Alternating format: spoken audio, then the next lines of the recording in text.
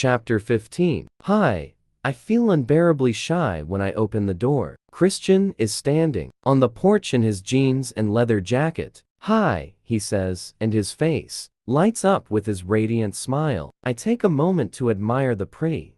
Oh my, he's hot in leather. Come in. If I may, he says, amused. He holds up a bottle of champagne as he walks in. I thought we'd celebrate your graduation. Nothing beats a good bawling or interesting choice of words, I comment dryly.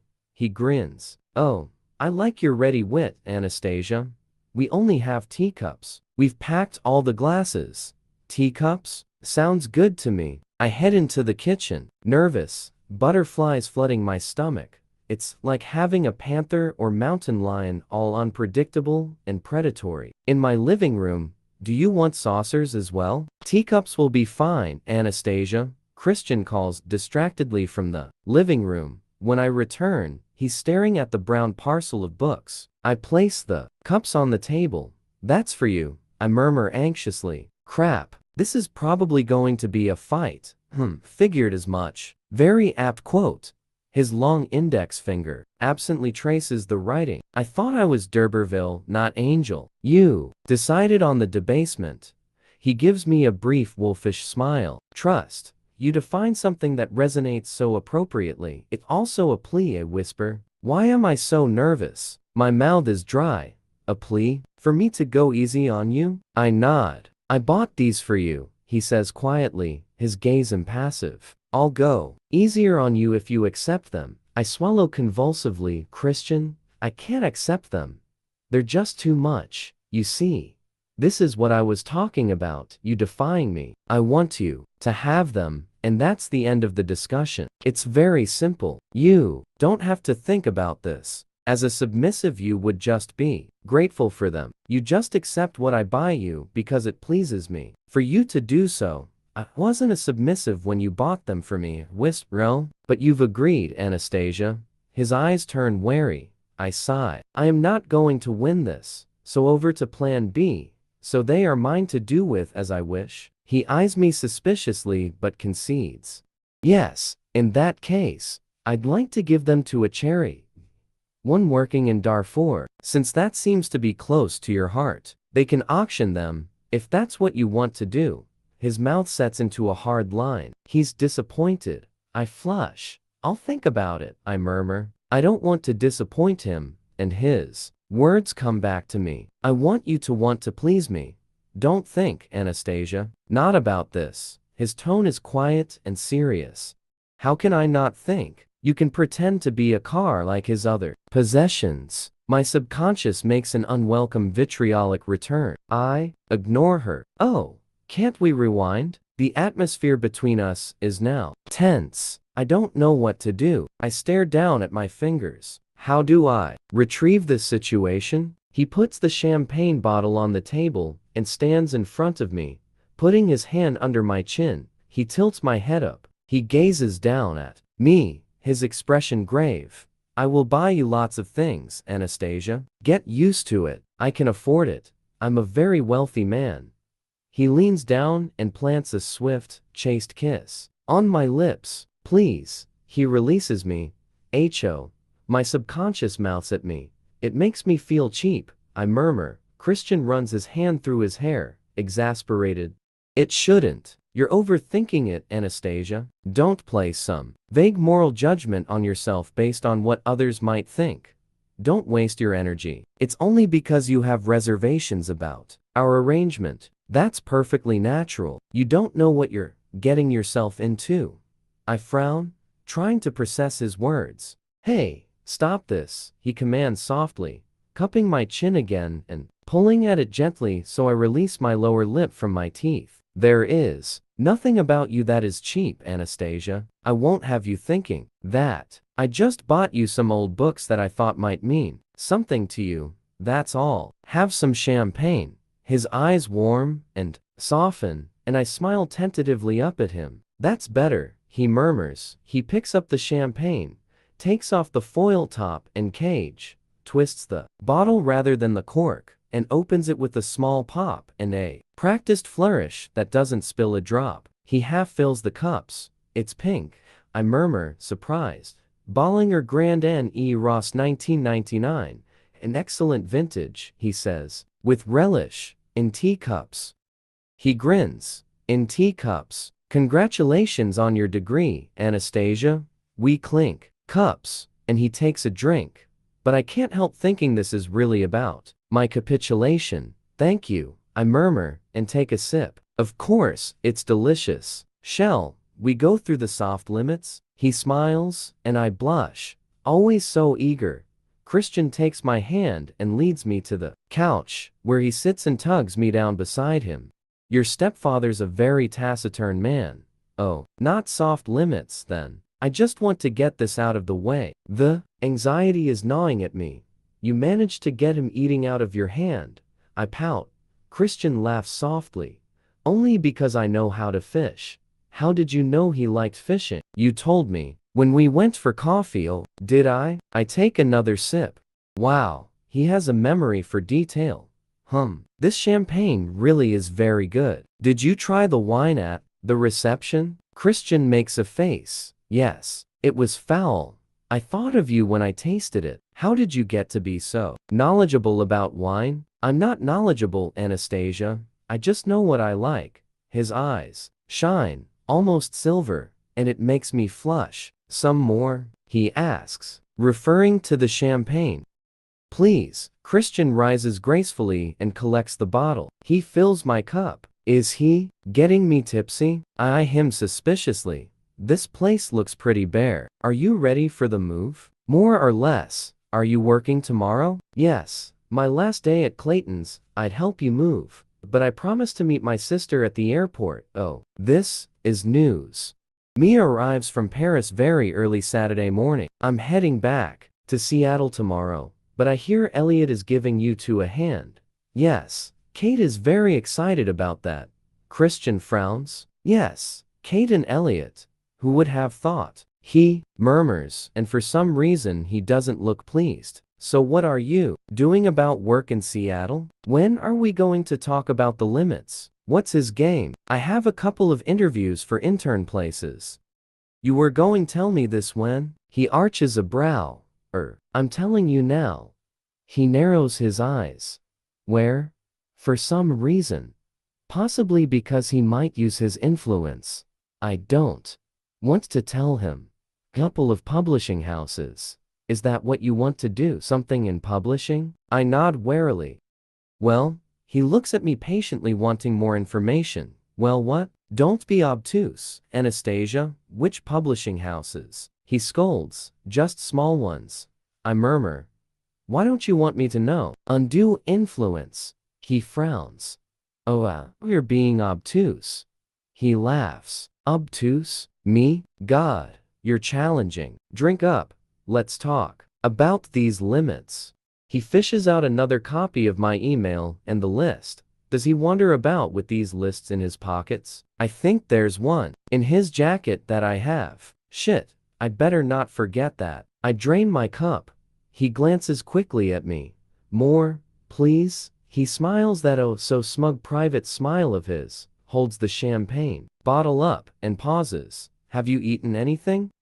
Oh no, not this old chestnut. Yes, I had a 3-course meal with Ray. I roll my eyes at him. The champagne is making me bold. He leans forward and holds my chin, staring intently into my eyes. Next time you roll your eyes at me, I will take you across my knee. What? Oh, I breathe, and I can see the excitement in his eyes. Oh, he responds, mirroring my tone. So it begins, Anastasia. My heart slams against my chest, and the butterflies escape from my stomach into my constricting throat. Why is that hot? He fills my cup, and I drink practically all of it. Chastened, I stare up at him. Got your attention now, haven't I? I nod. Answer me. Yes, you've got my attention. Good. He smiles a knowing smile. So sexual acts. We've done most of this. I move closer to him on the couch and glance down at the list. Appendix 3. Soft limits. To be discussed and agreed between both parties. Does the submissive consent to masturbation, cunnilingus, fellatio, swallowing semen, Vaginal intercourse. Vaginal fisting. Anal intercourse. Anal fisting. No fisting, you say. Anything else you object to? He asks softly. I swallow. Anal intercourse doesn't exactly float my boat. I'll agree to the fisting, but I'd really like to claim your ass, Anastasia. But we'll wait for that. Besides, it's not something we can dive into. He smirks at me. Your ass will need training. Training, whisper. Oh yes. It'll need careful preparation. Anal intercourse can be very pleasurable, trust me. But if we try it, and you don't like it, we don't have to do it again. He grins down at me. I blink up at him. He thinks I'll enjoy it? How does he know it's pleasurable? Have you done that? I whisper. Yes. Holy crap, I gasp. With a man? No, I've never had sex with a man. Not my scene, Mrs. Robinson? Yes. Holy shit. How? I frown. He moves on down the list. And, swallowing semen. Well, you get an A in that. I flush, and my inner goddess smacks her lips together, glowing with pride. So, he looks down at me grinning. Swallowing semen okay? I nod, not able to look him in the eye, and drain my cup again. More? He asks. More. And I'm suddenly reminded of our conversation earlier today. As he refills my cup. Is he referring to that, or just the champagne? Is this whole champagne thing more? Sex toys? He asks. I shrug, glancing down the list. Does the submissive consent to the use of vibrators, butt plugs, dildos, other vaginal or anal toys? Butt plug? Does it do what it says on the box? I scrunch my nose up, in distaste. Yes, he smiles. And I refer to anal intercourse above. Training. Oh, what's in other? Beads? Eggs? That sort of stuff. Eggs? I'm alarmed. Not real eggs. He laughs loudly, shaking his head. I purse my lips at him. I'm glad you find me funny. I can't keep my injured feelings out of my voice. He stops laughing. I apologize. Miss Steele, I'm sorry, he says, trying to look contrite, but his eyes are still dancing with humor. Any problem with toys? No, I snap. Anastasia, he cajoles. I am sorry. Believe me, I don't mean to laugh. I've never had this conversation in so much detail. You're just so inexperienced. I'm sorry. His eyes are big and gray and sincere. I thaw a little and take another sip of champagne. Right, bondage, he says, returning to the list. I examine the list, and my inner goddess bounces up and down like a small child waiting for ice cream. Does the submissive consent to bondage with rope, bondage with leather cuffs, bondage with handcuffs or shackles or manacles, bondage with tape, bondage with other? Christian raises his eyebrow. Well, fine, I whisper and quickly look back at the list. Does the submissive consent to be restrained with hands bound in front, ankles bound, elbows bound, hands bound behind back, knees bound, wrists bound to ankles, binding with spread bar, binding to fixed items, furniture, etc., suspension? Does the submissive consent to be blindfolded? Does the submissive consent to be gagged? We've talked about suspension, and it's fine if you want to set that up as a hard limit. It takes a great deal of time, and I only have you for short periods of time anyway. Anything else? Don't laugh at me, but what's a spreader bar? I promise not to laugh. I've apologized twice. Don't make me do it again, he warns, and I think I visibly shrink. Oh, he's so bossy. A spreader is a bar with cuffs for ankles and or wrists. They're fun, okay? Well, gagging me. I'd be worried I wouldn't be able to breathe. I'd be worried if you couldn't breathe. I don't want to suffocate you. And how will I use safe words if I'm gagged? He pauses. First of all, I hope you never have to use them. But if you're gagged, we'll use hand signals, he says simply. I blink up at him. But if I'm trussed up, how's that going to work? My brain is beginning to fog. Alcohol. I'm nervous about the gagging. Okay, I'll take notes. I stare up at him, realization dawning. Do you like tying your submissives up so they can't touch you? He gazes at me, his eyes widening. That's one of the reasons, he says quietly. Is that why you've tied my hands? Yes. You don't like talking about that, I murmur. No, I don't. Would you like another drink? It's making you brave, and I need to know how you feel about pain. Holy crap, this is the tricky part. He refills my teacup, and I sip.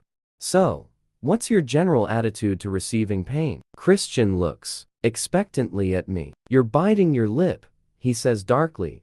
I stop immediately, but I don't know what to say. I flush and stare down at my hands. Were you physically punished as a child? No. So you have no sphere of reference at all? No, it's not as bad as you think. Your imagination is your worst enemy in this, he whispers. Do you have to do it?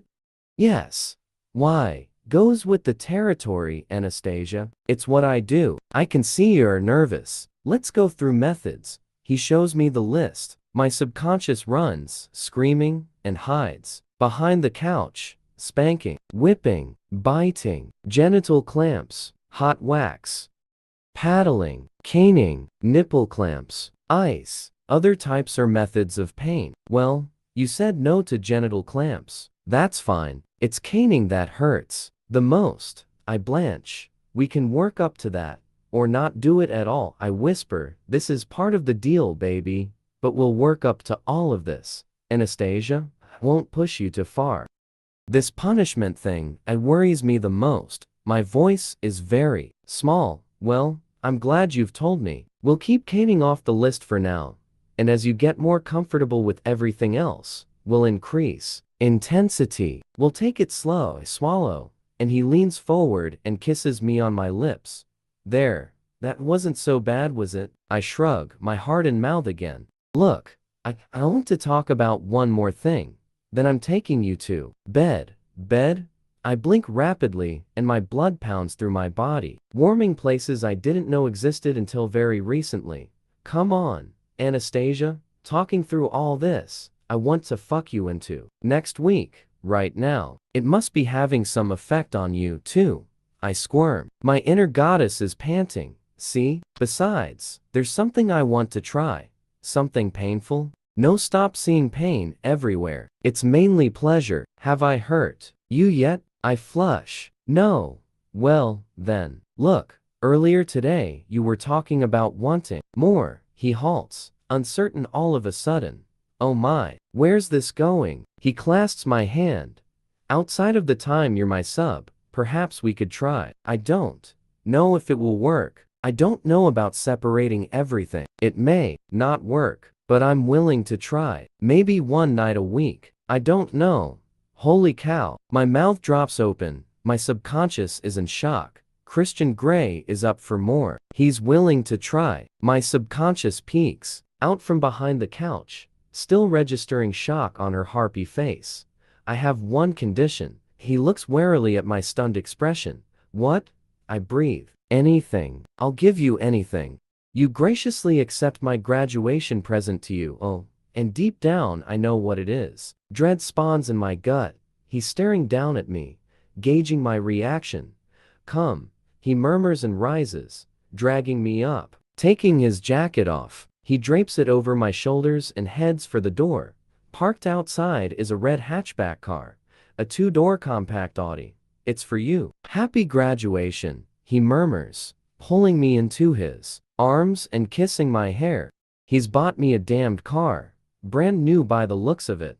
Geez, I've had enough trouble with the books. I stare at it blankly, trying desperately to determine how I feel about this. I am appalled on one level, grateful on another, shocked that he's actually done it, but the overriding emotion is anger. Yes, I'm angry, especially after everything I told him about the books, but then he'd already bought this. Taking my hand, he leads me down the path toward this new acquisition.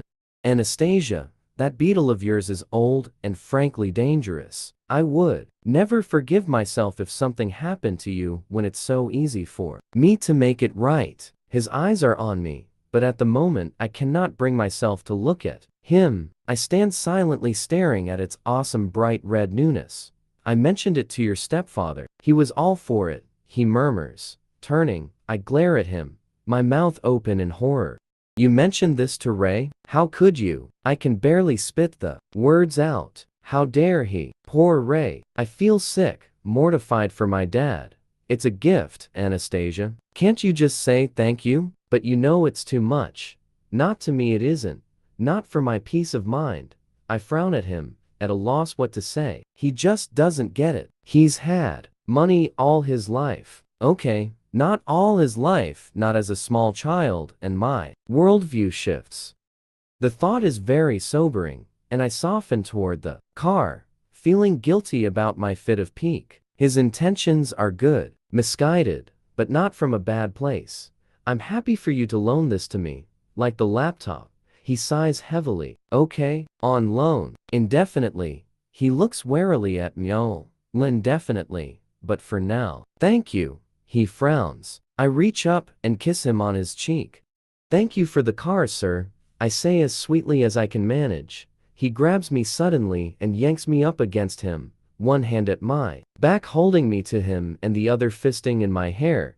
You're one challenging woman, on a steel. He kisses me passionately, forcing my lips apart with his tongue, taking no prisoners. My blood heats immediately, and I'm returning his kiss with my own passion.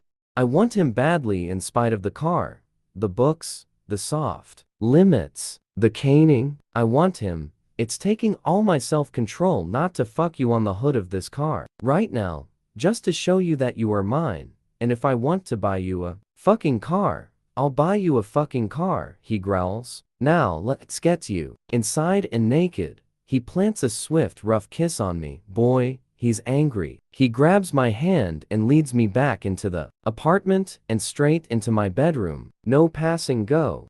My subconscious is behind the sofa again, head hidden under her hands. He switches on the side light and halts, staring at me.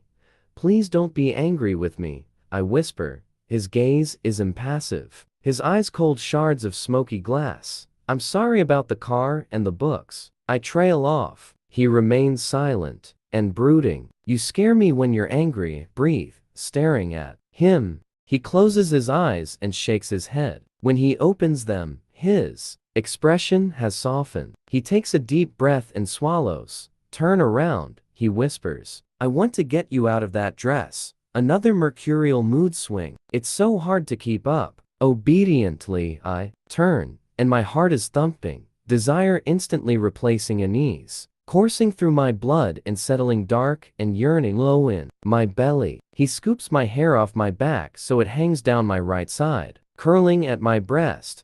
He places his index finger at the nape of my neck and achingly slowly drags it down my spine, his fingernail grazing my skin. I like this dress, he murmurs. I like to see your flawless skin. His finger reaches the back of my halter dress midway down my spine, and hooking his finger beneath the top, he pulls me closer so that I step back against him so that he's flush against my body. Leaning down, he inhales my hair.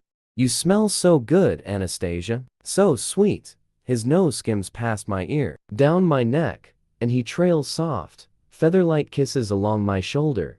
My breathing changes, becoming shallow, rushed, full of expectation. His fingers are at my zipper, achingly slow. Once more he eases it down, while his lips move, licking and kissing and sucking their way across to my other shoulder. He is so tantalizingly good at this. My body resonates, and I start to squirm languidly beneath his touch.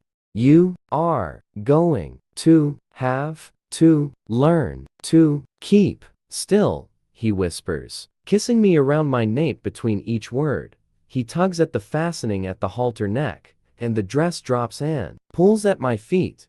No bra, Miss Steele. I like that. His hands reach around and cup my breasts, and my nipples pucker at his touch. Lift your arms and put them around my head, he murmurs against my neck. I obey immediately, and my breasts rise and push into his hands, my nipples hardening further. My fingers weave into his hair, and very gently I tug his soft, sexy hair. I roll my head to one side to give him easier access to my neck.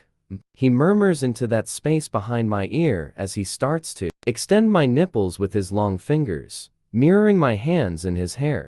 I groan as the sensation registers sharp and clear in my groin. Shall I make you come this way? He whispers. I arch my back to force my breasts into his expert hands. You like this, don't you, Miss Steele? Tell me. He continues the slow, sensuous torture, pulling gently. Yes. Yes. What? Yes. Sir, good girl. He pinches me hard, and my body writhes convulsively against his front. I gasp at the exquisite, acute pleasure or pain. I feel him against me. I moan, and my hands clench in his hair, pulling harder. I don't think you're ready to come yet, he whispers, stilling his hands, and he gently bites my earlobe and tugs at it. Besides, you have displeased me. Oh, no. What will this mean? My brain registers through the fog of needy desire as I groan. So perhaps I won't let you come after all. He returns the attention of his fingers to my nipples, pulling, twisting, eating. I grind my behind against him, moving side to side. I feel his grin against my neck as his hands move down to my hips. His fingers hook into my panties at the back, stretching them, and he pushes his thumbs through the material, shredding them and tossing them in front of me so I can see. Holy shit. His hands move down to my sex, and from behind, he slowly inserts his finger. Oh yes, my sweet girl is ready, he breathes as he whirls me around, so I'm facing him. His breathing has quickened. He puts his finger in his mouth. You taste so fine, Miss Steele, he sighs. Holy shit. His finger tastes salty. From me, dress me, he commands quietly, staring down at me, eyes hooded. All I'm wearing are my shoes, well, Kate's high-heeled pumps. I'm taken aback. I've never undressed a man. You can do it, he cajoles softly. I blink rapidly. Where to start? I reach for his t-shirt, and he grabs my hands, smiling slyly at me. Oh no, he shakes his head, grinning. Not the t-shirt. You may need to touch me for what I have planned. His eyes are alive with excitement. Oh, this is news. I can touch with clothes. He takes one of my hands and places it against his erection. This is the effect you have on me, Miss Steele. I gasp and flex my fingers around his girth, and he grins. I want to be inside you. Take my jeans off. You're in charge. Holy fuck. Me in charge. My mouth drops open. What are you going to do with me? He teases. Oh, the possibilities. My inner goddess roars, and from somewhere, born of frustration, need, and sheer steel bravery, push him onto the bed. He laughs as he falls, and I gaze down at him, feeling victorious. My inner goddess is going to explode. I yank off his shoes, quickly, clumsily, and his socks. He's staring up at me, his eyes luminous with amusement and desire. He looks glorious. Mine. I crawl up the bed and sit astride him to undo his jeans, sliding my fingers under the waistband, feeling the hair in his oh so happy trail. He closes his eyes and flexes his hips. You'll have to learn to keep still, I scold, and I tug at the hair under his waistband. His breath hitches, and he grins at me. Yes, Miss Steele, he murmurs, eyes burning bright. In my pocket. Condom, he breathes. I search in his pocket slowly, watching his face as I feel around. His mouth is open. I fish out both foil packets that I find and lay them on the bed by his hips. 2. My overeager fingers reach for the button of his waistband and undo it, fumbling a little. I am beyond excited. So eager, Miss Steele, he murmurs, his voice laced with humor. I tug down the zipper, and now I'm faced with the problem of removing his pants. I shuffle down and pull. They hardly move. I frown. How can this be so difficult? I can't keep still if you're going to bite that lip, he warns, then arches his pelvis up off the bed, so I'm able to tug down his trousers and his boxers at the same time. Whoa. Freeing him. He kicks his clothes to the floor. Holy Moses, he's all mine to play with, and suddenly it's Christmas. Now, what are you going to do? He breathes, all trace of humor gone. I reach up and touch him, watching his expression as I do. His Mouth shapes like a letter O as he takes a sharp breath. His skin is so smooth and velvety and hard. What a delicious combination. I lean forward, my hair falling around me, and he's in my mouth. I suck hard. He closes his eyes, his hips jerking beneath me. Geez, Anna, steady, he groans. I feel so powerful. It's such an exhilarating feeling. Teasing and testing him with my mouth and tongue. He tenses underneath me as I run my mouth up and down him, pushing him to the back of my throat. My lips tight, again and again. Stop, Anna, stop. I don't want to come. I sit up, blinking at him, and I'm panting like him, but confused. I thought I was in charge?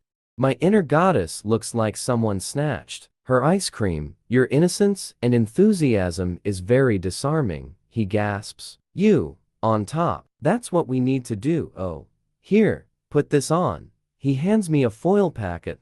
Holy crap. How? I rip the packet open, and the rubbery condom is all tacky in my fingers. Pinch the top, and then roll it down. You don't want any air in the end of that sucker, he pants.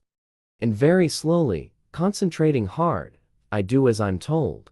Christ, you're killing me here, Anastasia, he groans.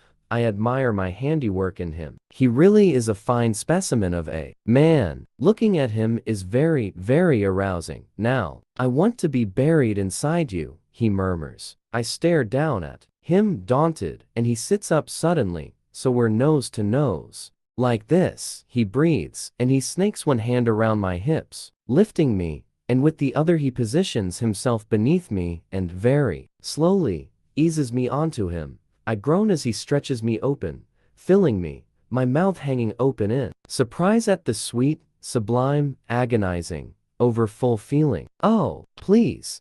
That's right, baby. Feel me. All of me, he growls, and briefly closes his eyes. And he's inside me, sheathed to the hilt, and he holds me in place for seconds, minutes. I have no idea, staring intently into my eyes. It's deep this way, he murmurs. He flexes and swivels his hips in the same motion, and I groan. Oh, the sensation radiates throughout my belly, everywhere. Fuck. Again, I whisper. He grins a lazy grin and obliges. We pick up the rhythm. Up, down, over and over, and it feels so good. Between my panting breaths, the deep, down, brimming fullness, the vehement sensation pulsing through me, that's building quickly. I watch our eyes locked, and I see wonder. There, wonder at me. I am fucking him. I am in charge. He's mine, and I'm his. The thought pushes me, weighted with concrete, over the edge, and I climax around him, shouting incoherently. He grabs my hips, and closing his eyes, tipping his head back, his jaw strained, he comes quietly. I collapse onto his chest, overwhelmed, somewhere between fantasy and reality, place where there are no hard or soft limits. Chapter 16. Slowly the outside world invades my senses, and oh my, what an invasion. I am floating, my limbs soft and languid, utterly spent. I'm lying on top of him, my head on his chest, and he smells divine, freshly laundered linen and some expensive body wash and the best, most seductive scent on the planet. Christian, I don't want to move. I want to breathe this elixir for eternity. I nuzzle him, wishing I didn't have the barrier of his t-shirt, and as rhyme and reason return to the rest of my body, I stretch my hand out on his chest. This is the first time I've touched him here. He's firm, strong. His hand swoops up and grabs mine, but he softens the blow by pulling it to his mouth and sweetly kissing my knuckles. He rolls over so he's gazing down at me.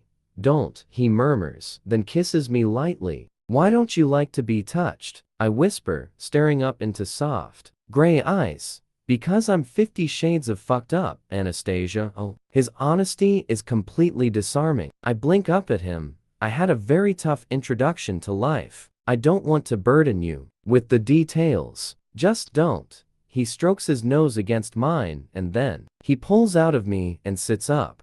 I think that's all the very basics covered. How was that? He looks thoroughly pleased with himself, and sounds very matter-of-fact at the same time, like he's just marked off another item on a checklist. I'm still reeling from the tough introduction to life comment. It's so frustrating. I am desperate to know more, but he won't tell me. I cock my head to one side, like he does, and make an enormous effort to smile at him. If you imagine for 1 minute that I think you ceded control to me, well, you haven't taken into account my GPA. Smile shyly at him. But thank you for the illusion, Miss Steele.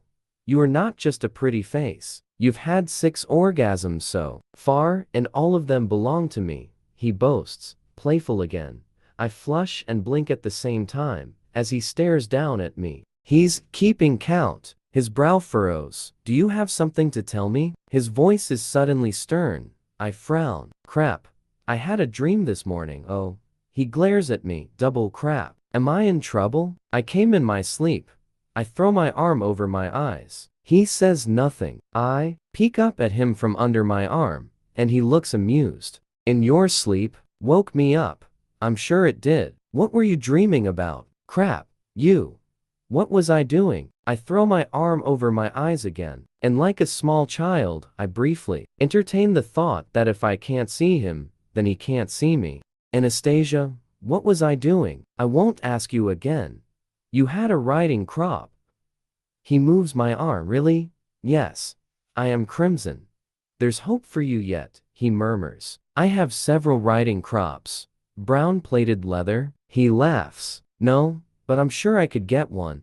Leaning down, he gives me a brief kiss, then stands and grabs his boxers. Oh no, he's going. I glance quickly at the time. It's only 9:40. I scoot out of bed too, and grab my sweatpants and a cami top, then sit back on the bed, cross-legged, watching him. I don't want him to go. What can I do? When is your period due? He interrupts my thoughts. What?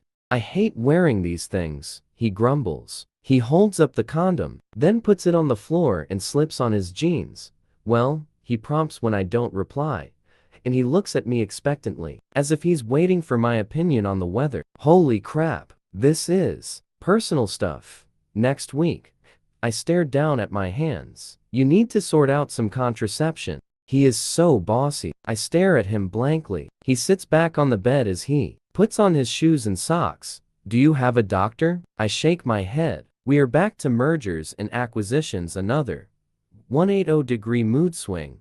He frowns. I can have mine come and see you at your apartment Sunday morning before you come and see me. Or he can see you at my place. Which would you prefer? Double quotes. No pressure then. Something else that he's paying for. But actually, this is for his benefit. Your place. That means I am guaranteed to see him Sunday, okay? I'll let you know the time. Are you leaving? Don't go. Stay with me, please. Yes. Why? How are you getting back? I whisper. Taylor will pick me up. I can drive you. I have a lovely new car. He gazes at me, his expression warm. That's more like it. But I think you've had too much to drink. Did you get me tipsy on purpose? I endeavor to be. He looks down at me warily. This will only work if we're honest with each other. I'd like you to stay and use this. I hold up the second condom. He smiles and his eyes glow with humor. Anastasia, I have crossed so many lines here tonight. I have to go. I'll see you on Sunday. I'll have the revised contract ready for you, and then we can really start to play. Play? Holy shit. My heart leaps into my mouth. I'd like to do a scene with you, but I won't until you've signed, so I know you're ready. Oh, so I could stretch this out if I don't sign? He gazes at me assessing, and then his lips twitch into a smile. Well, I suppose you could, but I may crack under the strain. Crack? How? My inner goddess has woken and is paying attention. He nods slowly, and then he grins, teasing. Could get really ugly. His grin is infectious. Ugly, how? Oh, you know, explosions, car chases, kidnapping, incarceration. You'd kidnap me? Oh yes, he grins. Clearly, I can't keep the sarcasm out of my voice as my eyes reach for the heavens. Oh, Anastasia Steele, did you just roll your eyes at me? Crap. No, squeak. I think you did. What did I say, do to you if you rolled your eyes at me again? Shit. He sits down on the edge of the bed. Come here, he says softly. I blanch. Geez, he's serious. I sit staring at him, completely immobile. I haven't signed, I whisper. I told you what I'd do. I'm a man of my word. I'm going to spank you, and then I'm going to fuck you very quick and very hard. Looks like we'll need that condom after all. His voice is so soft, menacing, and it's damn hot. My insides practically contort with potent, liquid desire. He gazes at me, waiting, eyes blazing. Tentatively uncurl my legs. Should I run? This is it. Our relationship hangs in the balance, right here, right now. Do I let him do this, or do I say no? And then that's it. Because I know it will be over if I say no, do it. My inner goddess pleads with me.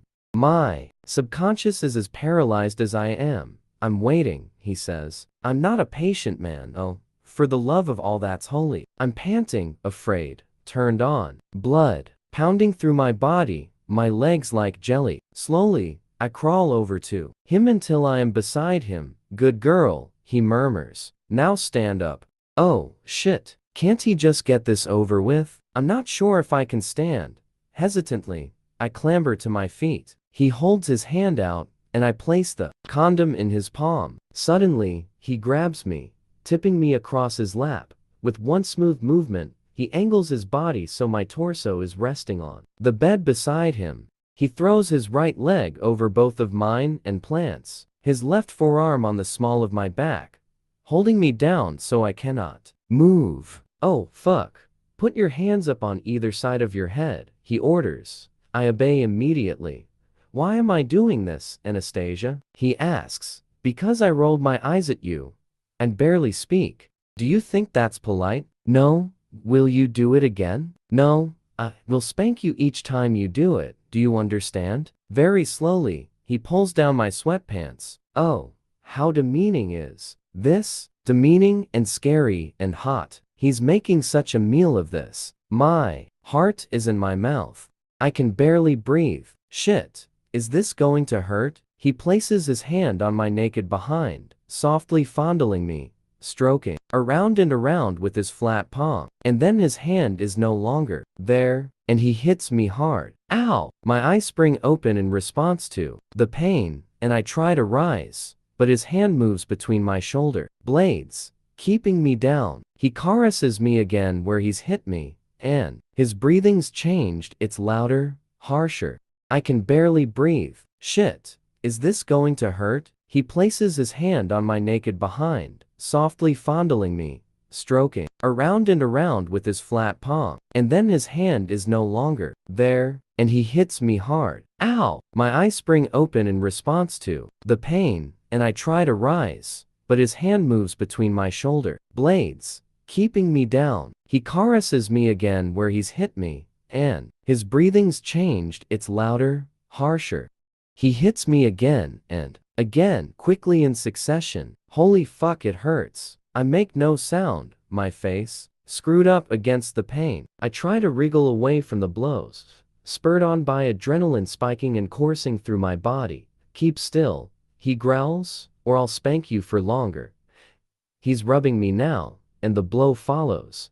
A rhythmic pattern emerges. Caress, fondle, hard slap. I have to concentrate to handle this pain. My mind empties as I endeavor to absorb the grueling sensation.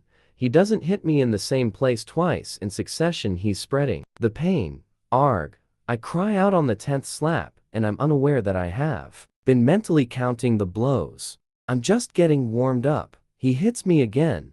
Then he strokes me softly. The combination of the hard stinging blow and his gentle caress is so mind-numbing. He hits me again. This is getting harder to take. My face hurts. It's screwed up so tight. He strokes me gently, and then the blow comes. I cry out again. No one to hear you, baby. Just me. and he hits me again and again. From somewhere deep inside, I want to beg him to stop. But I don't. I don't want to give him the satisfaction. He continues the unrelenting rhythm. I cry out 6 more times. 18 slaps in total. My body is singing from his merciless assault. Enough. He breathes hoarsely. Well done, Anastasia. Now I'm going to fuck you. He caresses my behind gently, and it burns as he strokes me around and down. Suddenly, he inserts 2 fingers inside me, taking me completely by surprise. I gasp, this new assault breaking through the numbness around my brain. Feel this. See how much your body likes this, Anastasia. You're soaking just for me. There is awe in his voice. He moves his fingers in and out in quick succession. I groan. No, surely not. And then his fingers are gone, and I'm left wanting. Next time, I will get you to count. Now where's that condom? He reaches beside him for the condom and lifts me gently, pushing me face down onto the bed. I hear the sound of his zipper and the rip of the foil. He pulls my sweatpants completely off and then guides me into a kneeling position, gently caressing my now very sore behind.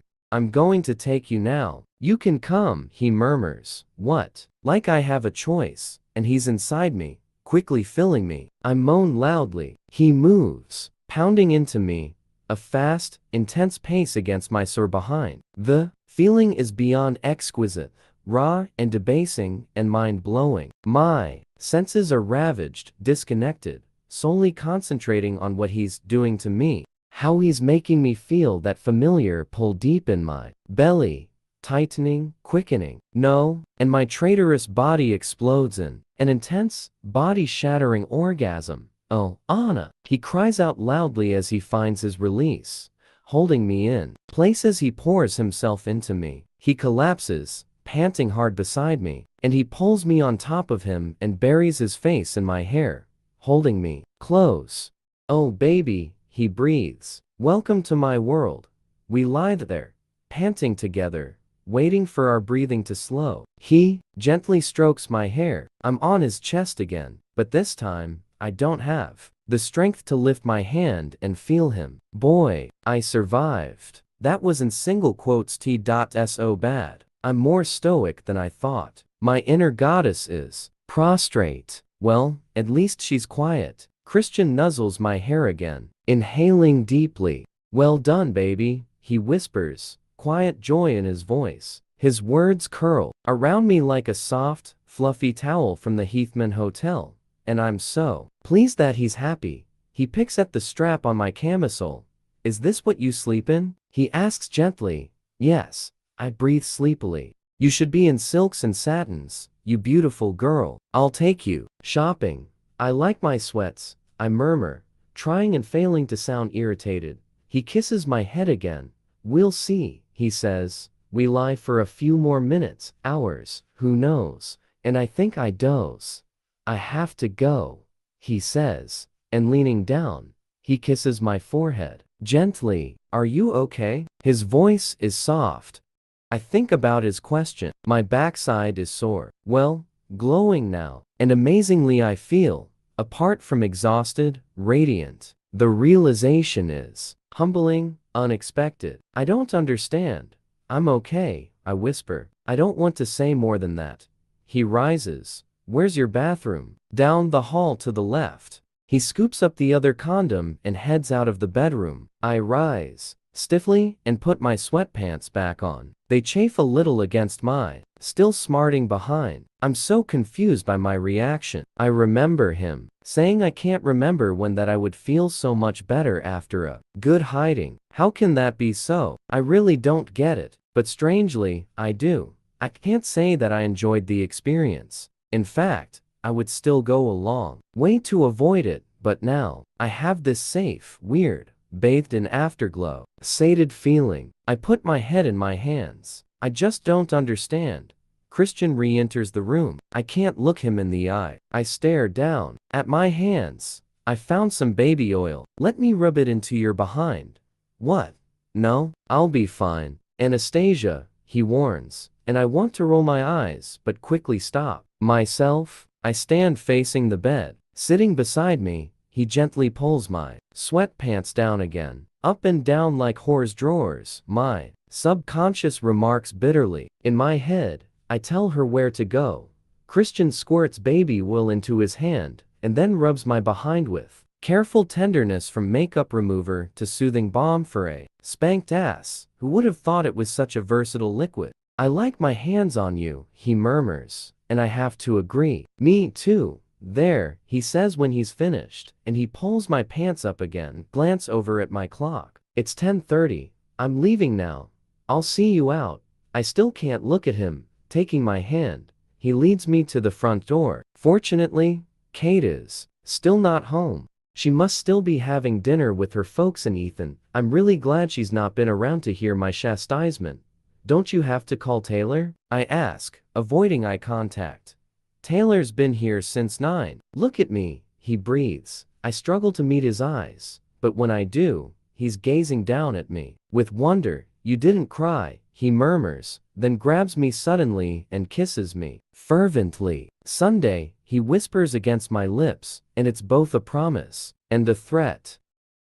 I watch him walk down the path and climb into the big black Audi. He doesn't look back. I close the door and stand helpless in the living room of an apartment that I shall only spend another 2 nights in. A place I have lived happily for almost 4 years. Yet today, for the first time ever, I feel lonely and uncomfortable here, and happy with my own company. Have I strayed so far from who I am? I know that lurking, not very far under my rather numb exterior, is a well of tears. What am I doing? The irony is, I can't even sit down and enjoy a good cry. I'll have to stand. I know it's late, but I decide to call my mom. Honey, how are you? How was graduation? She enthuses down the phone. Her voice is a soothing balm. Sorry it's so late, I whisper. She pauses. Anna, what's wrong? She's all seriousness now. Nothing, Mom. I just wanted to hear your voice. She's silent for a moment. Anna, what is it? Please tell me. Her voice is soft and comforting, and I know that she cares. Uninvited, my tears begin to flow. I have cried so often in the last few days. Please, Anna, she says, and her anguish reflects mine. Oh, Mom, it's a man. What's he done to you? Her alarm is palpable. It's not like that, although it is. Oh, crap. I don't want to worry her. I just want someone else to be strong for me at the moment. Anna, please. You're worrying me. I take a big breath. I've kind of fallen for this guy, and he's so different from me, and I don't know if we should be together. Oh, darling, I wish I could be with you. I'm so sorry I missed your graduation. You've fallen for someone, finally. Oh, honey, men. They are tricky. They're a different species, honey. How long have you known him? Christian is definitely a different species. Different planet. Oh, nearly 3 weeks or so. Anna, darling, that's no time at all. How can you possibly know someone in that kind of time frame? Just take it easy with him and keep him at arm's length until you decide whether he's worthy of you. Wow, it's unnerving when my mother is so insightful, but she's just too late on this. Is he worthy of me? That's an interesting concept. I always wonder whether I am worthy of him. Honey, you sound so unhappy. Come home, visit with us. I miss you, darling. Bob would love to see you too. You can get some distance and maybe some perspective. You need a break. You've been working so hard. Oh boy, it is tempting. Run away to Georgia. Grab some sunshine, some cocktails. My mother's good humor, her loving arms. I have 2 job interviews in Seattle on Monday. Oh, that's wonderful news. The door opens and Kate appears, grinning at me. Her face falls when she sees I've been crying. Mom, I have to go. I'll think about a visit. Thank you. Honey, please. Don't let a man get under your skin. You're far too young. Go and enjoy yourself. Yes, Mom, love you. Oh, and I love you too so much. Stay safe, honey. I hang up and face Kate, who glares at me. Has that obscenely rich fucker upset you again? No, sort of. Yes. Just tell him to take a hike, Anna. You've been so up and down since you met him. I've never seen you like this. The world of Catherine Kavanagh is very clear, very black and white, not the intangible, mysterious, vague hues of gray that color my world. Welcome to my world. Sit. Let's talk. Let's have some wine. Oh, you've had champagne. She spies the bottle. Some good stuff, too. I smile ineffectually, looking apprehensively at the couch. I approach it with caution. Sitting. Are you okay? I fell over and landed on my behind. She doesn't think to question my explanation, because I am one of the most uncoordinated people in Washington state. I never thought I'd see that as a blessing. I sit down gingerly, pleasantly surprised that I'm okay, and turn my attention to Kate, but my mind glazes over and I'm pulled back to the Heath-Manuel. If you were mine, you wouldn't be able to sit down for a week after the stunt you pulled yesterday. He said it then, and all I could concentrate on at the time was being his. All the warning signs were there. I was just too clueless and too enamored to notice. Kate comes back into the living area with a bottle of red wine and washed teacups. Here we go. She hands me a cup of wine. It won't taste as good as the Bali, Anna. If he's a jerk with commitment issues, dump him. Though I don't really understand his commitment issues. He couldn't take his eyes off you in the marquee, watched you like a hawk. I'd say he was completely smitten, but maybe he has a funny way of showing it. Smitten? Christian? Funny way of showing it? I'll say, Kate, it's complicated. How was your evening? I asked. I can't talk this through with Kate without revealing too much, but one question on her day and Kate is off. It's reassuring to sit and listen to her normal chatter. The hot news is that Ethan may be coming to live with us after their vacation. That will be fun. Ethan is a hoot. I frown. I don't think Christian will approve. Well, tough. He'll just have to suck it up. I have a couple of teacups of wine and decide to call it a night. It's been one very long day. Kate hugs me and then grabs the phone to call Elliot. I check the mean machine after I brush my teeth. There's an email from Christian Gray. Subject: you. Date: May 26, 2011 23:14.to. Anastasia Steele. Dear Miss Steele, you are quite simply exquisite. The most beautiful, intelligent, witty, and brave woman I have ever met. Take some Advil, this is not a request. And don't drive your Beetle again. I will know. Christian Gray, CEO, Gray Enterprises Holdings, Inc. Oh, drive my car again. I type out my reply. From Anastasia Steele. Subject: flattery. Date: May 26, 2011 23:20.to.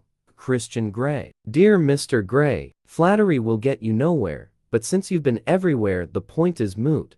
I will need to drive my Beetle to a garage so I can sell it, so will not graciously accept any of your nonsense over that. Red wine is always more preferable to Advil. Anna, P's, caning is a hard limit for me. I hit send. From Christian Gray. Subject: frustrating women who can't take compliments. Date: May 26, 2011 23:26.to. Anastasia Steele. Dear Miss Steele, I am not flattering you. You should go to bed. I accept your addition to the hard limits. Don't drink too much. Taylor will dispose of your car and get a good price for it too. Christian Gray, CEO, Gray Enterprises Holdings, Inc. From Anastasia Steele. Subject: Taylor, is he the right man for the job? Date: May 26, 2011 23:40.to. Christian Gray. Dear sir, I am intrigued that you are happy to risk letting your right-hand man drive my car, but not some woman you fuck occasionally. How can I be sure that Taylor is the man to get me the best deal for said car? I have, in the past, probably before I met you, been known to drive a hard bargain. Anna. From Christian Gray. Subject: careful. Date: May 26, 2011 23:40.to. Anastasia Steele. Dear Miss Steele, I am assuming it is the red wine talking, and that you've had a very long day. Though I am tempted to drive back over there to ensure that you don't sit down for a week, rather than an evening. Taylor is ex-Army and capable of driving anything from a motorcycle to a Sherman tank. Your car does not present a hazard to him. Now, please do not refer to yourself as some woman I fuck occasionally because, quite frankly, it makes me mad, and you really wouldn't like me when I'm angry. Christian Grey, CEO, Grey Enterprises Holdings, Inc., from Anastasia Steele. Subject: Careful yourself. Date: May 26, 2011 23:57.to. Christian Grey. Dear Mr. Grey, I'm not sure I like you anyway, especially at the moment, Miss Steele. From Christian Grey. Subject: Careful yourself. Date: May 27, 2011 00:03.to. Anastasia Steele. Why don't you like me? Christian Grey, CEO, Grey Enterprises Holdings, Inc. From Anastasia Steele. Subject: Careful yourself. Date: May 27, 2011 00:09.to. Christian Grey. Because you never stay with me. There, that's given him something to think about. I shut the machine down with a flourish. I don't really feel and crawl into my bed. I switch off my side light and stare up at the ceiling. From Anastasia Steele. Subject: Careful yourself. Date: May 27, 2011 00:09.to. Christian Grey. Because you never stay with me. There, that's given him something to think about. I shut the machine down with a flourish. I don't really feel and crawl into my bed. I switch off my side light and stare up at the ceiling. It's been one long day, one emotional wrench after another. It was heartwarming to spend some time with Ray. He looked well, and weirdly, he approved of Christian, G's, Kate, and her gargantuan mouth. Hearing Christian speak about being hungry. What the hell is that all about? God, and the car. I haven't even told Kate about the new car. What was Christian thinking? And then this evening, he actually hit me. I've never been hit in my life. What have I gotten myself into? Very slowly, my tears, halted by Kate's arrival, begin to slide down the side of my face and into my ears. I have fallen for someone who's so emotionally shut down. I will only get hurt deep down. I know this someone who, by his own admission, is completely fucked up.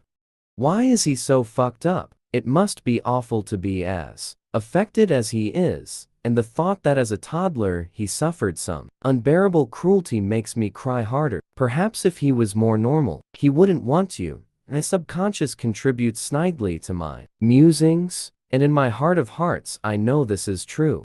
I turn into my pillow and the sluice gates open, and for the first time in years, I am sobbing uncontrollably into my pillow. I am momentarily distracted from my dark night of the soul by Kate, shouting, "What the fuck do you think you're doing here?" Well, you can't. What the fuck have you done to her now? Since she's met you, she cries all the time. You can't come in here. Christian bursts into my bedroom and unceremoniously switches on the overhead light, making me squint. Jesus, Anna, he mutters. He flicks the switch off again and is at my side in a moment. What are you doing here? I gasp between sobs. Crap, I can't stop crying. He switches on the side light, making me squint again. Kate comes and stands in the doorway. Do you want me to throw this asshole out? She asks, radiating thermonuclear hostility. Christian raises his eyebrows at her, no doubt surprised by her flattering epithet and her feral antagonism. I shake my head, and she rolls her eyes at me. Oh, I wouldn't do that near Mr. G. Just holler if you need me, she says more gently. Gray, you're on my shit list and I'm watching you, she hisses at him. He blinks at her, and she turns and pulls the door closed but doesn't shut it. Christian gazes down at me, his expression grave, his face ashen. He's wearing his pinstriped jacket, and from his inside pocket, he pulls out a handkerchief and hands it to me. I think I still have his other one, somewhere, What's going on? He asks quietly. Why are you here? I ask, ignoring his question. My tears have miraculously ceased, but I'm left with dry heaves racking my body. Part of my role is to look after your needs. You said you wanted me to stay, so here I am. And yet, I find you like this. He blinks at me, truly bewildered. I'm sure I'm responsible, but I have no idea why. Is it because I hit you? I pull myself up, wincing from my sore behind. I sit and face him. Did you take some Advil? I shake my head. He narrows his eyes, stands, and leaves the room. I hear him talking to Kate, but not what they are saying. He's back a few moments later with pills and a teacup of water. Take these, he orders gently as he sits on my bed beside me. I do as I'm told. Talk to me, he whispers. You told me you were okay. I'd never have left you if I thought you were like this. I stare down at my hands. What can I say that I haven't said already? I want more. I want him to stay because he wants to stay with me, not because I'm a blubbering mess, and I don't want him to beat me. Is that so unreasonable? I take it that when you said you were okay, you weren't. I flush. I thought I was fine. Anastasia, you can't tell me what you think I want to hear. That's not very honest. He admonishes me. How can I trust anything you've said to me? I peek up at him, and he's frowning, a bleak look in his eye. He runs both hands through his hair. How did you feel while I was hitting you and after? I didn't like it. I'd rather you didn't do it again. You weren't meant to like it. Why do you like it? I stare up at him. My question surprises him. You really want to know? Oh, trust me, I'm fascinated. And I can't quite keep the sarcasm out of my voice. He narrows his eyes again. Careful, he warns. I blanch. Are you going to hit me again? No, not tonight. Phew. My subconscious and I both breathe a silent sigh of relief. So, I prompt. I like the control it gives me, Anastasia. I want you to behave in a particular way, and if you don't, I shall punish you, and you will learn to behave the way I desire. I enjoy punishing you. I've wanted to spank you since you asked me if I was gay. I flush at the memory. Geez, I wanted to spank myself after that question. So Catherine Kavanaugh is responsible for all this, and if she'd gone to that interview and asked her gay question, she'd be sitting here with the sore ass. I don't like that thought. How confusing is this? So you don't like the way I am? He stares at me, bewildered again. I think you're lovely the way you are. So why are you trying to change me? I don't want to change you. I'd like you to be courteous and to follow the set of rules I've given you and not defy me. Simple, he says. But you want to punish me? Yes, I do. That's what I don't understand. He sighs and runs his hands through his hair again. It's the way I'm made, Anastasia. I need to control you. I need you to behave in a certain way, and if you don't, I love to watch your beautiful alabaster skin pink and warm up under my hands. It turns me on. Holy shit, now we're getting somewhere. So it's not the pain you're putting me through? He swallows a bit to see if you can take it, but that's not the whole reason. It's the fact that you are mine to do with as I see fit, ultimate control over someone else, and it turns me on. Big time, Anastasia. Look, I'm not explaining myself very well. I've never had to before. I've not really thought about this in any great depth. I've always been with like-minded people. He shrugs apologetically. And you still haven't answered my question. How did you feel afterward? Confused. You were sexually aroused by it. Anastasia? He closes his eyes briefly, and when he reopens them and gazes at me, they are blazing. His expression pulls at that dark part of me, buried in the depths of my belly, my libido, woken and tamed by him, but even now, insatiable. Don't look at me like that, he murmurs. I frown. Geez, what have I done now? I don't have any condoms, Anastasia, and you know, you're upset. Contrary to what your roommate believes, I'm not a priapic monster. So, you felt confused? I squirm under his intense gaze. You have no problem being honest with me in print. Your emails always tell me exactly how you feel. Why can't you do that in conversation? Do I intimidate you that much? I pick at an imaginary spot on my mother's blue and cream quilt. You beguile me, Christian. Completely overwhelm me. I feel like Icarus flying too close to the sun. Whisper. He gasps. Well, I think you've got that the wrong way around. He whispers. What?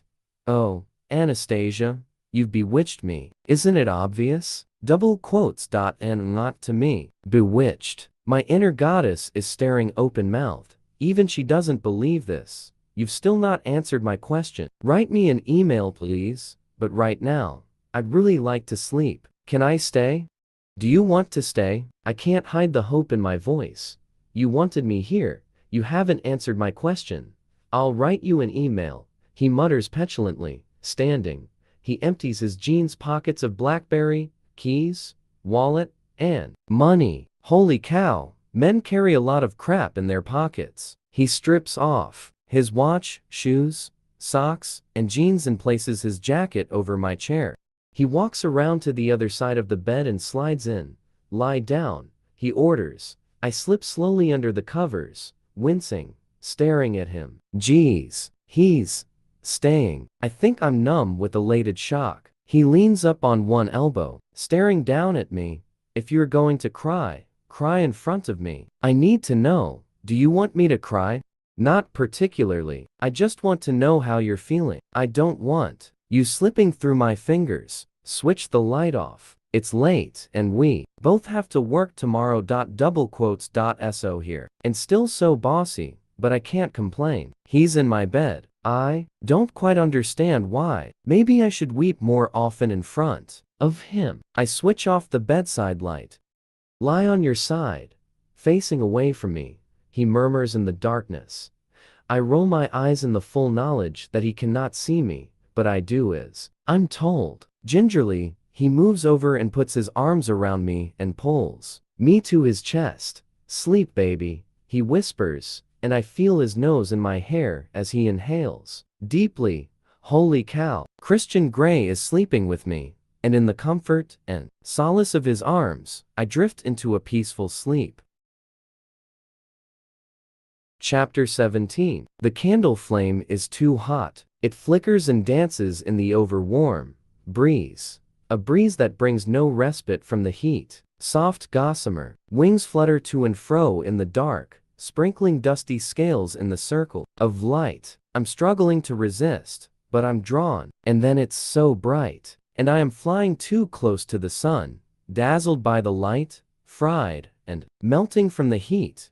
Weary in my endeavors to stay airborne. I am so warm. The heat, it's stifling, overpowering. It wakes me. I open my eyes, and I'm draped in Christian Grey. He's wrapped around me like a victory flag. He's fast asleep with his head on my chest, his arm over me, holding me close, one of his legs thrown over and hooked around both of mine. He's suffocating me with his body heat, and he's heavy. I take a moment to absorb that he's still in my bed and fast asleep, and it's light outside morning.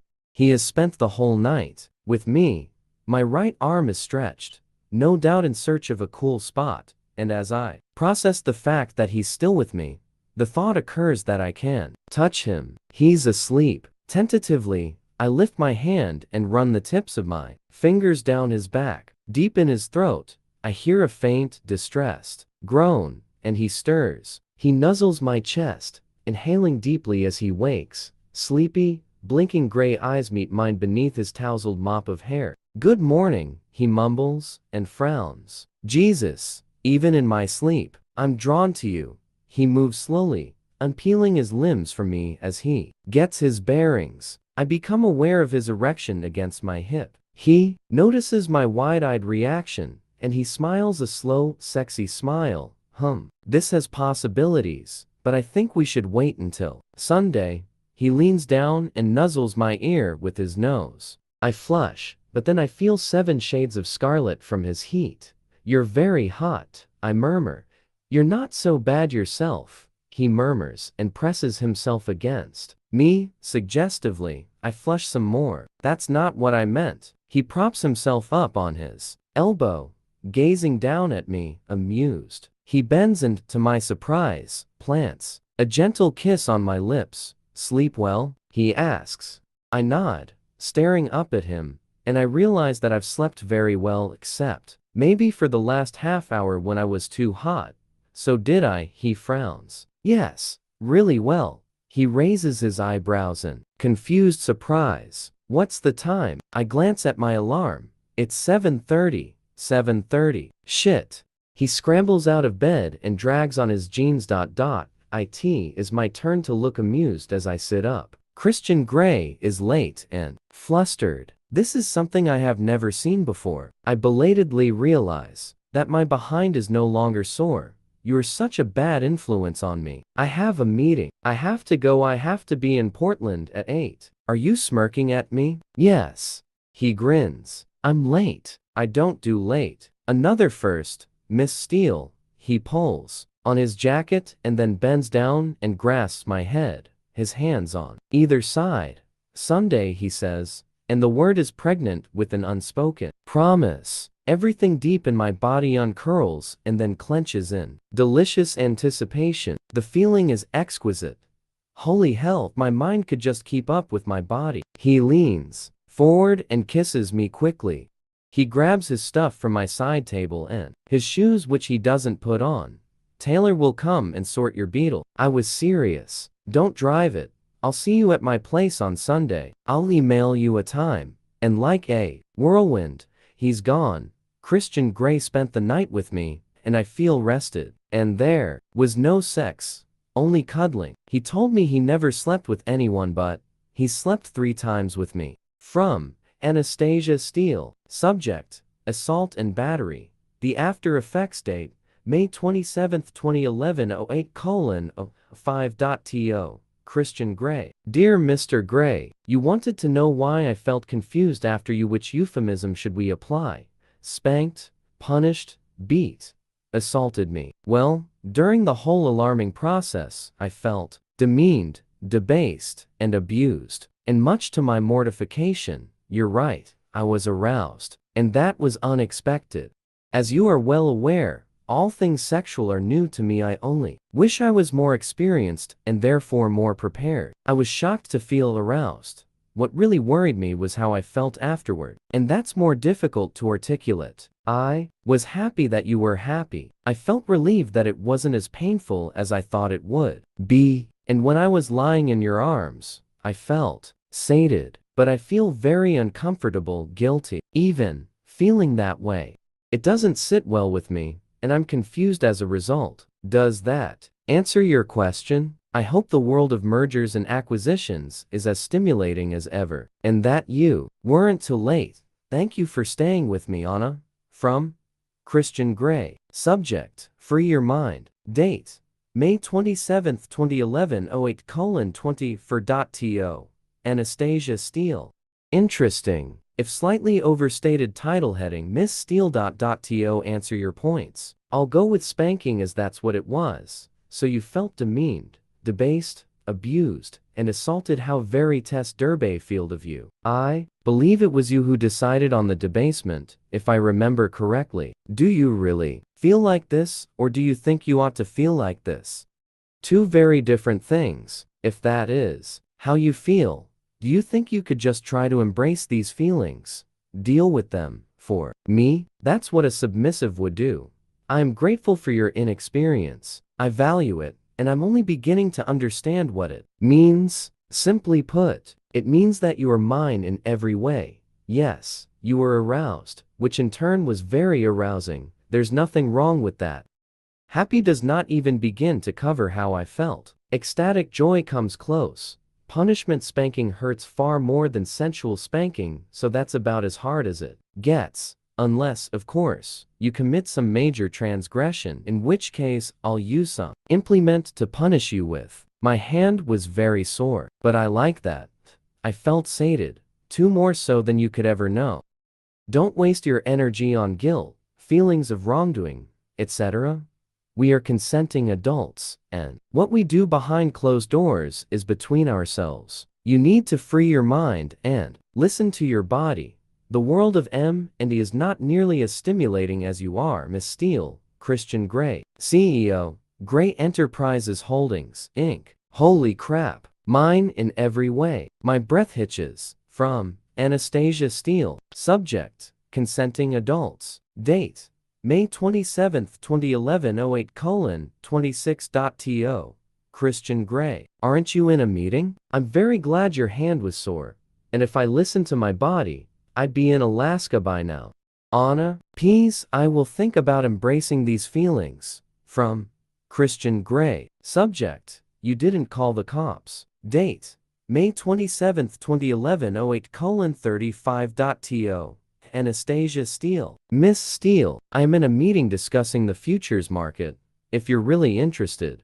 For the record, you stood beside me knowing what I was going to do.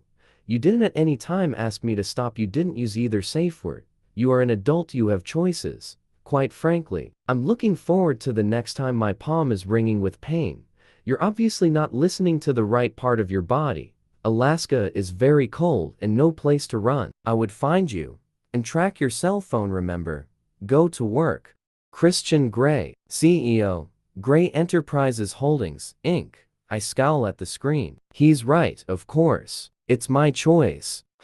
Is he serious about coming to find me? Should I decide to escape for a while? My mind flits briefly to my mother's offer. I hit reply. From Anastasia Steele. Subject: stalker. Date: May 27, 2011 08:36.to.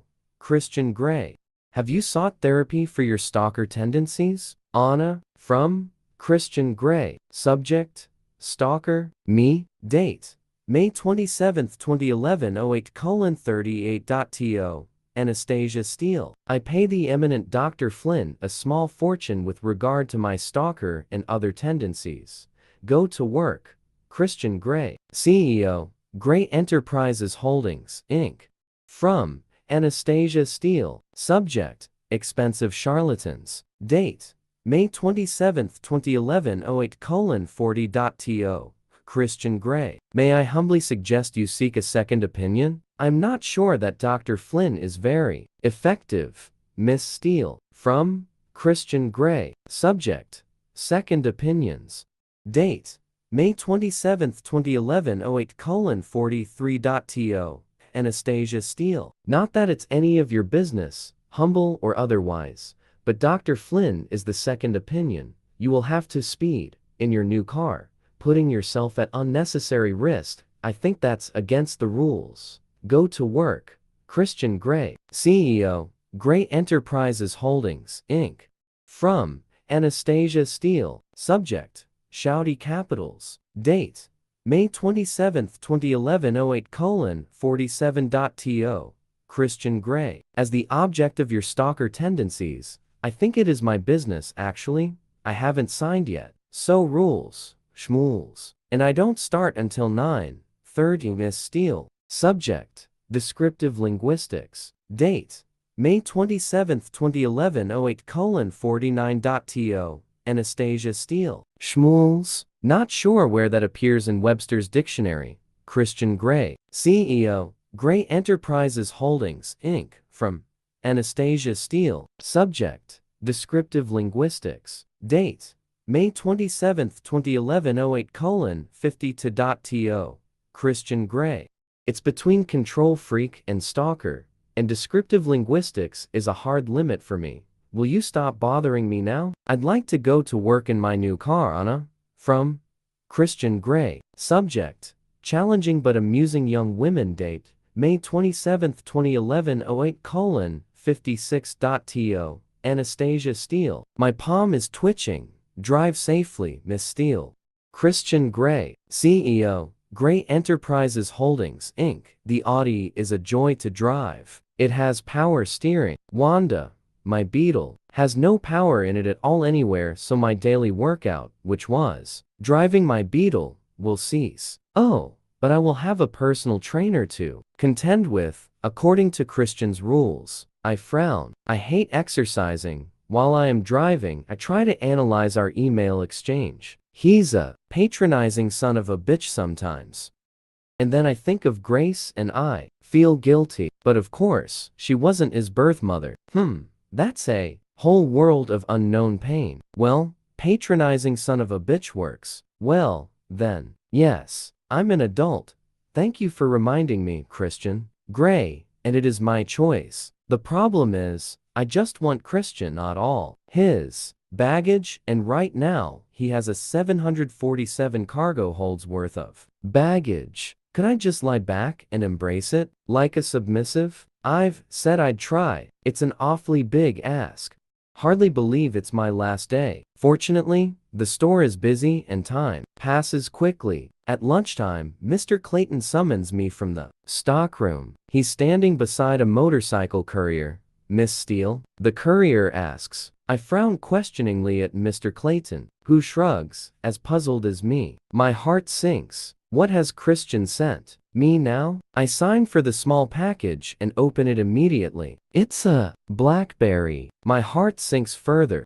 I switch it on. From Christian Grey. Subject: BlackBerry on loan. Date: May 27, 2011 11:15.to. Anastasia Steele. I need to be able to contact you at all times, and since this is your most honest form of communication, figured you needed a BlackBerry. Christian Grey. CEO, Grey Enterprises Holdings, Inc. From Anastasia Steele. Subject: Consumerism gone mad. Date: May 27, 2011 13:20 to. Christian Grey. I think you need to call Dr. Flynn right now. Your stalker tendencies are running wild. I am at work. I will email you when I get home. Thank you for yet another gadget. I wasn't wrong when I said you were the ultimate consumer. Why do you do this? Anna, from Christian Grey. Subject: Sagacity from one so young. Date: May 27, 2011 13:20 to. Anastasia Steele. Fair point well made, as ever, Miss Steele. Dr. Flynn is on vacation, and I do this because I can. Christian Grey. CEO, Grey Enterprises Holdings, Inc. I put the thing in my back pocket, hating it already. Emailing Christian is addictive, but I am supposed to be working. It buzzes once. Against my behind. How apt, I think ironically, but summoning all my willpower, I ignore it. A T4 Mr. and Mrs. Clayton gather all the other employees in the shop and, during a hair-curlingly embarrassing speech, present me with a check for $300. In that moment, all the events from the past 3 weeks well up inside of me: exams, graduation, and intense, fucked up billionaire, deflowering, hard and soft limits, playrooms with no consoles, helicopter rides, and the fact that I will move tomorrow. Amazingly, I hold myself together. My subconscious is in awe. I hug the Claytons hard. They have been kind and generous employers, and I will miss them. Kate is climbing out of her car when I arrive home. What's that? She says accusingly, pointing at the Audi. I can't resist.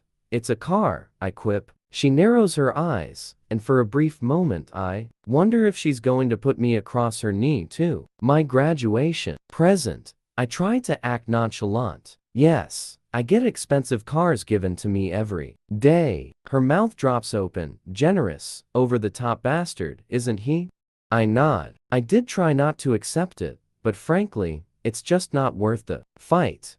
Kate purses her lips. No wonder you're overwhelmed. I did note that. He stayed. Yeah. I smile wistfully. Are we finished packing? I nod and follow her inside. I check the email from Christian. From Christian Grey. Subject: Sunday. Date: May 27, 2011 13:40. Anastasia Steele. Shall I see you at p.m. Sunday? The doctor will be at Escala to see you at 1:30. I'm leaving for Seattle now. I hope your move goes well, and I look forward to Sunday. Christian Grey. CEO, Grey Enterprises Holdings, Inc. Geez, he could be discussing the weather. I decide to email him once we've finished packing. He can be such fun 1 minute, and then he can be so formal and stuffy the next. It's difficult to keep up. Honestly, it's like an email to an employee. I roll my eyes at it defiantly and join Kate to pack. Kate and I are in the kitchen when there's a knock at the door. Taylor stands on the porch, looking immaculate in his suit. I notice the trace of ex-army in his buzz cut. his trim physique, and his cool stare. "Miss Steele," he says, "I've come for your car." "Yes, of course. Come in, I'll get the keys." Surely this is above and beyond the call of duty. I wonder again at Taylor's job description. I hand him the keys, and we walk in an uncomfortable silence for me toward the light blue Beetle. I open the door and remove the flashlight from the glove box. That's it. I have nothing else that's personal in Wanda. "Goodbye, Wanda." "Thank you." I caress her roof as I close the passenger door. "How long have you worked for Mr. Gray?" I ask. 4 years, Miss Steele." Suddenly, I have an overwhelming urge to bombard him with questions. What this man must know about Christian, all his secrets. But then he's probably signed an NDA. I look nervously at him. He has the same taciturn expression as Ray, and I warm to him. "He's a good man, Miss Steele," he says with a smile. Then he gives me a little nod, climbs into my car, and drives away. Apartment, Beetle, Clayton's. It's all changed now. I shake my head as I wander back inside, and the biggest change of all is Christian Gray. Taylor thinks he's a good man. Can I believe him? Joe's joins us with Chinese takeout at 8. We're done, we're packed, and ready to go. He brings several bottles of beer, and Kate and I sit on the couch while he's cross-legged on the floor between us. We watch crap TV, drink beer, and as the evening wears on, we fondly and loudly reminisce as the beer takes effect. It's been a good 4 years. The atmosphere between Joe's and me has returned to normal. The attempted kiss forgotten. Well, it's been swept under the rug that my inner goddess is lying on, eating grapes and tapping her fingers, waiting not so patiently for Sunday. There's a knock on the door, and my heart leaps into my throat. Is it? Kate answers the door, and is nearly knocked off her feet by Elliot. He seizes her in a Hollywood-style clinch that moves quickly into a European art house embrace. Honestly, get a room. Joe's and I stare at each other. I'm appalled at their lack of modesty. Shall we walk down to the bar? I ask Joe's, who nods frantically. We are too uncomfortable with the unrestrained sexing unfolding in front of us. Kate looks up at me, flushed and bright-eyed. Joe's and I are going for a quick drink. I roll my eyes at her. Ha, I can still roll my eyes in my own time. Okay, she grins. Hi Elliot. Bye Elliot. He winks a big blue eye at me, and Joe's and I are out the door, giggling like teenagers. As we stroll down to the bar, I put my arm through Joe's ease. God, he's so uncomplicated. I hadn't really appreciated that before. You'll still come to the opening of my show, won't you? Of course. Joe's. When is it? June 9th. What day is that? I suddenly panic. It's a Thursday. Yeah, I should make that. And you will visit us in Seattle? Try to stop me. He grins. It's late when I arrive back from the bar. Kate and Elliot are nowhere to be seen, but boy, can they be heard. Holy shit. I hope I'm not that loud. No, Christian isn't. I flush at the thought and escape to my room. After a brief not at all awkward thank goodness hug, Joe's has gone. I don't know when I'll see him again. Probably his photography show, and once again I'm blown away that he finally has an exhibition. I shall miss him, and his boyish charm. I couldn't bring myself to tell him about the Beetle. I know he'll freak when he finds out, and I can only deal with one man at a time freaking out at me. Once in my room, I check the mean machine, and of course, there's an email from Christian. From Christian Gray. Subject: where are you? Date: May 27, 2011. 22:14.to. Anastasia Steele. I am at work. I will email you when I get home. Are you still at work, or have you packed your phone, BlackBerry, and MacBook? Call me, or I may be forced to call Elliot. Christian Gray, CEO, Gray Enterprises Holdings, Inc. Crap. Joe's. Shit. I grab my phone. 5 missed calls and 1 voice message. Tentatively, I listen to the message. It's Christian. I think you need to learn to manage my expectations. I'm not a patient man. If you say you're going to contact me when you finish work, then you should have the decency to do so. Otherwise, I worry, and it's not an emotion I'm familiar with, and I don't tolerate it very well. Call me, double crap. Will he ever give me a break? I scowl at the phone. He is suffocating me. With a deep dread uncurling in my stomach, I scroll down to his number and press call. My heart is in my mouth as I wait for him to answer. He'd probably like to beat 7 shades of shit out of me. The thought is depressing. Hi, he says softly, and his response knocks me off balance because I am expecting his anger, but if anything, he sounds relieved. Hi, I murmur. I was worried about you. I know. I'm sorry I didn't reply, but I'm fine. He pauses for a beat. Did you have a pleasant evening? He is crisply polite. Yes. We finished packing and Kate and I had Chinese takeout with Joe's. I close my eyes tightly as I say Josie's name. Christian says, nothing. How about you? I ask to fill the sudden deafening chasm of silence. I will not let him make me feel guilty about Joe's. Eventually, he sighs. I went to a fundraising dinner. It was deathly dull. I left as soon as I could. He sounds so sad and resigned. My heart clenches. I picture him all those nights ago sitting at the piano in his huge living room and the unbearable bittersweet melancholy of the music he was playing. I wish you were here, I whisper, because I have an urge to hold him, soothe him, even though he won't let me. I want his proximity. Do you? He murmurs blandly. Holy shit, this doesn't sound like him, and my scalp prickles with dawning apprehension. Yes, I breathe. After an eternity, he sighs. I'll see you Sunday? Yes, Sunday, I murmur, and a thrill courses through my body. Good night. Good night, sir. My address catches him unawares. I can tell by his sharp intake of breath. Good luck with your move tomorrow, Anastasia. His voice is soft, and we're both hanging on the phone like teenagers, neither wanting to hang up. You hang up, I whisper. Finally, I sense his smile. No.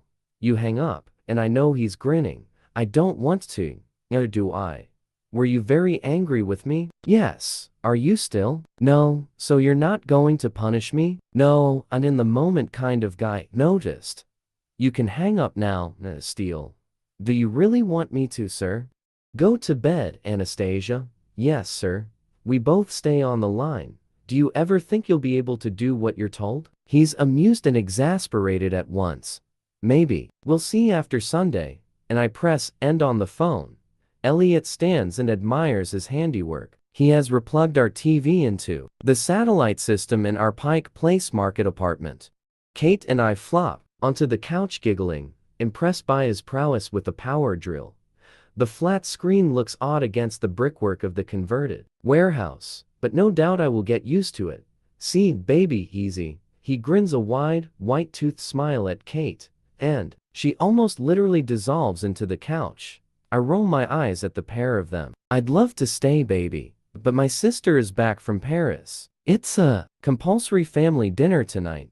Can you come by after? Kate asks tentatively, all soft and un-Kate-like. I stand and make my way over to the kitchen area on the pretense of unpacking one of the crates. They are going to get icky. I'll see if I can escape, he promises. I'll come down with you. Kate smiles. Laters, Anna. Elliot grins. Bye, Elliot. Say hi to Christian from me. Just hi? His eyebrows shoot up suggestively. Yes. I flush. He winks at me, and I go crimson as he follows Kate out of the apartment. Elliot is adorable, and so different from Christian. He's warm, open, physical, very physical, to physical. With Kate, they can barely keep their hands off each other. To be honest, it's embarrassing, and I am green with envy. Kate returns about 20 minutes later with pizza, and we sit, surrounded by crates, in our new open space, eating straight from the box. Kate's dad has done us proud. The apartment is not large, but it's big enough. 3 bedrooms and a large living space that looks out onto Pike Place Market itself. It's all solid wood floors and red brick, and the kitchen tops are smooth concrete. Very utilitarian, very now. We both love that we will be in the heart of the city. At 8, the entry phone buzzes. Kate leaps up and my heart leaps into my mouth. Delivery, Miss Steele, Miss Kavanaugh. Disappointment flows freely and unexpectedly through my veins. It's not Christian. Second floor, apartment 2.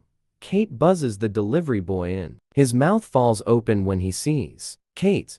All tight jeans, t-shirt, and hair piled high with escaping tendrils. She has that effect on men. He holds a bottle of champagne with a helicopter-shaped balloon attached. She gives him a dazzling smile to send him on his way and proceeds to read the card out to me. Ladies, good luck in your new home. Christian Grey. Kate shakes her head in disapproval. Why can't he just write from Christian? And what's with the weird helicopter balloon? Charlie Tango. What? Christian flew me to Seattle in his helicopter. I shrug. Kate stares at me open-mouthed. I have to say I love these occasions. Catherine Kavanaugh. Silent and floored, they are so rare. I take a brief and luxurious moment to enjoy it. Yep, he has a helicopter, which he flew himself, I state proudly. Of course, the obscenely rich bastard has a helicopter. Why didn't you tell me? Kate looks accusingly at me, but she's smiling, shaking her head in disbelief. I've had a lot on my mind lately. She frowns. Are you going to be okay while I'm away? Of course, I answer reassuringly. New city, no job. Nut job. Boyfriend. Did you give him our address? No, but stalking is one of his specialties. I muse matter-of-factly. Kate's brow knits further. Somehow I'm not surprised. He worries me, Anna. At least it's a good champagne and it's chilled. Of course, only Christian would send chilled champagne, or get his secretary to do it, or maybe Taylor. We open it there, and then, find our teacups. They were the last items to be packed. Bollinger Grand N.E. Ross, 1999. An excellent vintage. I grin at Kate, and we clink teacups. I wake early to a gray Sunday morning after a surprisingly refreshing night's sleep and lie awake staring at my crates. You should really be unpacking these. My subconscious nags, pursing her harpy lips together. And oh, today's the day. My inner goddess is beside herself, hopping from foot to foot. Anticipation hangs heavy and portentous over my head like a dark tropical storm cloud. Butterflies flood my belly as well as a darker, carnal, captivating ache as I try to imagine what he will do to me. And of course, I have to sign that damned contract. Or do I? I hear the ping of incoming mail from the mean machine on the floor beside my bed. From Christian Grey. Subject: My life in numbers. Date: May 29, 2011 08:04.to. Anastasia Steele. If you drive, you'll need this access code for the underground garage at Escala 146963. Park in Bay 5. It's one of mine. Code for the elevator 1880. Christian Grey. CEO, Grey Enterprises Holdings, Inc. From Anastasia Steele. Subject: An excellent vintage. Date: May 29, 2011 08:08.to. Christian Grey. Yes, sir. Understood. Thank you for the champagne and the blow-up Charlie Tango, which is now tied to my bed. Anna. From Christian Grey. Subject: Envy. Date: May 29, 2011 08:11.to. Anastasia Steele. You're welcome. Don't be late. Lucky Charlie Tango. Christian Grey. CEO, Grey Enterprises Holdings, Inc. I roll my eyes at his bossiness, but his last line makes me smile. I head for the bathroom, wondering if Elliot made it back last night and trying hard to rein in my nerves. I can drive the Audi in high heels. At 12:55 p.m. precisely, I pull into the garage at Escala and park in Bay 5. How many bays does he own? The Audi SUV and R8R, along with two smaller Audi SUVs. I check my seldom worn mascara in the light-up vanity mirror on my visor. Didn't have one of these in the Beetle. Go girl. My inner goddess has her pom-poms in hand. She's in cheerleading mode. In the infinity mirrors of the elevator, check out my plum dress. Well, Kate's plum dress. The last time I wore this, he wanted to peel it off me. My body clenches at the thought. The feeling is just exquisite, and I catch my breath. I'm wearing the underwear that Taylor bought for me. I flush at the thought of his buzz cut roaming the aisles of Agent Provocateur or wherever he bought it. The doors open, and I'm facing the foyer of apartment number 1. Taylor stands at the double doors as I step out of the elevator. "Good afternoon, Miss Steele," he says. "Oh, please, call me Anna." "Anna?" He smiles. "Mr. Gray is expecting you." I bet he is.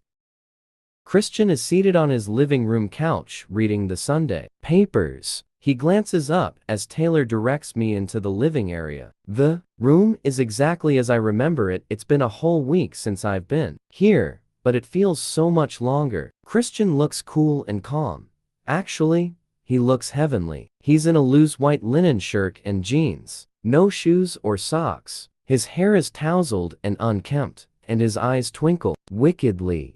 He rises and strolls toward me, an amused appraising smile on his beautiful sculptured lips. I stand immobilized at the entrance of the room, paralyzed by his beauty and the sweet anticipation of what's to come. The familiar charge between us is there, sparking slowly in my belly, drawing me to him. That dress," he murmurs approvingly as he gazes down at me.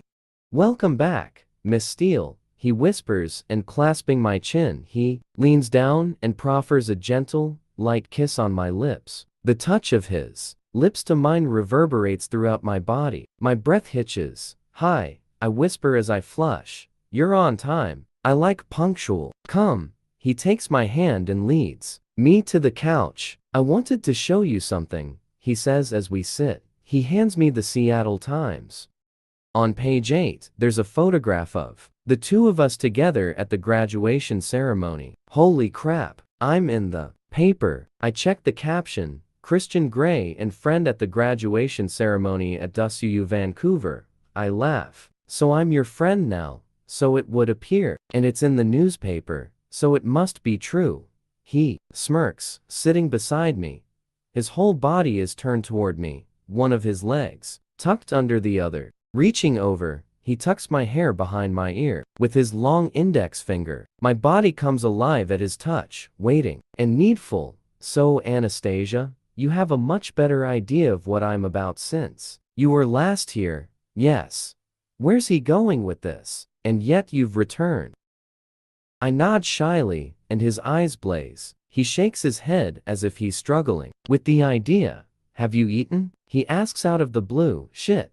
No, you hungry?" He's really trying not to look annoyed. "Not for food," I whisper, and his nostrils flare in reaction. He leans forward and whispers in my ear, "You are as eager as ever, Miss Steele, and just to let you in on a little secret, so am I. But Dr. Green is due here shortly." He sits up. "I wish you'd eat," he scolds me mildly. My heated blood cools. Holy cow, the doctor. I'd forgotten. "What can you tell me about Dr. Green?" I asked to distract us both.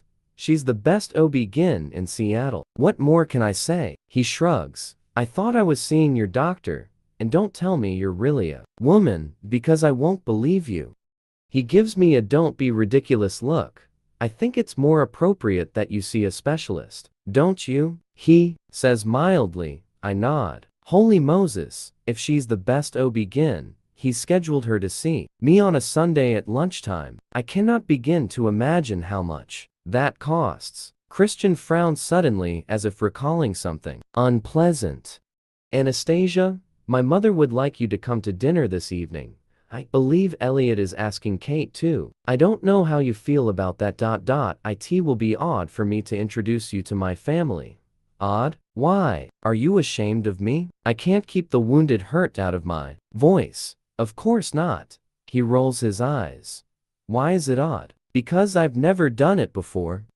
"Why are you allowed to roll your eyes, and I'm not?" He blinks at me. "I wasn't aware that I was." "Neither am I, usually," I snap.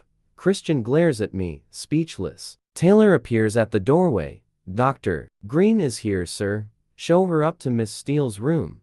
"Miss Steele's room? Ready for some contraception?" he asks as he stands and holds out his hand to me. "You're not going to come as well, are you?" I gasp, shocked. He laughs. "I'd pay very good money to watch. Believe me, Anastasia. But I don't think the good doctor would approve." I take his hand, and he pulls me up into his arms and kisses me deeply. I clutch his arms, taken by surprise. His hand is in my hair, holding my head, and he pulls me against him, his forehead against mine. "I'm so glad you're here," he whispers. "I can't wait to get you naked." Chapter 18. Dr. Green is tall, blonde, and immaculate, dressed in a royal blue suit. I'm reminded of the women who work in Christian's office. She's like an identikit model, another Stepford blonde. Her long hair is swept up in an elegant chignon. She must be in her early 40s. "Mr. Gray," she shakes Christian's outstretched hand. "Thank you for coming on such short notice," Christian says. "Thank you for making it worth my while, Mr. Gray." "Miss Steele," she smiles, her eyes cool and assessing. We shake hands, and I know she's one of those women who doesn't tolerate fools gladly. Like Kate, I like her immediately. She gives Christian a pointed stare, and after an awkward beat, he takes his cue. "I'll be downstairs," he mutters, and he leaves what will be my bedroom. "Well, Miss Steele, Mr. Gray is paying me a small fortune to attend to you. What can I do for you?" After a thorough examination and lengthy discussion, Dr. Green and I decide on the mini pill. She writes me a prepaid prescription and instructs me to pick the pills up tomorrow. I love her no-nonsense attitude. She has lectured me until she's as blue as her dress about taking it at the same time every day, and I can tell she's burning with curiosity about my so-called relationship with Mr. Gray. I don't give her any details. Somehow, I don't think she'd look so calm and collected if she'd seen his red room of pain. I flush as we pass its closed door and head back downstairs to the art gallery that is Christian's living room. Christian is reading, seated on his couch. A breathtaking aria is playing on the music system, swirling around him, cocooning him, filling the room with a sweet, soulful song. For a moment, he looks serene. He turns and glances at us when we enter and smiles warmly at me. "Are you done?" he asks as if he's genuinely interested. He points the remote at a sleek white box beneath the fireplace that houses his iPod, and the exquisite melody fades but continues in the background. Standing, he strolls toward us. "Yes, Mr. Gray. Look after her. She's a beautiful, bright young woman." Christian is taken aback, as am I. What an inappropriate thing for a doctor to say. Is she giving him some kind of not-so-subtle warning? Christian recovers himself. "I fully intend to," he mutters, bemused. Gazing at him, I shrug, embarrassed. "I'll send you my bill," she says crisply as she shakes his hand. "Good day, and good luck to you, Anna." She smiles, her eyes crinkling. As we shake hands, Taylor appears from nowhere to escort her through the double doors and out to the elevator. How does he do that? Where does he lurk? How was that? Christian asks. "Fine, thank you." She said that I had to abstain from all sexual activity for the next 4 weeks. Christian's mouth drops open in shock, and I cannot keep a straight face any longer and grin at him like an idiot. "Gotcha." He narrows his eyes, and I immediately stop laughing. In fact, he looks rather forbidding. Oh, shit. My subconscious quails in the corner as all the blood drains from my face, and I imagine him putting me across his knee again. "Gotcha," he says, and smirks. He grabs me around my waist and pulls me up against him. "You are incorrigible, Miss Steele," he murmurs, staring down into my eyes as he weaves his fingers into my hair, holding me firmly in place. He kisses me hard, and I cling onto his muscular arms for support. "As much as I'd like to take you here and now, you need to eat, and so do I. I don't want you passing out on me later," he murmurs against my lips. "Is that all you want me for my body?" I whisper. "That and your smart mouth," he breathes. He kisses me again passionately, and then abruptly releases me, taking my hand and leading me to the kitchen. I am reeling. 1 minute we're joking, and the next, I fan my heated face. He's just sex on legs, and now I have to recover my equilibrium and eat something. The aria is still playing in the background. What's the music? Villalobos, an aria from Bacchianus Brasileiros. Good, isn't it? Yes, I murmur in total agreement.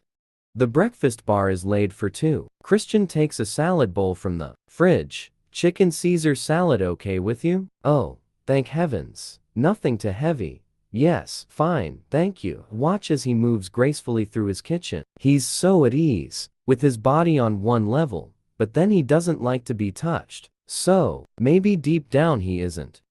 No man is an island, I muse, except perhaps Christian Grey. What are you thinking? He asks, pulling me from my reverie. I flush. I was just watching the way you move.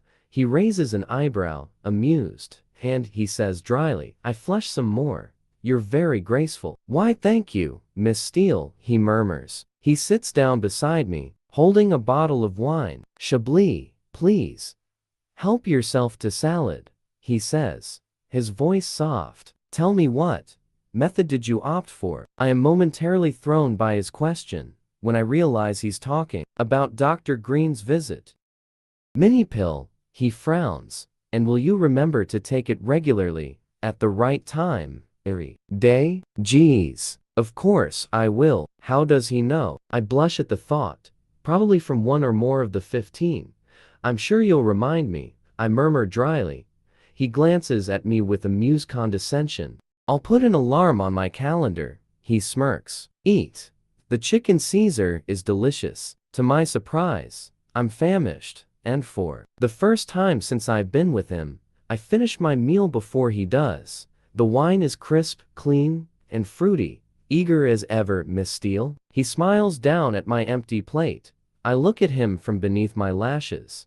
Yes, I whisper, his breath hitches. And as he stares down at me, the atmosphere between us slowly shifting, evolving, charging. His look goes from dark to smoldering, taking me with him. He stands, closing the distance between us, and tugs me off my bar stool into his arms. Do you want to do this? He breathes, looking down at me intently. I haven't signed anything. I know, but I'm breaking all the rules these days. Are you going to hit me? Yes. But it won't be to hurt you. I don't want to punish you right now. If you'd caught me yesterday evening, well, that would have been a different story. Holy cow, he wants to hurt me. How do I deal with this? I can't hide the horror on my face. Don't let anyone try to convince you otherwise, Anastasia. One of the reasons people like me do this is because we either like to give or receive pain. It's very simple. You don't. So I spent a great deal of time yesterday thinking about that. He pulls me against him and his erection presses into my belly. I should run, but I can't. I'm drawn to him on some deep, elemental level that I can't begin to understand. Did you reach any conclusions? I whisper. No, and right now, I just want to tie you up and fuck you senseless. Are you ready for that? Yes. I breathe as everything in my body tightens at once. Wow. Good. Come. He takes my hand and, leaving all the dirty dishes on the breakfast bar, we head upstairs. My heart starts pounding. This is it. I'm really going to do this. My inner goddess is spinning like a world-class ballerina, pirouette after pirouette. He opens the door to his playroom, standing back for me to walk through, and I am once more in the red room of pain. It's the same. The smell of leather, citrus-scented polish, and dark wood, all very sensual. My blood is running heated and scared through my system, adrenaline mixed with lust and longing. It's a heady, potent cocktail. Christian's stance has changed completely, subtly altered, harder and meaner. He gazes down at me and his eyes are heated, lustful, hypnotic. When you're in here, you are completely mine. He breathes, each word slow and measured, to do with as I see fit. Do you understand? His gaze is so intense. I nod, my mouth dry, my heart feeling as if it will jump out of my chest. Take your shoes off, he orders softly. I swallow, and rather clumsily, I take them off. He bends and picks them up and deposits them beside the door. Good. Don't hesitate when I ask you to do something. Now I'm going to peel you out of this dress, something I've wanted to do for a few days. If I recall, I want you to be comfortable with your body, Anastasia. You have a beautiful body, and I like to look at it. It is a joy to behold. In fact, I could gaze at you all day, and I want you unembarrassed and unashamed of your nakedness. Do you understand? Yes. Yes. What? He leans over me, glaring. Yes, sir. Do you mean that? He snaps. Yes, sir. Good. Lift your arms up over your head.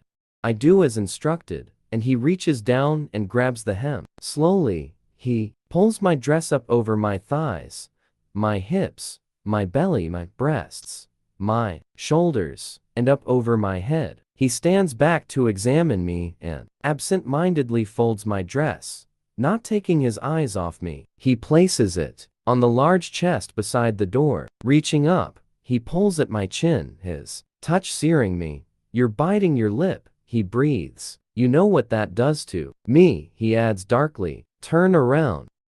I turn immediately, no hesitation. He unclasps my bra and then, taking both straps, he slowly pulls it down my arms, brushing my skin with his fingers and the tip of his thumbnails as he slides my bra off. His touch sends shivers down my spine, waking every nerve ending in my body. He's standing behind me, so close that I feel the heat radiating from him, warming me all over. He pulls my hair so it's all hanging down my back, grasps a handful at my nape, and angles my head to one side. He runs his nose down my exposed neck, inhaling all the way, then back up to my ear. The muscles in my belly clench, carnal and wanting. Geez, he's hardly touched me, and I want him. You smell as divine as ever, Anastasia, he whispers as he places a soft kiss beneath my ear. I moan. Quiet, he breathes. Don't make a sound. Pulling my hair behind me, to my surprise, he starts braiding it in one large braid, his fingers fast and deft. He ties it with an unseen hair tie. When he's finished and gives it a quick tug, so I'm forced back against him. I like your hair braided in here, he whispers. Why? He releases my hair. Turn around, he orders. I do as I'm bid, my breathing shallow, fear and longing mixed together. It's an intoxicating mix. When I tell you to come in here, this is how you will dress. Just in your panties. Do you understand? Yes. Yes. What? He glowers at me. Yes, sir.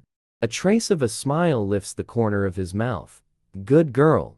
His eyes burn into mine. When I tell you to come in here, I expect you to kneel over there. He points to a spot beside the door. Do it now. Unk. Processing his words, then turn and rather clumsily kneel as directed. You can sit back on your heels. I sit back. Place your hands and forearms flat on your thighs. Good. Now part your knees. Wider, wider. Perfect. Look down at the floor. He walks over to me, and I can see his feet and shins in my field of vision. Naked feet. I should be taking notes if he wants me to remember. He reaches down and grasps my braid again, then pulls my head back so I'm looking up at him. It's only just not painful. Will you remember this position, Anastasia? Yes, sir. Good. Stay here. Don't move. He leaves the room. I'm on my knees, waiting. Where's he gone? What is he going to do to me? Time shifts. I have no idea how long he leaves me like this. A few minutes? 5, 10? My breathing becomes shallower. The anticipation is devouring me from the inside out.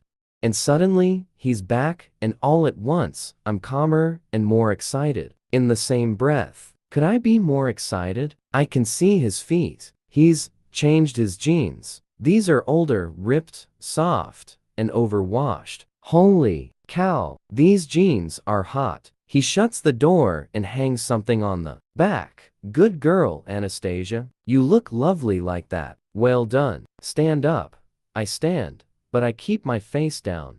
You may look at me. I peek up at him, and he's staring at me intently, assessing, but his eyes soften. He's taken off his shirt, Oh my, I want to touch him. The top button of his jeans is undone. I'm going to chain you now, Anastasia. Give me your right hand. I give him my hand. He turns it palm up, and before I know it, he swats the center with the riding crop I hadn't noticed is in his right hand.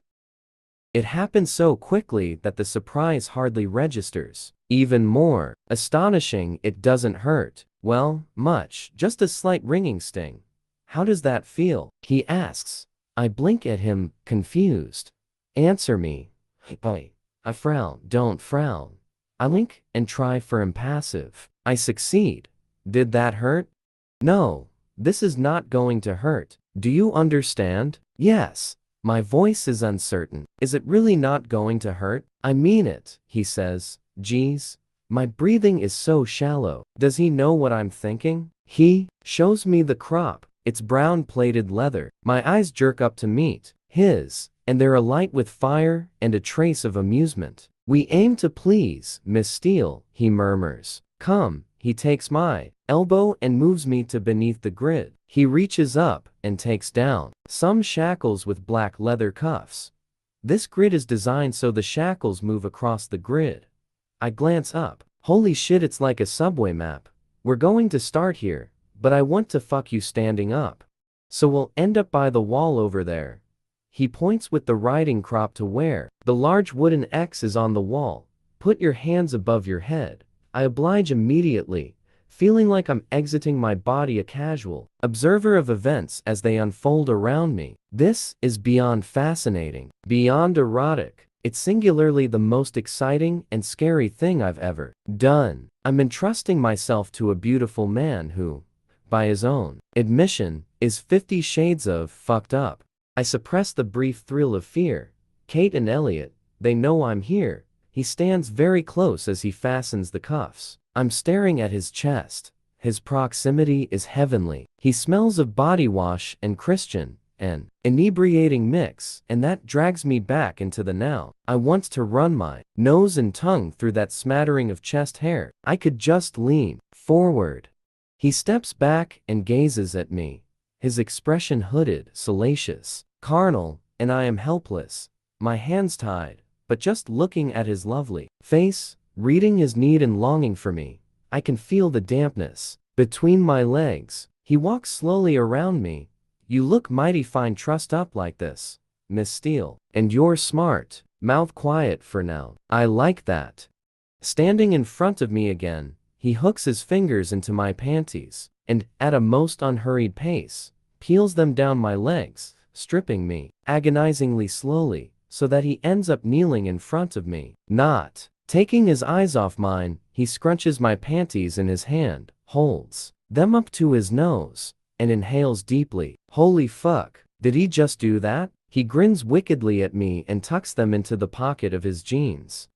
Uncoiling from the floor, rising lazily like a jungle cat, he points the end of the riding crop at my navel, leisurely circling it, tantalizing me. The touch of the leather. I quiver and gasp. He walks around me, again, trailing the crop around the middle of my body. On his second circuit, he suddenly flicks the crop, and it hits me underneath my behind, against my sex. I cry out in surprise as all my nerve endings stand to attention.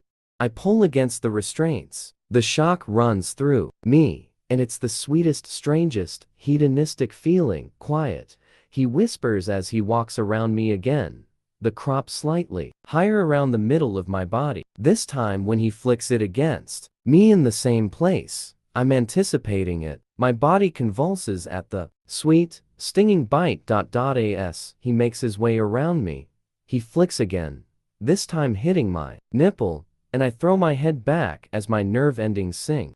He hits the other, a brief, swift, sweet chastisement. My nipples harden and elongate from the assault, and I moan loudly, pulling on my leather cuffs. Does that feel good? He breathes. Yes. He hits me again across the buttocks. The crop stings this time. Yes. What? Yes, sir, I whimper.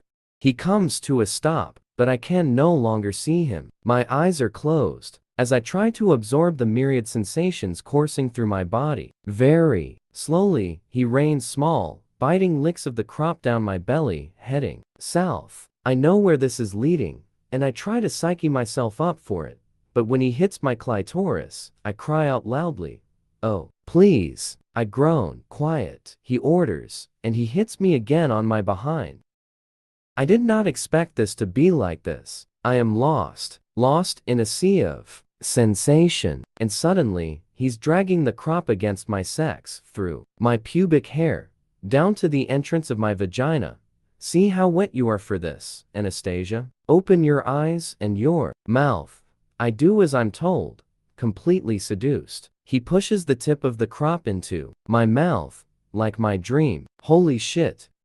See how you taste. Suck. Suck hard, baby. My mouth closes around the crop as my eyes lock on his. I can taste the rich leather and the saltiness of my arousal. His eyes are blazing. He's in his element. He pulls the tip from my mouth, and he stands forward and grabs me, and kisses me hard, his tongue invading my mouth. Wrapping his arms around me, he pulls me against him. His chest crushes mine, and I itch to touch, but I can't. My hands useless above me. Oh, Anastasia, you taste mighty fine, he breathes. Shall I make you come, please? I beg. The crop bites my buttock. Ow, please.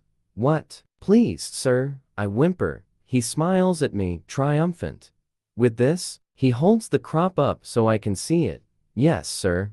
Oh, Anastasia, you taste mighty fine, he breathes. Shall I make you come, please? I beg. The crop bites my buttock. Ow, please. What? Please, sir, I whimper. He smiles at me, triumphant. With this, he holds the crop up so I can see it. Yes, sir. His arms curl around me as my legs turn to jelly. I dissolve in his embrace, my head against his chest, and I'm mewling and whimpering as the aftershocks of my orgasm consume me. He lifts me, and suddenly we're moving, my arms still tethered above my head. And I can feel the cool wood of the polished cross at my back, and he's popping the buttons on his jeans. He puts me down against the cross, briefly while he slides on a condom, and then his hands wrap around my thighs as he lifts me again. Lift your legs, baby. Wrap them around me. I feel so weak, but I do as he asks as he wraps my legs around his hips, and positions himself beneath me. With one thrust, he's inside me, and I cry out again, listening to his muffled moan at my ear. My arms are resting on his shoulders as he thrusts into me. Geez, it's deep this way. He thrusts again and again, his face at my neck, his harsh breathing at my throat. I feel the build-up again. Geez.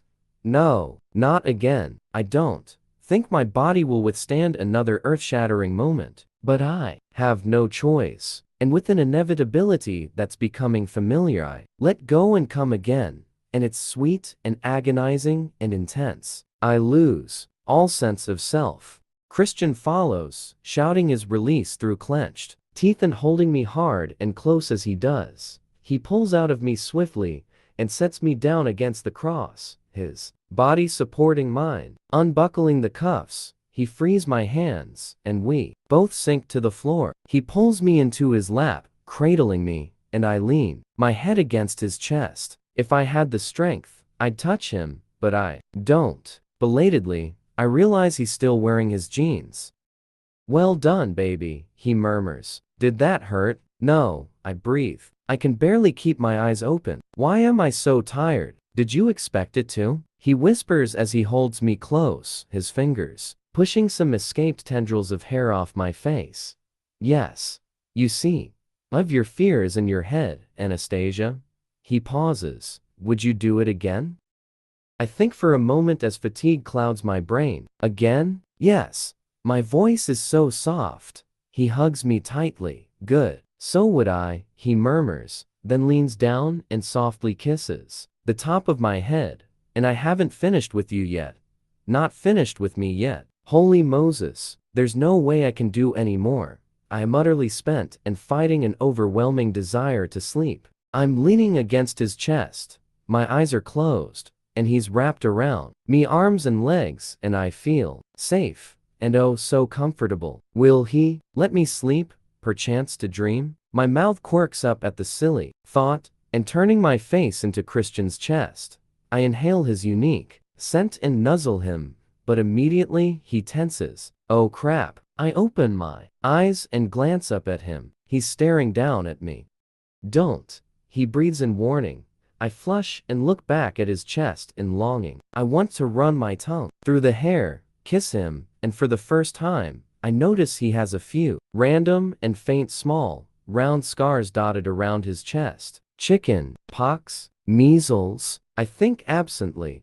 Kneel by the door, he orders as he sits back, putting his hands on his knees, effectively releasing me. No longer warm, the temperature of his voice has dropped several degrees. I stumble clumsily up into a standing position and scoot over to the door and kneel as instructed. I'm shaky and very, very tired, monumentally confused. Who would have thought I could have found such gratification in this room?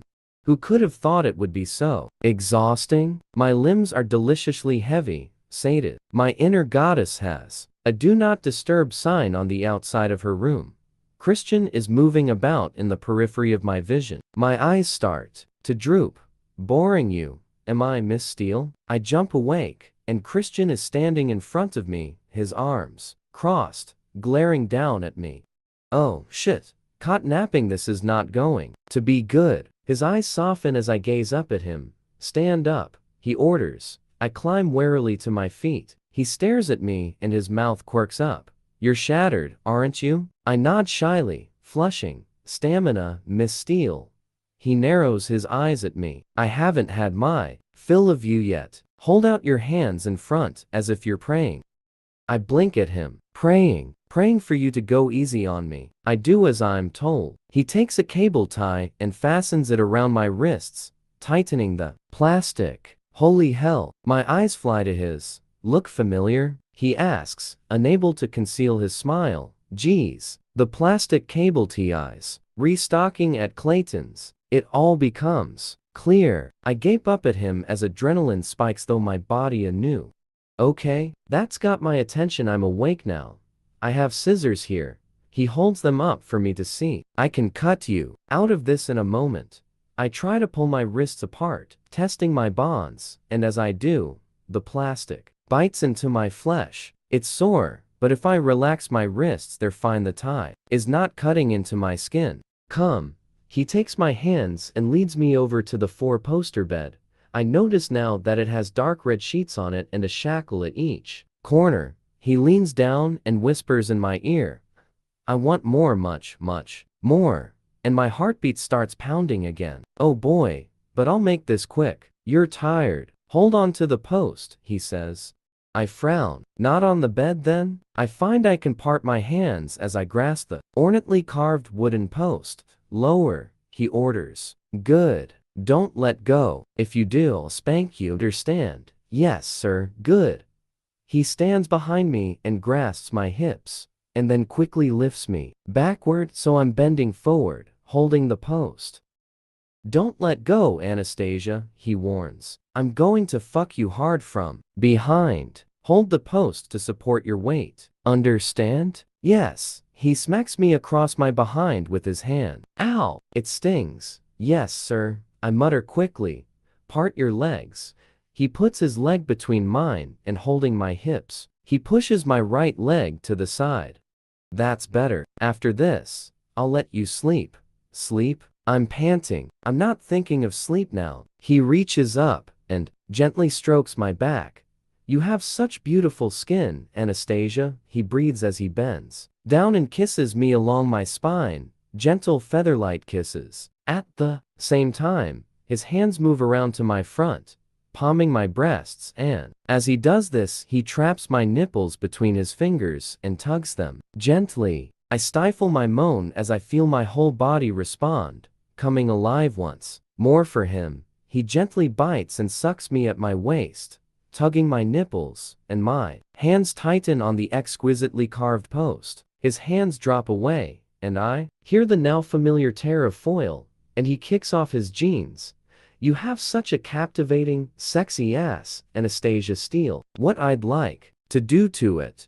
His hands smooth and shape each of my buttocks, then his fingers glide down, and he slips 2 fingers inside me, so wet. You never disappoint, Miss Steele, he whispers, and I hear the wonder in his voice. Hold tight. This is going to be quick, baby. He grabs my hips and positions himself, and I brace myself for his assault. But he reaches over me and grabs my braid near the end and winds it around his wrist to my nape, holding my head in place. Very slowly, he eases into me, pulling my hair at the same time. Oh, the fullness. He eases out of me slowly, and his other hand grabs my hip, holding tight, and then he slams into me, jolting me forward. Hold on, Anastasia, he shouts through clenched teeth.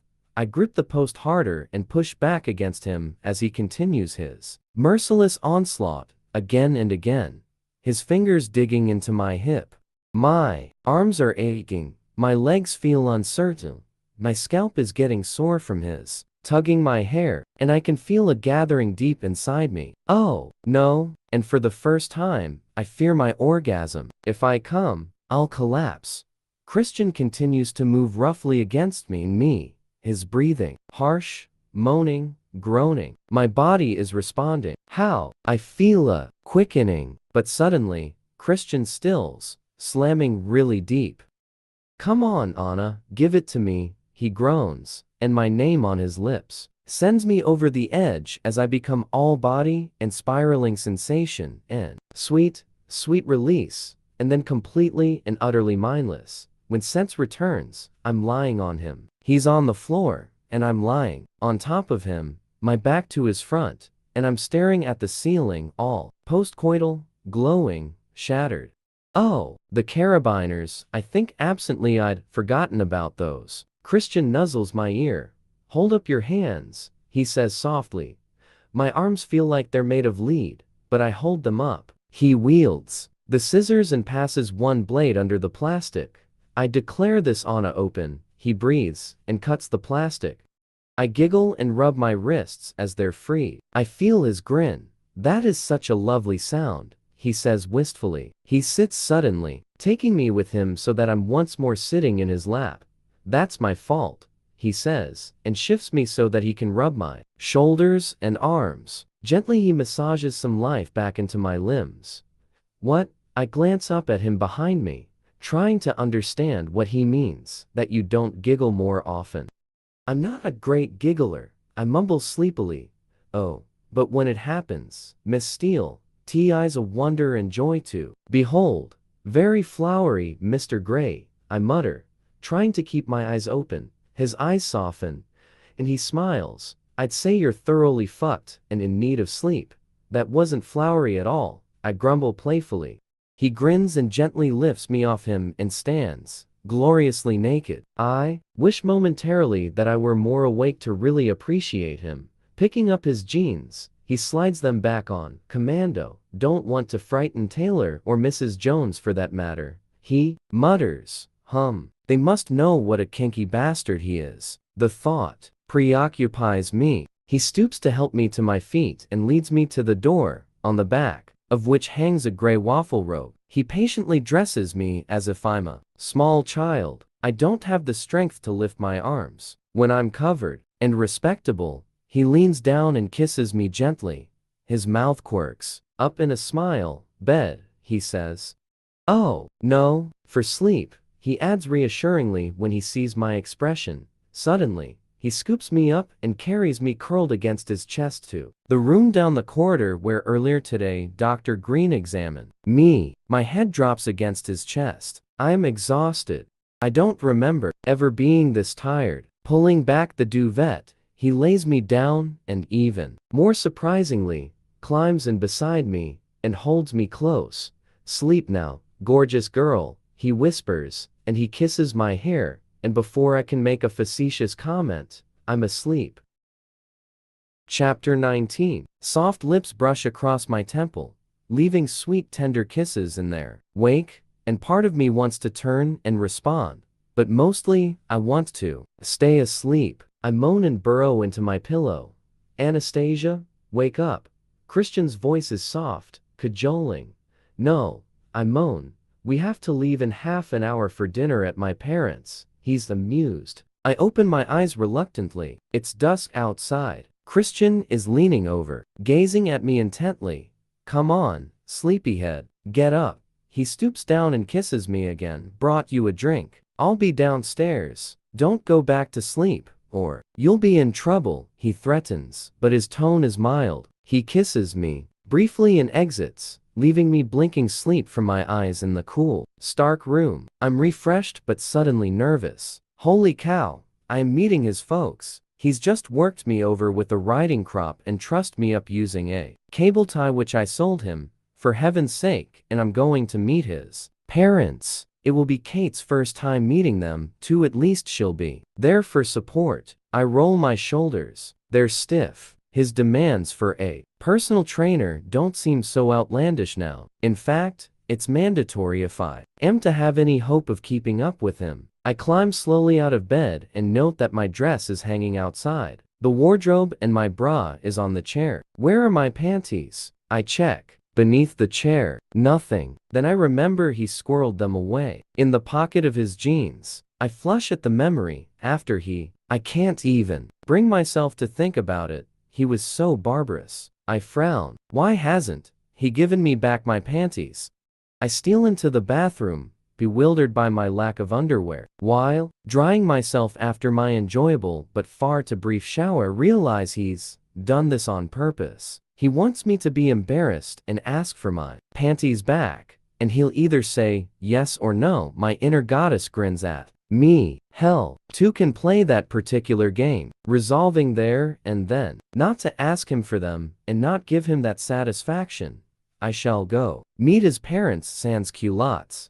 Anastasia Steele. My subconscious chides me, but I don't want to listen to her. I almost hug myself with glee, because I know this will drive him crazy.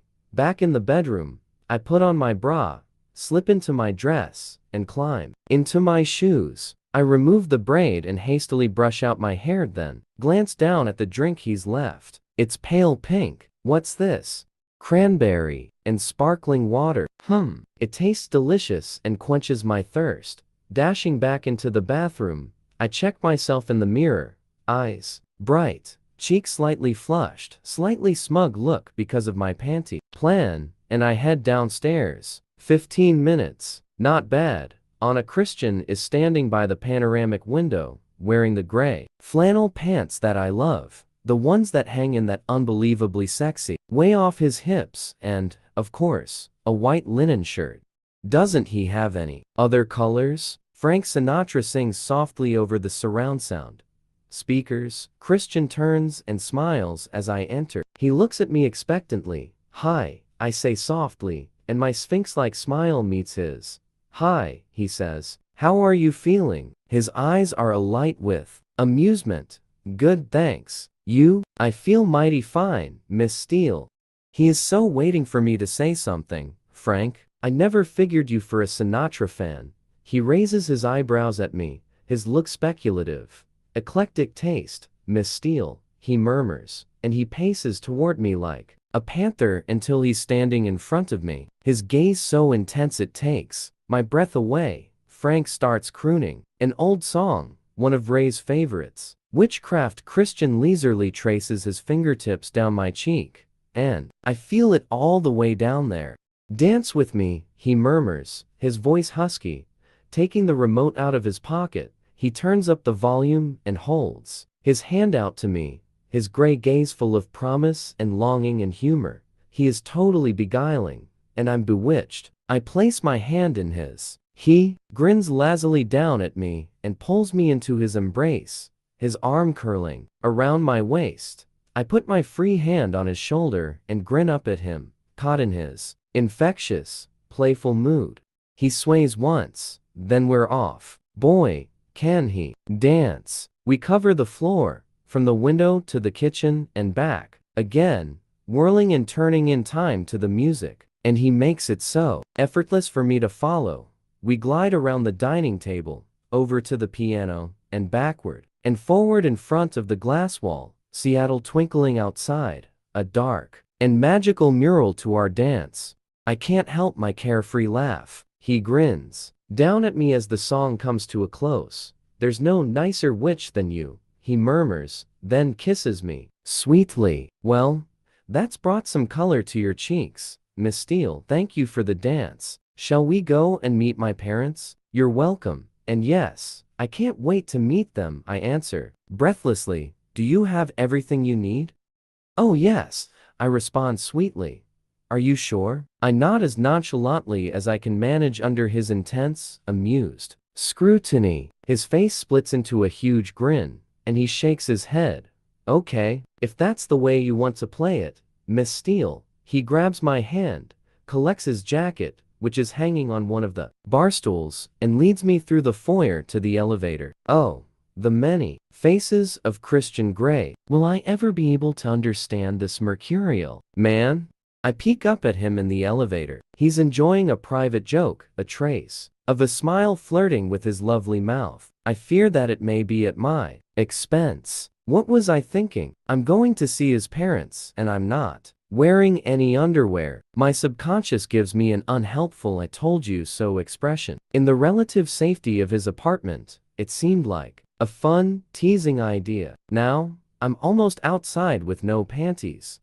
He peers down at me, and it's there, the charge building between us. The amused look disappears from his face and his expression clouds, his eyes dark. Oh my! The elevator doors open on the ground floor. Christian shakes his head, as if to clear his thoughts and gestures for me to exit before him in a most gentlemanly manner. Who's he kidding? He's no gentleman. He has my panties.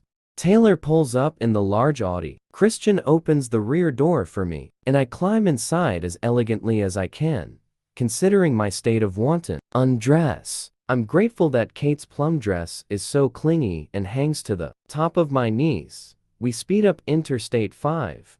Both of us quiet, no doubt inhibited by Taylor's steady presence in the front. Christian's mood is almost tangible, and seems to shift, the humor dissipating slowly as we head north. He's brooding, staring out the window, and I know he's slipping away from me. What is he thinking? I can't ask him. What can I say in front of Taylor? Where did you learn to dance? I asked tentatively. He turns to gaze at me, his eyes unreadable beneath the intermittent light of the passing street lamps. Do you really want to know? He replies softly. My heart sinks, and now I don't, because I can guess. Yes, I murmur reluctantly. Mrs. Robinson was fond of dancing. Our worst suspicions confirmed. She has taught him well, and the thought depresses me. There's nothing I can teach him. I have no special skills. She must have been a good teacher. She was. My scalp prickles. Did she have the best of him before he became so closed? Or did she bring him out of himself? He has such a fun, playful side. I smile involuntarily as I recall being in his arms as he spun me around his living room, so unexpected. And he has my panties somewhere, and then there's the red room of pain. I rub my wrist reflexively. Thin strips of plastic will do that to a girl. She taught him all that too, or ruined him, depending on one's point of view. Or perhaps he would have found his way there anyway, in spite of Mrs. R. I realize, in that moment, that I hate her. I hope that I never meet her, because I will not be responsible for my actions if I do. I can't remember ever feeling this passionately about anyone, especially someone I've never met. Gazing and seeing out the window, I nurse my irrational anger and jealousy. My mind drifts back to the afternoon. Given what I understand of his preferences, I think he's been easy on me. Would I do it again? I can't even pretend to put up an argument against that. Of course, I would if he asked me, as long as he didn't hurt me, and if it's the only way to be with him. That's the bottom line. I want to be with him. My inner goddess sighs with relief. I reach the conclusion that she rarely uses her brain to think, but another vital part of her anatomy, and at the moment, it's a rather exposed part. Don't, he murmurs. I frown and turn to look at him. Don't what? I haven't touched him. Overthink things, Anastasia. Reaching out, He grasps my hand, draws it up to his lips, and kisses my knuckles gently. I had a wonderful afternoon. Thank you. And he's back with me again. I blink up at him and smile shyly. He single quotes S.so confusing. I ask a question that's been bugging me. Why did you use a cable tie? He grins at me. It's quick.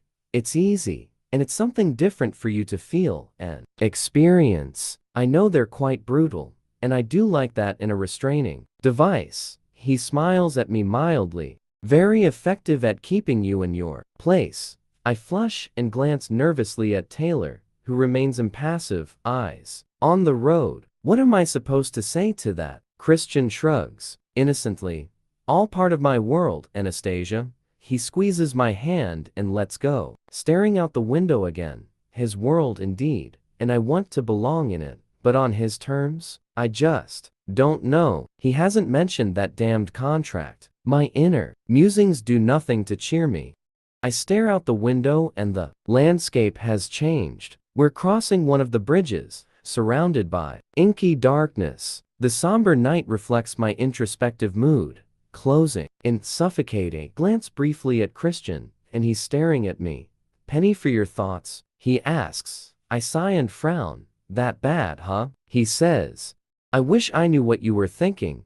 He smirks. Ditto, baby, he says as Taylor whisks us into the night. Toward Bellevue. It is just before 8 when the Audi turns into the driveway of a colonial-style mansion. It's breathtaking, even down to the roses around the door. Picture book perfect.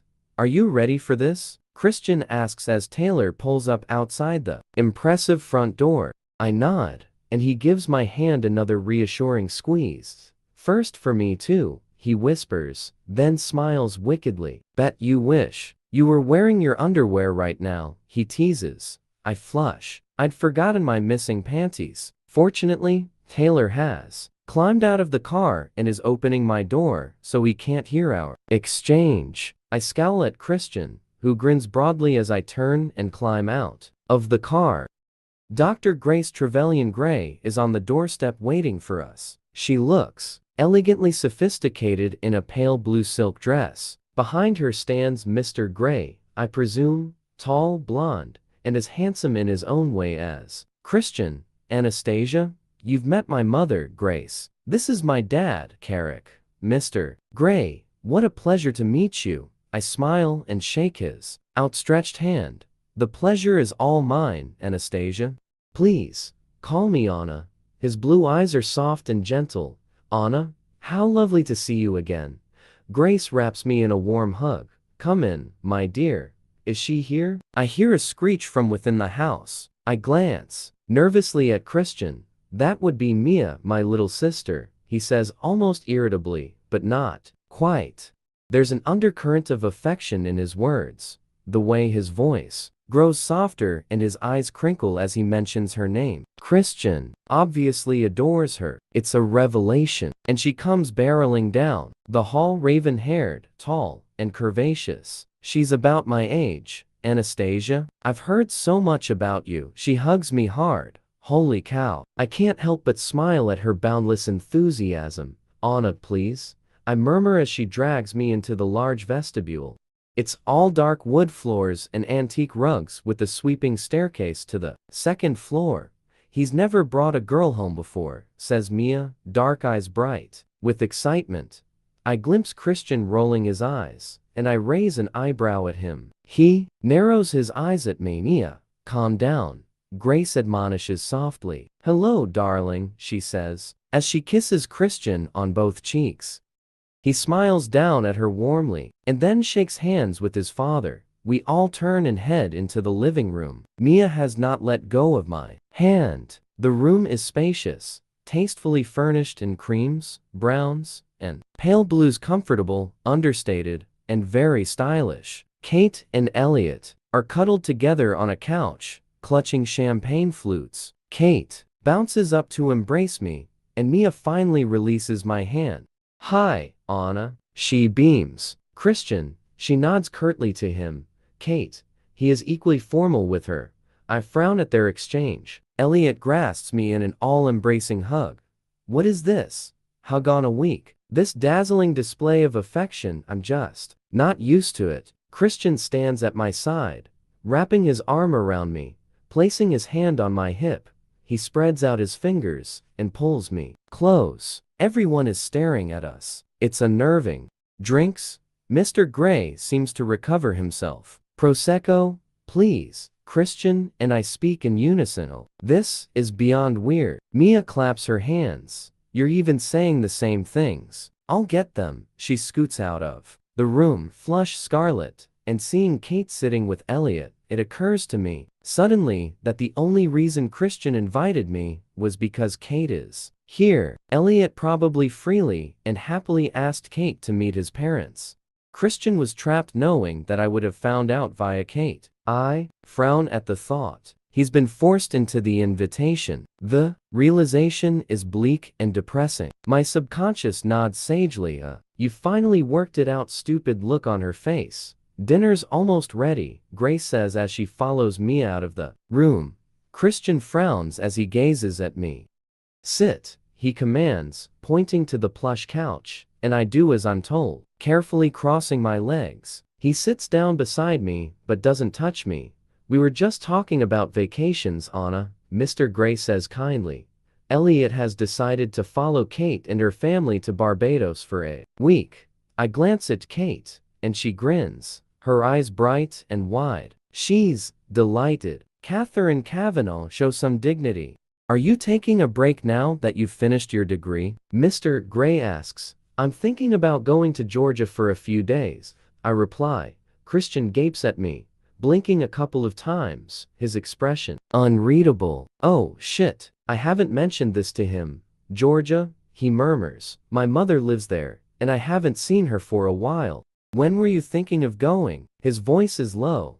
Tomorrow, late evening. Mia saunters back into the living room and hands us champagne flutes, filled with pale pink Prosecco. Your good health. Mr. Gray raises his glass. An appropriate toast. From a doctor's husband. It makes me smile. For how long? Christian asks, his voice deceptively soft.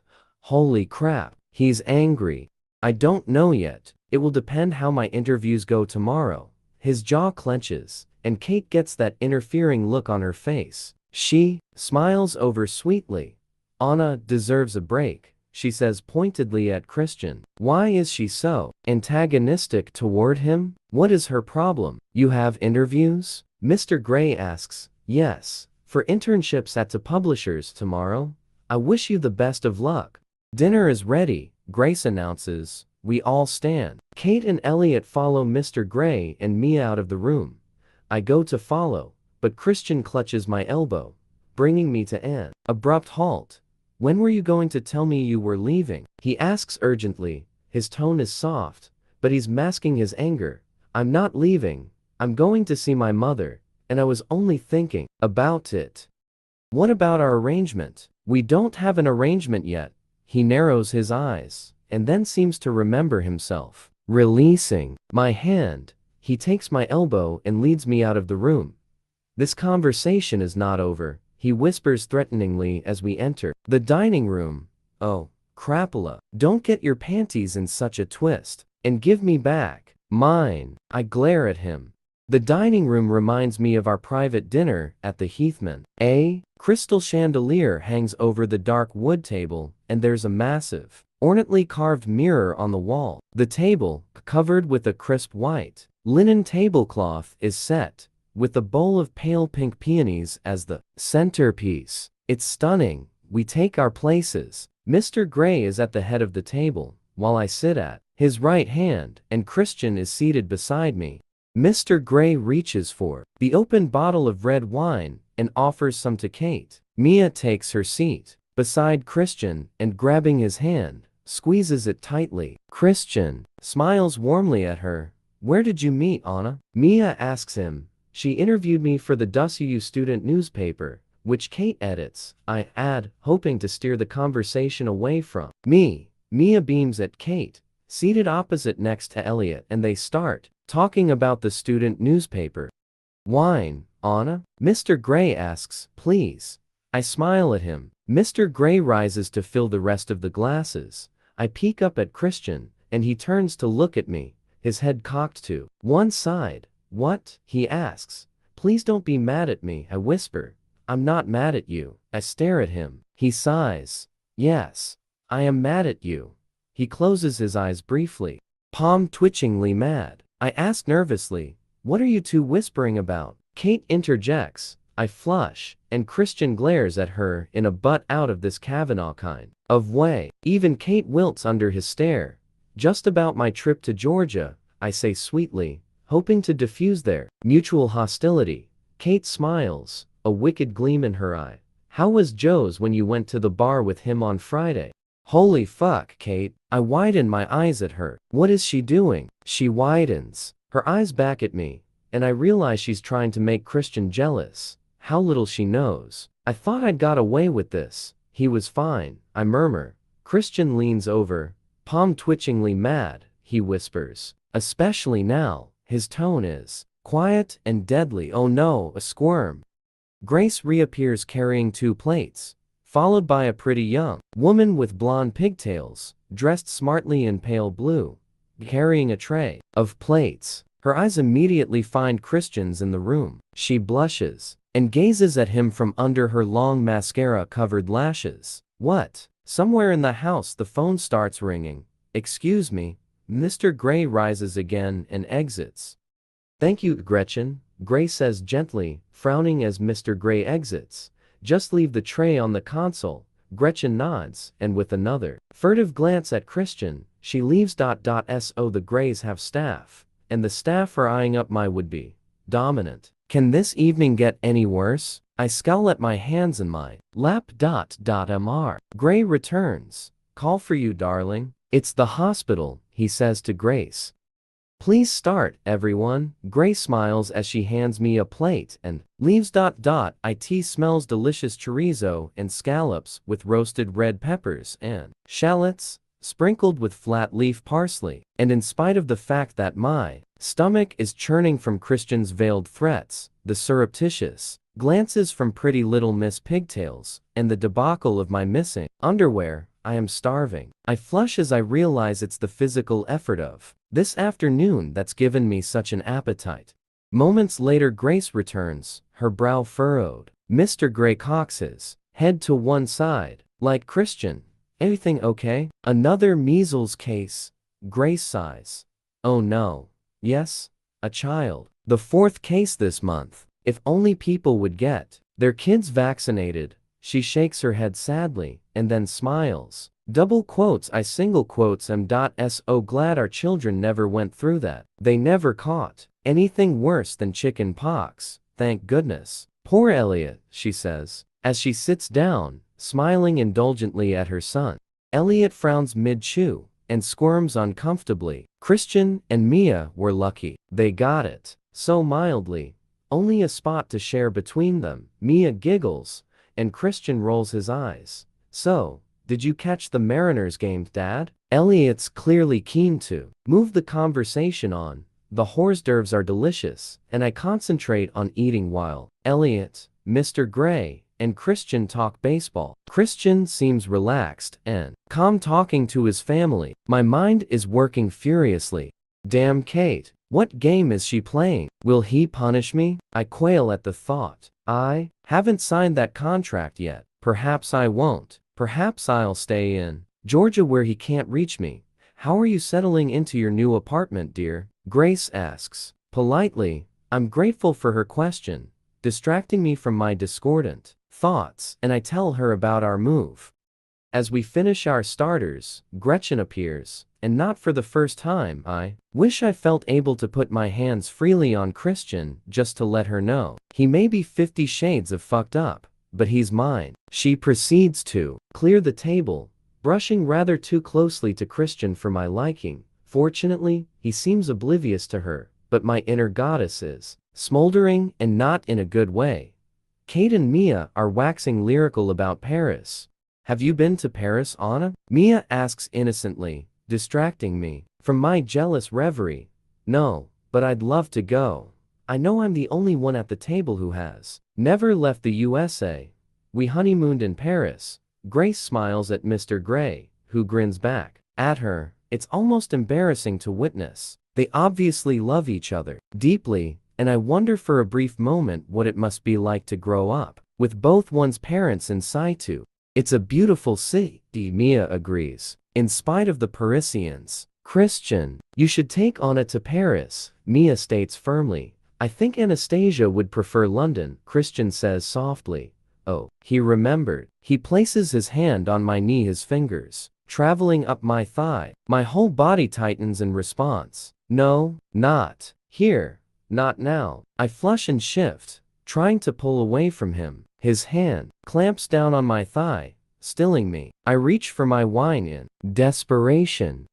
Little Miss European Pigtails returns, all coy glances and swaying hips. With our enter beef Wellington, I think. Fortunately, she gives us our plates and then leaves, although she lingers handing Christian his. He looks quizzically at me as I watch her close the dining room door. So what was wrong with the Parisians? Elliot asks his sister. Didn't they take to your winsome ways? Ugh, no they didn't. And Monsieur Flaubert, the ogre, was working, for he was such a domineering tyrant. I splutter into my wine.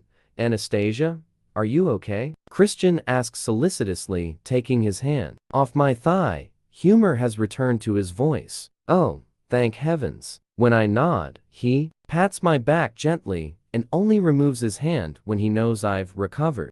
The beef is delicious and served with roasted sweet potatoes, carrots, parsnips, and green beans. It is even more palatable since Christian manages to retain his good humor for the rest of the meal. I suspect that it's because I'm eating so heartily. The conversation flows freely among the Greys, warm and caring, gently teasing one another. Over our dessert of lemon syllabub, Mia regales us with her exploits in Paris, lapsing at one point into fluent French.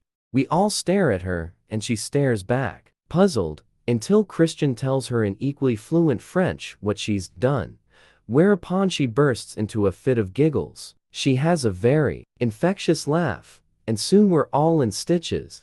Elliot holds forth about his latest building project, a new eco-friendly community to the north of Seattle. I glance up at Kate, and she's hanging on every word Elliot says, her eyes glowing with lust or love. I haven't quite worked out which yet. He grins down at her, and it's as if an unspoken promise passes between them. Laters, baby, he's saying, and it's hot, freaking hot. I flush just watching them. I sigh and peek up at 50 Shades. I could stare at him forever. He has light stubble over his chin, and my fingers itch to scratch it and feel it against my face, against my breasts, between my thighs. I blush at the direction of my thoughts. He peers down at me and raises his hand to pull at my chin. Don't bite your lip, he murmurs huskily. I want to do that. Grace and Mia clear our dessert glasses and head to the kitchen while Mr. Gray, Kate, and Elliot discuss the merits of solar panels in Washington State. Christian, feigning interest in their conversation, puts his hand once more on my knee, and his fingers travel up my thigh. My breathing hitches and I press my thighs together in a bid to halt his progress. I can see him smirk. Shall I give you a tour of the grounds? He asks me quite openly. I know I meant to say yes, but I don't trust him. Before I can answer, however, he's on his feet and holding his hand out to me. I place my hand in his, and I feel all the muscles clench deep in my belly, responding to his dark, hungry gaze.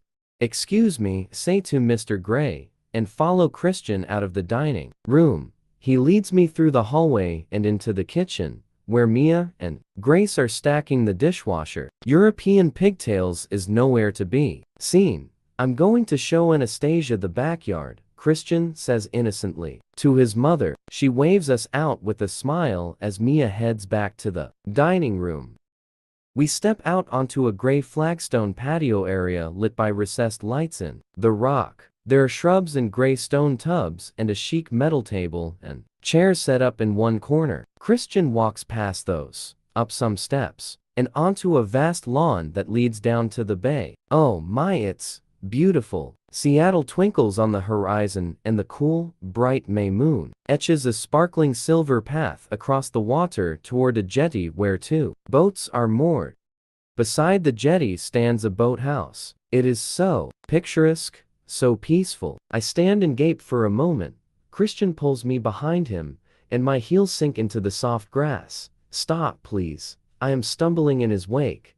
He stops and gazes at me, his expression unfathomable. My heels. I need to take my shoes off. Don't bother, he says, and he bends down and scoops me over his shoulder. I squeal loudly with shocked surprise, and he gives me a ringing slap on my behind. Keep your voice down, he growls. Oh no, this is not good. My subconscious is quaking at the knees. He's mad about something, could be Joe's, Georgia, no panties, biting my lip. Geez, he's easy to rile. Where are we going? I breathe. Boathouse, he snaps. I hang onto his hips as I'm tipped upside down, and he strides purposefully in the moonlight across the lawn. Why? I sound breathless, bouncing on this shoulder. I need to be alone with you. What for? Because I'm going to spank and then fuck you. Why? I whimper softly. You know why, he hisses. I hang onto his hips as I'm tipped upside down, and he strides purposefully in the moonlight across the lawn. Why?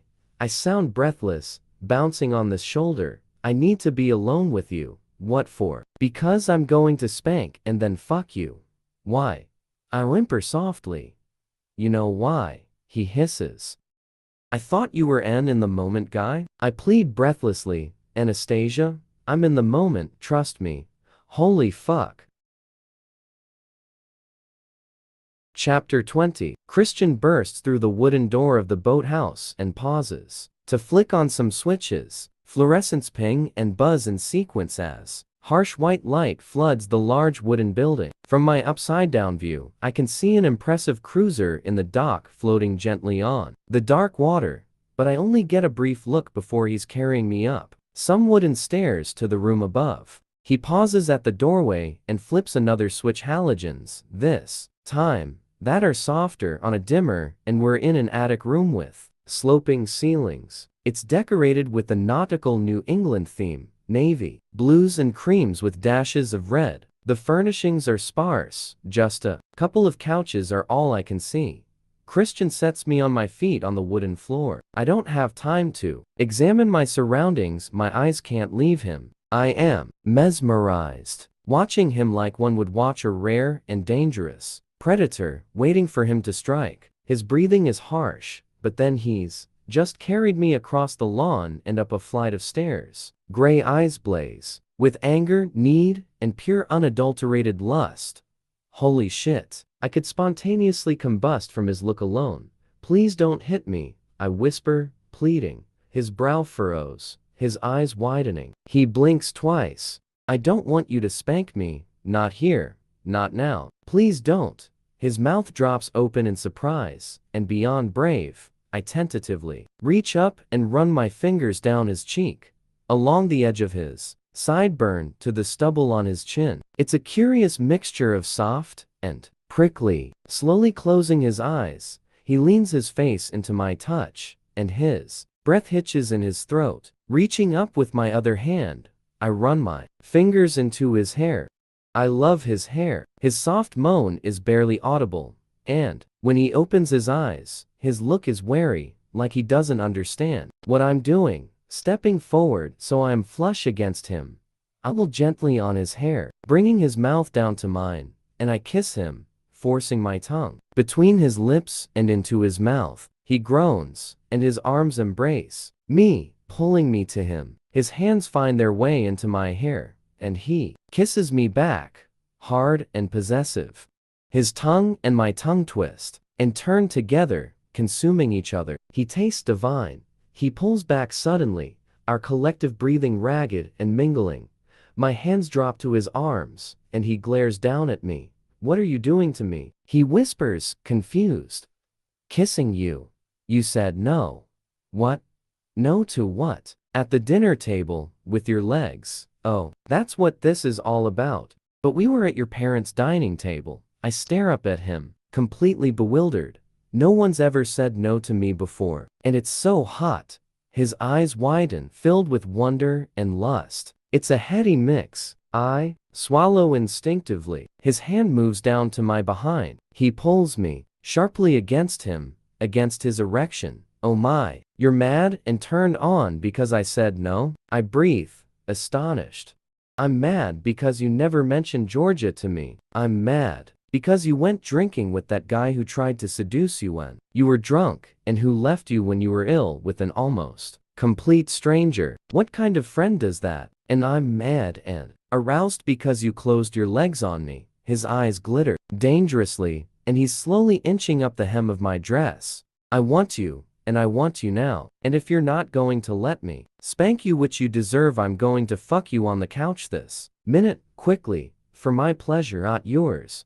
My dress is now barely covering my naked behind. He moves suddenly, so that his hand is cupping my sex, and one of his fingers sinks slowly into me. His other arm holds me firmly in place around my waist. I suppress my moan. This is mine, he whispers aggressively. All mine. Do you understand? He eases his finger in and out as he gazes down at me, gauging my reaction, his eyes burning. Yes, yours. I breathe as my desire, hot and heavy, surges through my bloodstream, affecting everything. My nerve endings, my breathing. My heart is pounding, trying to leave my chest, the blood thrumming in my ears. Abruptly, he moves, doing several things at once, withdrawing his fingers, leaving me wanting, and zipping his fly, and pushing me down onto the couch so he's lying on top of me. Hands on your head, he commands through gritted teeth as he kneels, forcing my legs wider, and reaches into the inside pocket of his jacket. He takes out a foil packet, gazing down at me, his expression dark, before shrugging off his jacket so it falls to the floor. He rolls the condom down over his impressive length. I place my hands on my head, and I know it's so I won't touch him. I'm so turned on. I feel my hips moving already up to meet him, wanting him inside me, like this rough and hard. Oh, the anticipation. We don't have long. This will be quick, and it's for me, not you. Do you understand? Don't come, or I will spank you, he says through clenched teeth. Holy crap, how do I stop? With one swift thrust, he's fully inside me. I groan loudly, gutturally, and revel in the fullness of his possession. He puts his hands on mine on top of my head. His elbows hold my arms out and down, and his legs pinion me. I am trapped. He's everywhere, overwhelming me, almost suffocating. But it's heavenly too. This is my power. This is what I do to him, and it's a hedonistic, triumphant feeling. He moves quickly and furiously inside me, his breathing harsh at my ear, and my body responds, melting around him. I mustn't come. No, but I'm meeting him, thrust for thrust, a perfect counterpoint. Abruptly, and all too soon, he rams into me and stills as he finds his release, air hissing through his teeth. He relaxes momentarily, so I feel his entire delicious weight on me. I'm not ready to let him go. My body craving relief, but he's so heavy, and in that moment, I can't push against him. All of a sudden, he withdraws, leaving me aching and hungry for more. He glares down at me. Don't touch yourself. I want you frustrated. That's what you do to me. By not talking to me, by denying me what's mine. His eyes blaze anew. Angry again, I nod, panting. He stands and removes the condom, knotting it at the end, and puts it in his pants pocket. I gaze at him, my breathing still, erratic, and involuntarily I squeeze my thighs together, trying to find some relief. Christian does up his fly and runs his hand through his hair. As he reaches down to collect his jacket, he turns back to gaze down at me, his expression softer. We'd better get back to the house. I sit up, a little unsteadily, dazed. Here, you may put these on. From his inside pocket, he produces my panties. I don't grin as I take them from him, but inside, I know I've taken a punishment fuck butt. Gained a small victory over the panties. My inner goddess nods in agreement, a satisfied grin over her face. You didn't have to ask for them, Christian. Mia shouts from the floor below.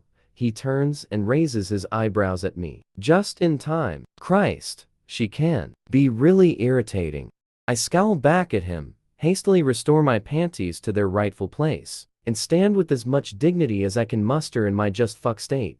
Quickly, I attempt to smooth my just fucked hair. Up here, Mia, he calls down. Well, Miss Steele, I feel better for that, but I still want to spank you, he says softly. I don't believe I deserve it, Mr. Gray, especially after tolerating your unprovoked attack. Unprovoked? You kissed me. He tries his best to look wounded. I purse my lips. It was attack as the best form of defense. Defense against what? You and your twitchy palm. He cocks his head to one side and smiles at me as Mia comes clattering up the stairs. But it was tolerable. He asks softly. I flush. Barely, I whisper. But I can't help my smirk. Oh, there you are, she beams at us. I was showing Anastasia around. Christian holds his hand out to me, his gray eyes intense. I put my hand into his, and he gives it a soft squeeze. Kate and Elliot are about to leave. Can you believe those two? They can't keep their hands off each other. Mia feigns disgust and looks from Christian to me. What have you been doing in here? Geez. She's forward. I blush scarlet. Showing Anastasia my rowing trophies, Christian says without missing a beat, completely poker-faced. Let's go say goodbye to Kate and Elliot. Rowing trophies? He pulls me gently in front of him, and as Mia turns to go, he swats my behind. I gasp in surprise. I will do it again, Anastasia, and soon. He threatens quietly close to my ear. Then he pulls me into an embrace, my back to his front, and kisses my hair. Back in the house, Kate and Elliot are making their farewells to Grace and Mr. Gray. Kate hugs me hard. I need to speak to you about antagonizing Christian, I hiss quietly in her ear as she embraces me. He needs antagonizing. Then you can see what he's really like. Be careful, he's so controlling, she whispers. See you later. I know what he's really like, you don't. I scream at her in my head. I'm fully aware that her actions come from a good place, but sometimes she just oversteps boundaries. And right now, she's so far over that she's in the neighboring state. I scowl at her, and she pokes her tongue out at me, making me smile unwillingly. Playful Kate is novel. Must be Elliot's influence. We wave them off at the doorway, and Christian turns to me. We should go. You have interviews tomorrow. Mia embraces me warmly as we say our goodbyes. We never thought he'd find anyone, she gushes. I flush, and Christian rolls his eyes again. I purse my lips. Why can he do that when I can't? I want to roll my eyes back at him, but I do not dare. Not after his threat in the boathouse. Take care of yourself, Anna dear, Grace says kindly. Christian, embarrassed or frustrated by the lavish attention I'm receiving from the remaining Grays, grabs my hand and pulls me to his side.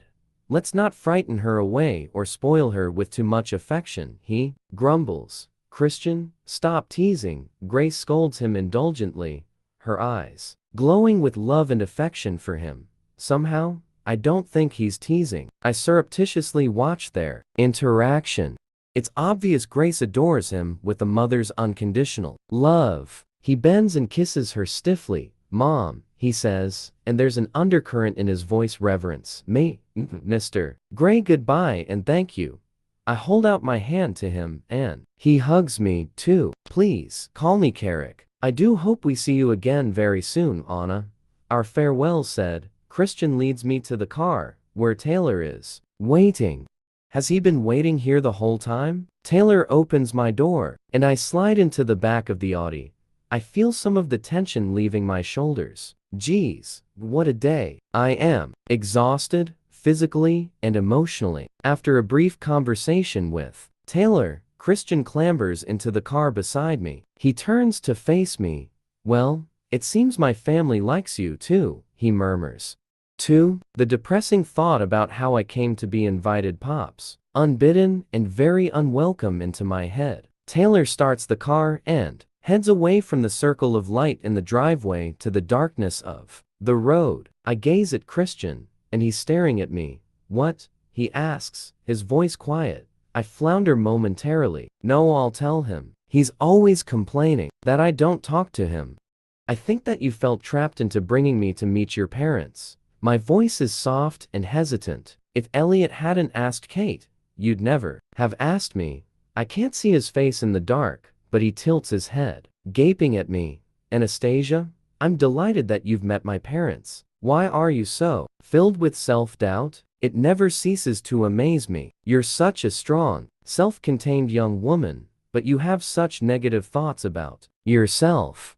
If I hadn't wanted you to meet them, you wouldn't be here. Is that how you were feeling the whole time you were there? Oh, he wanted me there, and it's a revelation. He doesn't seem uncomfortable answering me as he would if he were hiding the truth. He seems genuinely pleased that I'm here. A warm glow spreads slowly through my veins. He shakes his head and reaches for my hand. I glance nervously at Taylor. Don't worry about Taylor. Talk to me. Shrug. Yes, I thought that. And another thing, I only mentioned Georgia because Kate was talking about Barbados. I haven't made up my mind. Do you want to go and see your mother? Yes. He looks oddly at me. He's having some internal struggle. Can I come with you? He asks eventually. What? I don't think that's a good idea. Why not? I was hoping for a break from all this intensity to try to think things through. He stares at me. Too intense? I burst out laughing. That's putting it mildly. Double quotes. In the light of the passing street lamps, I see his lips quirk up. Are you laughing at me, Miss Steele? I wouldn't dare, Mr. Gray reply with mock seriousness. I think you dare, and I think you do laugh at me frequently. You are quite funny. Funny, yes. Funny peculiar or funny, huh? Oh, a lot of one and some of the other. Which way more? I'll leave you to figure that out. I'm not sure if I can figure anything out around you, Anastasia, he says sardonically and then continues quietly. What do you need to think about in Georgia? Us, I whisper. He stares at me, impassive. You said you'd try. He murmurs. I know. Are you having second thoughts? Possibly. He shifts as if uncomfortable. Why? Holy crap. How did this suddenly become such an intense and meaningful conversation? It's been sprung on me, like an exam that I'm not prepared for. What do I say? Because I think I love you, and you just see me as a toy. Because I can't touch you, because I'm too frightened to show you any affection in case you flinch, or tell me off, or worse beat.me. What can I say? I stare momentarily out of the window. The car is heading back across the bridge. We are both shrouded in darkness, masking our thoughts and feelings, but we don't need the night for that. Why, Anastasia? Christian presses me for an answer. I shrug, trapped. I don't want to lose him. In spite of all his demands, his need to control, his scary vices, I have never felt as alive as I do now. It's a thrill to be sitting here beside him. He's so unpredictable, sexy, smart, and funny, but his moods. Oh, and he wants to hurt me. He says he'll think about my reservations, but it still scares me. I close my eyes. What can I say? Deep down, I would just like more affection, more playful Christian, more love. He squeezes my hand. Talk to me, Anastasia. I don't want to lose you. This last week. We're coming near to the end of the bridge, and the road is once more bathed in the neon light of the street lamps, so his face is intermittently in the light and the dark. And it's such a fitting metaphor. This man, whom I once thought of as a romantic hero, a brave shining white knight, or the dark knight as he said, he's not a hero, he's a man with serious, deep emotional flaws, and he's dragging me into the dark. Can I not guide him into the light? I still want more. I whisper. I know, he says. I'll try. I blink up at him, and he relinquishes my hand and pulls at my chin, releasing my trapped lip. For you, Anastasia, I will try. He's radiating sincerity, and that's my cue. I unbuckle my seatbelt, reach across, and clamber into his lap, taking him completely by surprise. Wrapping my arms around his head, I kiss him, long and hard, and in a nanosecond, he's responding. Stay with me tonight, he breathes. If you go away, I won't see you all week, please. Yes, I acquiesce. And I'll try to. I'll sign your contract. And it's a spur-of-the-moment decision. He gazes down at me. Sign after Georgia. Think about it. Think about it hard, baby. I will. And we sit in silence for a mile or two. You really should wear your seatbelt, Christian whispers disapprovingly into my hair, but he makes no move to shift me from his lap. I nuzzle up against him, eyes closed, my nose at his throat, drinking in his sexy Christian and spiced musky body wash fragrance, my head on his shoulder. I let my mind drift, and I allow myself to fantasize that he loves me. Oh, and it's so real, tangible almost, and a small part of my nasty harpy subconscious acts completely out of character and dares to hope. I'm careful not to touch his chest, but just snuggle in his arms as he holds me tightly. All too soon, I'm torn from my impossible daydream. We're home, Christian murmurs, and it's such a tantalizing sentence, full of so much potential. Home, with Christian, except his apartment is an art gallery, not a home. Taylor opens the door for us, and I thank him shyly, aware that he's been within earshot of our conversation, but his kind smile is reassuring and gives nothing away. Once out of the car, Christian assesses me critically. Oh no, what have I done now? Why don't you have a jacket? He frowns as he shrugs out of his and drapes it over my shoulders. Relief washes through me. It's in my new car, I reply sleepily, yawning. He smirks at me. Tired, Miss Steele? Yes, Mr. Gray. I feel bashful under his teasing scrutiny. Nevertheless, I feel an explanation is in order. I've been prevailed upon in ways I never thought possible today. Well, if you're really unlucky, I may prevail upon you some more, he promises as he takes my hand and leads me into the building. Holy shit, again. I gaze up at him in the elevator. I have assumed he'd like me to sleep with him, and then I remember that he doesn't sleep with anyone, although he has with me a few times. I frown, and abruptly his gaze darkens. He reaches up and grasps my chin, freeing my lip from teeth. One day, we'll fuck you in this elevator, Anastasia, but right now, you're tired, so I think we should stick to a bed. Bending down, he clamps his teeth around my lower lip and pulls gently. I melt against him, and my breathing stops as my insides unfurl. With longing, I reciprocate, fastening my teeth over his top lip, teasing him, and he groans. When the elevator doors open, he grabs my hand and tugs me into the foyer, through the double doors, and into the hallway. Do you need a drink or anything? No, good. Let's go to bed. I raise my eyebrows. You're going to settle for plain old vanilla? He cocks his head to one side. Nothing plain or old about vanilla, it's a very intriguing flavor, he breathes. Since when? Since last Saturday. Why? Were you hoping for something more exotic? My inner goddess pops her head above the parapet. Oh no, I had enough exotic for one day. My inner goddess pouts at me, failing miserably to hide her disappointment. Sure, we cater for all tastes here, at least 31 flavors. He grins at me lasciviously. Noticed, I replied dryly. He shakes his head. Come on, Miss Steele, you have a big day. Tomorrow, sooner you're in bed, sooner you'll be fucked, and sooner you can sleep. Mr. Gray, you are a born romantic. Miss Steele, you have a smart mouth. Sure, we cater for all tastes here, at least 31 flavors. He grins at me lasciviously. Noticed, I replied dryly. He shakes his head. Come on, Miss Steele, you have a big day. Tomorrow, sooner you're in bed, sooner you'll be fucked, and sooner you can sleep. Mr. Gray, you are a born romantic. Miss Steele, you have a smart mouth. I may have to subdue it some way. Come. He leads me down the hallway into his bedroom and kicks the door closed. Hands in the air, he commands. I oblige, and in one breathtakingly swift move he removes my dress, like a magician, grasping it at the hem and pulling it smoothly and fleetly over my head. Ta-da, he says playfully.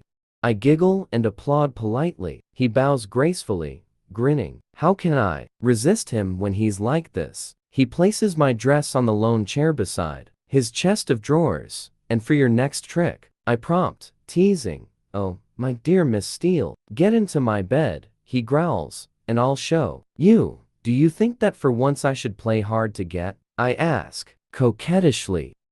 His eyes widen with surprise, and I see a glimmer of excitement. Well, the door's closed. Not sure how you're going to avoid me, he says sardonically. I think it's a done deal. But I'm a good negotiator. So am I. He stares down at me. But as he does, his expression changes, confusion washes over him, and the atmosphere in the room shifts abruptly to tensing. Don't you want to fuck? He asks. No, breathe. Oh, he frowns. Okay, here goes. Deep breath. I want you to make love to me. He stills and stares at me blankly. His expression darkens. Oh, shit. This doesn't look good. Give him a minute. My subconscious snaps. Anna, He runs his hands through his hair. 2 hands. Geez, he's really bewildered. I thought we did, he says eventually. I want to touch you. He takes an involuntary step back from me, his expression for a moment fearful, and then he reins it in. Please, I whisper. He recovers himself. Oh no, Miss Steele, you've had enough concessions from me this evening. And I'm saying no, oh, I can't argue with that. Can I? Look, you're tired. I'm tired. Let's just go to bed, he says, watching me carefully. So touching is a hard limit for you? Yes. This is old news. Please tell me why. Oh, Anastasia, please. Just drop it for now, he mutters, exasperated. It's important to me. Again, he runs both hands through his hair, and he utters an oath beneath his breath. Turning on his heel, he heads for the chest of drawers, pulls out a t-shirt, and throws it at me. I catch it, bemused. Put that on and get into bed, he snaps, irritated. I frown but decide to humor him. Turning my back, I quickly remove my bra, pulling the t-shirt on as hastily as I can to cover my nakedness. I leave my panties on. I haven't worn them for most of the evening. I need the bathroom. My voice is a whisper. He frowns, bemused. Now you're asking permission? No. Anastasia, you know where the bathroom is. Today, at this point in our strange arrangement, you don't need my permission to use it. He cannot hide his irritation. He shrugs out of his shirt, and I scoot into the bathroom. I stare at myself in the overlarge mirror, shocked that I still look the same. After all that I've done today, it's still the same ordinary girl, gaping back at me. What did you expect, that you'd grow horns and a little pointy tail? My subconscious snaps at me. And what the hell are you doing? Touching is his hard limit. Too soon, you idiot. He needs to walk before he can run. My subconscious is furious, Medusa-like in her anger, hair flying, her hands clenched around her face like an Edvard Munch's the scream. I ignore her, but she won't climb back into her box. You are making him mad. Think about all that's he said, all he's conceded. I scowl at my reflection. I need to be able to show him affection, then perhaps he can reciprocate. I shake my head, resigned, and grasp Christian's toothbrush. My subconscious is right, of course. I'm rushing him. He's not ready, and neither am I. We are balanced on the delicate seesaw that is our strange arrangement at different ends, vacillating, and it tips and sways between us. We both need to edge closer to the middle. I just hope neither of us falls off in our attempt to do so. This is all so quick. Maybe I need some distance. Georgia seems more appealing than ever. As I begin brushing my teeth, he knocks. Come in. I splutter through a mouthful of toothpaste. Christian stands in the doorway, his PJs hanging off his hips in that way that makes every little cell in my body stand up and take notice. He's bare-chested, and I drink him in like I'm crazed with thirst, and he's clear, cool mountain spring water. He gazes at me impassively, then smirks and comes to stand beside me. Our eyes lock in the mirror, gray to blue. I finish with his toothbrush, rinse it off, and hand it to him, my look never leaving his. Wordlessly, he takes the toothbrush from me and puts it in his mouth. I smirk back at him, and his eyes are suddenly dancing with humor. Do feel free to borrow my toothbrush. His tone is gently mocking. Thank you, sir. I smile sweetly, and I leave, heading back to bed. A few minutes later he joins me. You know this is not how I saw tonight panning out, he mutters, petulantly. Imagine if I said to you that you couldn't touch me. He clambers onto the bed and sits cross-legged. Anastasia, I've told you 50 shades. I had a rough start in life. You don't want that shit in your head. Why would you? Because I want to know you better. You know me well enough. How can you say that? I struggle up onto my knees, facing him. He rolls his eyes at me, frustrated. You're rolling your eyes. Last time I did that, I ended up over your knee. Oh, I'd like to put you there again. Inspiration hits me. Tell me and you can. What? You heard me. You're bargaining with me? His voice resonates with astonished disbelief. I nod. Yes, this is the way negotiating. It doesn't work that way, Anastasia. Okay, tell me, and I'll roll my eyes at you. He laughs, and I get a rare glimpse of carefree Christian. I've not seen him for a while. He sobers, always so keen and eager for information. He gazes at me, speculatively. After a moment, he gracefully climbs off the bed. Don't go away, he says and exits the room. Trepidation lances through me, and I hug myself. What's he doing? Does he have some evil plan? Crap. Suppose he returns with a cane? Or some weird kinky implement? Holy shit. What will I do then? When he does return, he's holding something small in his hands. I can't see what it is, and I'm burning with curiosity. When's your first interview tomorrow? He asks softly. 2. A slow, wicked grin spreads across his face. Good. And before my eyes, he subtly changes. He's harder, intractable, hot. This is dominant Christian. Get off the bed. Stand over here. He points to beside the bed, and I scramble up and off in double time. He stares intently down at me, his eyes glittering with promise. Trust me? He asks. I nod. He holds out his hand, and in his palm are 2 shiny silver balls, linked with a thick black thread. These are new, he says emphatically. I look questioningly up at him. I am going to put these inside you, and then I'm going to spank you. Not for punishment, but for your pleasure and mine. He pauses, gauging my wide-eyed reaction inside me. I gasp, and all the muscles deep in my belly clench. My inner goddess is doing the dance of the 7 veils. Then we'll fuck, and if you're still awake, I'll impart some information about my formative years. Agreed? He's asking my permission. Breathlessly, I nod. I'm incapable of speech. Good girl. Open your mouth. Mouth? Why? Very gently. He puts the balls in my mouth. They need lubrication. Suck, he orders, his voice soft. The balls are cold, smooth, surprisingly heavy, and metallic tasting. My dry mouth pools with saliva as my tongue explores the unfamiliar objects. Christian's gaze does not leave mine. Holy hell, this is turning me on. I squirm. Keep still, Anastasia, he warns. Stop. He tugs them from my mouth. Moving toward the bed, he throws the duvet aside and sits down on the edge. Come here. I stand in front of him. Now turn around, bend down, and grab your ankles. I blink at him, and his expression darkens. Don't hesitate. He admonishes me softly, an undercurrent in his voice, and he pops the balls in his mouth. Fuck. This is sexier than the toothbrush. I follow his orders immediately. Geez, can I touch my ankles? I find I can, with ease. The t-shirt slides up my back, exposing my behind. Thank heavens I have retained my panties, but I suspect I won't for long. He places his hand reverently on my backside and very softly caresses it with his whole hand. With my eyes open, I can see his legs through mine, nothing else. I close my eyes tightly as he gently moves my panties to the side and slowly runs his finger up and down my sex. My body braces itself in a heady mix of wild anticipation and arousal.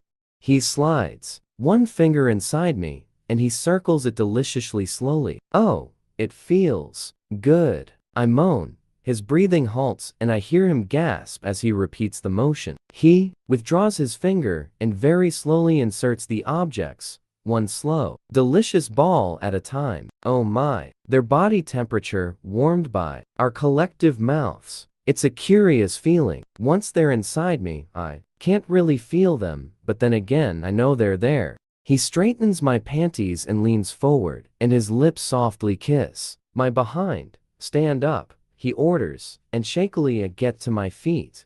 Oh, now can feel them. Sort of. He grasps my hips to steady me, while I re-establish my equilibrium. You okay? He asks, his voice stern. Yes. Turn around. I turn and face him. The balls pull downward and involuntarily clench around them. The feeling startles me, but not in a bad way.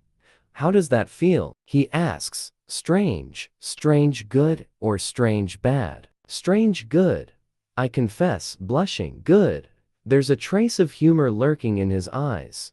I want a glass of water. Go and fetch one for me, please. Oh. And when you come back, I shall put you across my knee. Think about that, Anastasia. Water? He wants water now why ? As I leave the bedroom, it becomes abundantly clear why he wants me to walk around as I do, the balls way down inside me, massaging me. Internally, it's such a weird feeling and not entirely unpleasant. In fact, my breathing accelerates as I stretch up for a glass from the kitchen cabinet, and I gasp. Oh my, I may have to keep these. They make me needy for sex. He's watching me carefully when I return. Thank you, he says as he takes the glass from me. Slowly, he takes a sip, then places the glass on his bedside table. There's a foil packet, ready and waiting, like me. And I know he's doing this to build the anticipation. My heart has picked up a beat. He turns, his bright gray gaze to mine. Come, stand beside me, like last time. I sidle up to him, my blood thrumming through my body, and this time, I'm excited, aroused. Ask me, he says softly. I frown. Ask him what? Ask me, his voice is slightly harder. What? How was your water? What does he want? Ask me, Anastasia. I won't say it again. And there's such a threat implicit in his words, and it dawns on me. He wants me to ask him to spank me. Holy shit. He's looking at me expectantly, his eyes growing colder. Shit. Spank me, please. Sir, I whisper. He closes his eyes momentarily, savoring my words. Reaching up, he grasps my left hand and he tugs me over his knees. I fall instantly, and he steadies me as I land in his lap. My heart is in my mouth as his hand gently strokes my behind. I'm angled across his lap again so that my torso rests on the bed beside him. This time he doesn't throw his leg over mine but smooths my hair out of my face and tucks it behind my ear. Once he's done, he clasps my hair at the nape to hold me in place. He tugs gently and my head shifts back.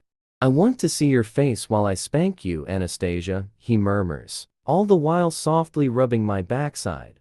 His hand moves down between the cheeks of my behind, and he pushes against my sex, and the full feeling is, I moan. Oh, the sensation is exquisite. This is for pleasure, Anastasia, mine and yours, he whispers. He lifts his hand and brings it down in a resounding slap against the junction of my thighs, my behind, and my sex. The balls are forced forward inside me, and I'm lost in a quagmire of sensation. The stinging across my behind, the fullness of the balls inside me, and the fact that he's holding me down. I screw my face up as my faculties attempt to absorb all these foreign feelings. I note somewhere in my brain that he's not smacked me as hard as last time. He caresses my backside again, trailing his palm across my skin and over my underwear. Why's he not removed my panties? Then his palm disappears, and he brings it down again. I groan as the sensation spreads. He starts a pattern, left to right, and then down. The down ones are the best. Everything moving forward, inside me, and in between each smack he caresses me, needs me, so I'm massaged inside and out. It's such a stimulating, erotic feeling, and for some reason, because this is on my terms, I don't mind the pain. It's not painful as such, well, it is, but not unbearable. It's somehow manageable and, yes, pleasurable. Even, I groan. Yes, I can do this. He pauses as he slowly peels my panties down my legs. I writhe on his legs, not because I want to escape the blows, but I want more. Release. Something. His touch against my sensitized skin is all sensuous tingle. It's overwhelming. And he starts again. A few soft slaps, then building up, left to right and down. Oh, the downs. I groan. Good girl, Anastasia, he groans, and his breathing is ragged. He spanks me twice more, and then he pulls at the small threads attached to the balls and jerks them out of me suddenly. I almost climax. The feeling is out of this world. Moving swiftly, he gently turns me over. I hear rather than see the rip of the foil packet, and then he's lying beside me. He seizes my hands, hoists them over my head, and eases himself onto me, sliding slowly, filling me where the silver globes have been. I groan loudly. Oh baby, he whispers as he moves back, forward, a slow sensual tempo, savoring me, feeling me. It is the most gentle he has ever been, and it takes no time at all for me to fall over the edge, spiraling into a delicious, violent, exhausting orgasm. As I clench around him, it ignites his release, and he slides into me, stilling, gasping out my name in desperate wonder. Anna. He's silent and panting on top of me, his hands still entwined in mine, above my head. Finally, he leans back and stares down at me. I enjoyed that, he whispers, and then kisses me sweetly. He doesn't linger for more sweet kisses but rises, covers me with the duvet, and disappears into the bathroom. On his return, he's carrying a bottle of white lotion. He sits beside me on the bed. Roll over, he orders, and begrudgingly I move onto my front.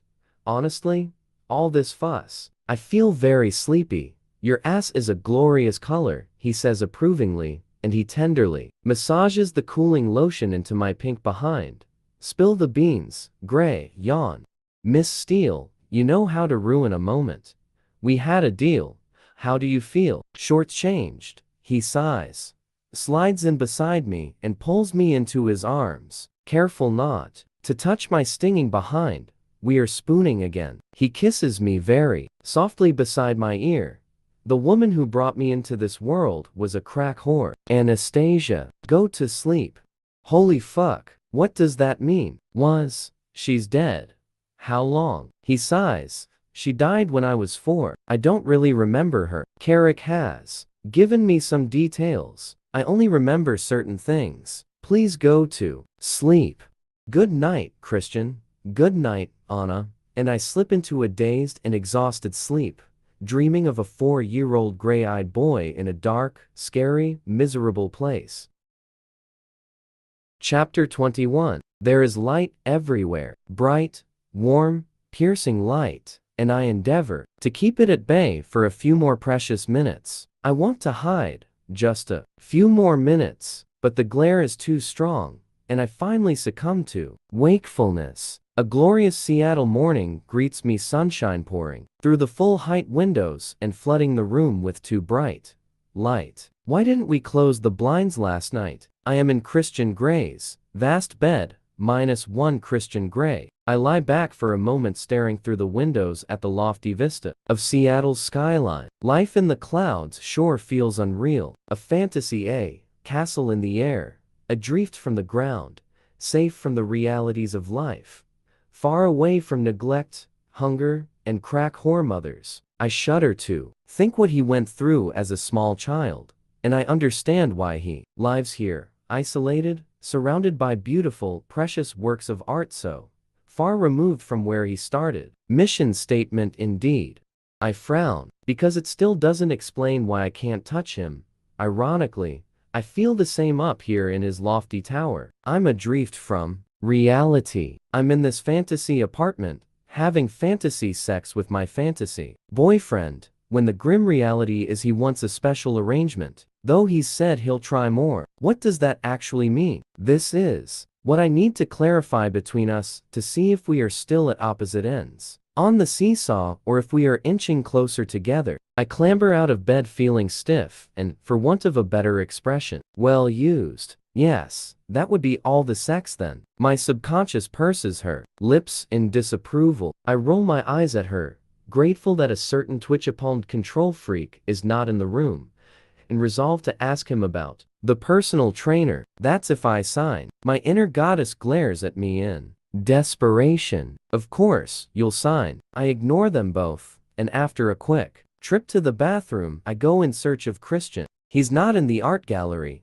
but an elegant middle-aged woman is cleaning in the kitchen area. The sight of her stops me in my tracks. She has short blonde hair and clear blue eyes. She wears a plain white tailored shirt and a navy blue pencil skirt. She smiles broadly when she sees me.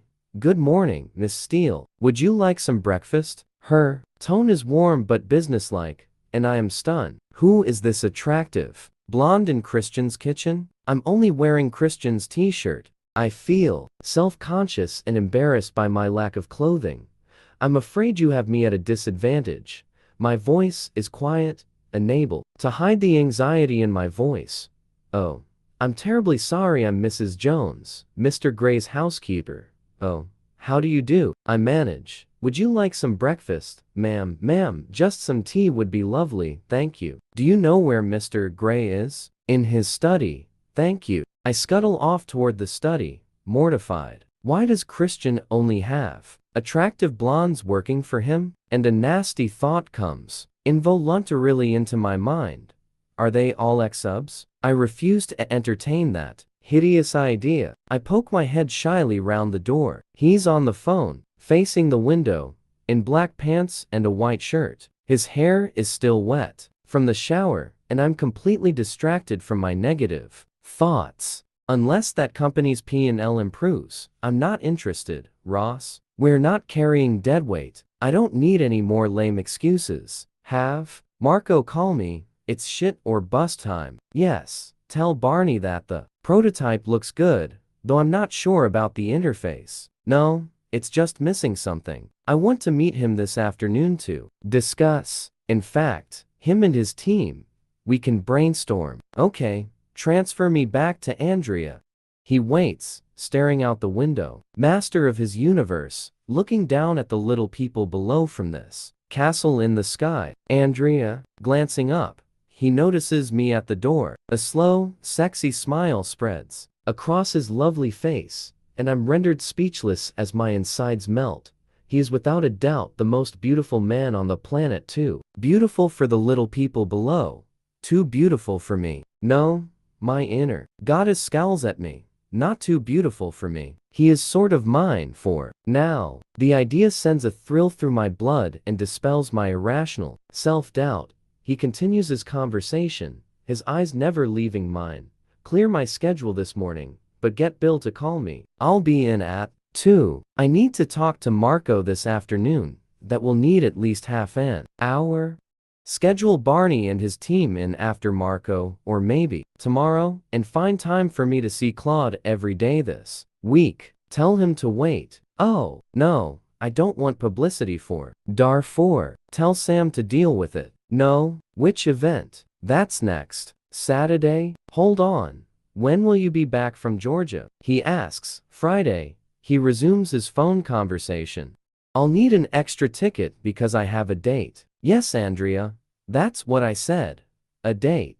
Miss Anastasia Steele will accompany me. That's all. He hangs up. Good morning, Miss Steele, Mr. Gray. I smile shyly. He walks around his desk with his usual grace and stands in front of me. He gently strokes my cheek with the back of his fingers. I didn't want to wake you. You looked so peaceful. Did you sleep well? I am very well rested, thank you. I just came to say hi before I had a shower. I gaze up at him, drinking him in. He leans down and gently kisses me, and I can't help myself. I throw my arms around his neck and my fingers twist in his still damp hair, pushing my body flush against his. I kiss him back. I want him. My attack takes him by surprise, but after a beat, he responds, a low groan in his throat. His hands slip into my hair and down my back to cup my naked behind, his tongue exploring my mouth. He pulls back, his eyes hooded. Well, sleep seems to agree with you, he murmurs. I suggest you go and have your shower, or shall I lay you across my desk now? I choose the desk, I whisper recklessly as desire sweeps like adrenaline through my system, waking everything in its path. He stares bewildered down at me for a millisecond.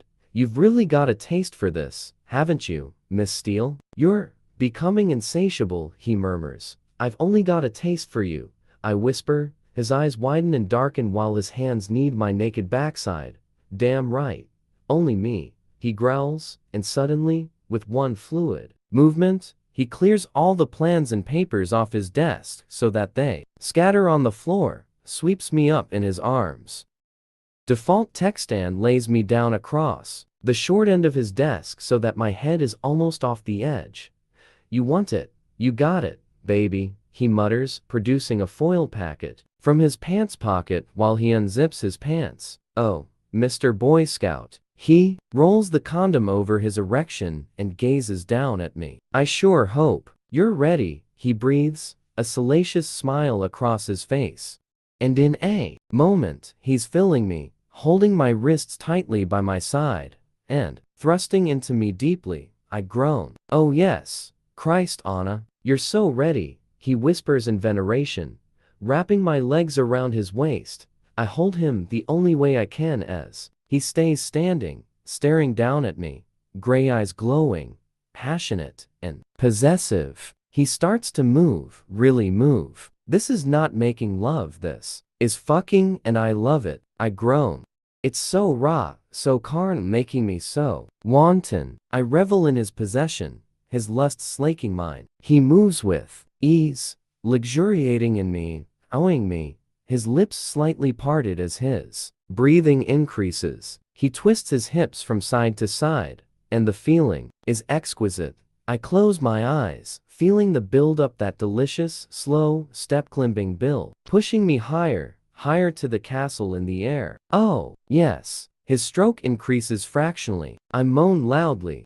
I am all sensation, all him, enjoying every thrust, every push that fills me. And he picks up the pace, thrusting faster, harder, and my whole body is moving to his rhythm, and I can feel my legs stiffening, and my insides quivering and quickening. Come on, baby, give it up for me, he cajoles through gritted teeth, and the fervent need in his voice, the strain sends me over the edge. I cry out a wordless, passionate plea as I touch the sun and burn, falling around him, falling down, back to a breathless, bright summit on earth. He slams into me and stops abruptly as he reaches his climax, pulling at my wrists and sinking gracefully and wordlessly onto me. Wow, that was unexpected. I slowly materialize back on earth.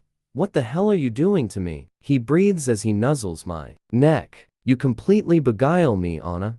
You weave some powerful magic. He releases my wrists, and I run my fingers through his hair, coming down from my high. I tighten my legs around him. I'm the one beguiled, I whisper. He gazes at me. His expression is disconcerted, alarmed even. Placing his hands on either side of my face, he holds my head in place. You are mine, he says, each word a staccato. Do you understand? He's so earnest, so impassioned a zealot. The force of his plea is so unexpected and disarming. I wonder why he's feeling like this. Yes, yours, I whisper, derailed by his fervor. You sure you have to go to Georgia? I nod slowly, and in that brief moment, I watch his expression change, and the shutters coming down. Abruptly, he withdraws, making me wince. Are you sore? He asks, leaning over me a little. Confess, I like you sore. His eyes smolder. Reminds you where I've been, and only me. He grabs my chin and kisses me roughly, then stands and holds his hand out to help me up. I glance down at the foil packet beside me. Always prepared, I murmur. He looks at me confused as he redoes his fly. I hold up the empty packet. A man can hope. Anastasia? Dream even. And sometimes his dreams come true. He sounds so odd, his eyes burning. I just don't understand. My post-coital glow is fading fast. What is his problem? So, on your desk, that's been a dream? I asked dryly, trying humor to lighten the atmosphere between us. He smiles an enigmatic smile that doesn't reach his eyes, and I know immediately this is not the first time he's had sex on his desk. The thought is unwelcome. I squirm uncomfortably as my post-coital glow evaporates. I'd better go and have a shower. I stand and start to move past him. He frowns and runs a hand through his hair. I've got a couple more calls to make. I'll join you for breakfast once you're out of the shower. I think Mrs. Jones has laundered your clothes from yesterday. They're in the closet. What? When the hell did she do that? Geez, could she hear us? I flush. Thank you. I mutter. You're most welcome. He replies automatically, but there's an edge to his voice. I'm not saying thank you for fucking me, although it was very. What? He asks, and I realize I'm frowning. What's wrong? I ask softly. What do you mean? Well, you're being more weird than usual. You find me weird? He tries to stifle a smile. Sometimes. He regards me for a moment, his eyes speculative. As ever, I'm surprised by you, Miss Steele. Surprised how? Let's just say that was an unexpected treat. We aim to please Mr. Gray. I cock my head to one side like he often does to me and give his words back to him. And please me you do, he says. But he looks uneasy. I thought you were going to have a shower. Oh, he's dismissing me. Yes. I'll see you in a moment. I scurry out of his office, completely dumbfounded. He seemed confused. Why? I have to say, as physical experiences go, that was very satisfying, but emotionally, well, I'm rattled by his reaction. And that was about as emotionally enriching as cotton candy is. Nutritious. Mrs. Jones is still in the kitchen. Would you like your tea now, Miss Steele? I'll have a shower first, thank you. I mutter and take my blazing face quickly out of the room. In the shower, I had to figure out what's up with Christian. He is the most complicated person I know, and I cannot understand his ever-changing moods. He seemed fine when I went into his study. We had sex, and then he wasn't. No, I don't get it. I look to my subconscious. She's whistling with her hands behind her back and looking anywhere but at me. She hasn't got a clue. And my inner goddess is still basking in a remnant of post-coital glow. No, we're all clueless.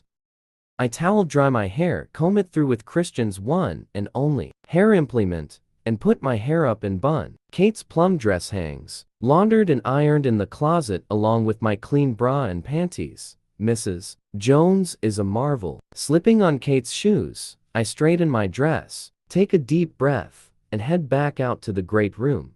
Christian is still nowhere to be seen, and Mrs. Jones is checking the contents of the pantry. Tea now, Miss Steele? She asks. Please. I smile at her. I feel slightly more confident now that I'm dressed. Would you like something to eat? No, thank you. Of course, you'll have something to eat. Christian snaps, glowering. She likes pancakes, bacon, and eggs. Mrs. Jones. Yes, Mr. Gray. What would you like, sir? Omelette, please, and some fruit.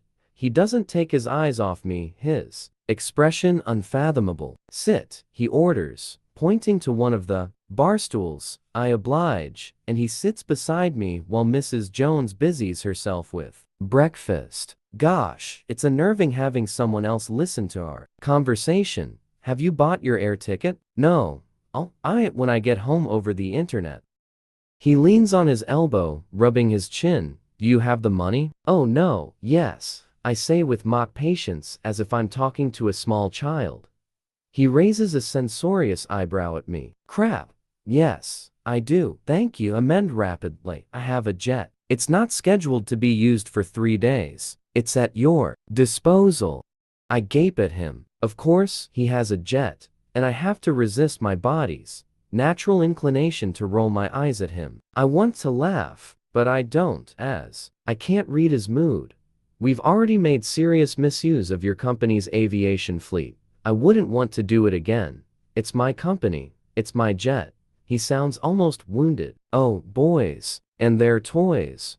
Thank you for the offer, but I'd be happier taking a scheduled flight. He looks like he wants to argue further, but decides against it. As you wish, he sighs. Do you have much preparation to do for your interview? No, good. You're still not going to tell me which publishing houses? No. His lips curl up in a reluctant smile. I am a man of means, Miss Steele. I am fully aware of that, Mr. Gray. Are you going to track my phone? I ask innocently. Actually, I'll be quite busy this afternoon, so I'll have to get someone else to do it. He smirks. Is he joking? If you can spare someone to do that, you're obviously overstaffed.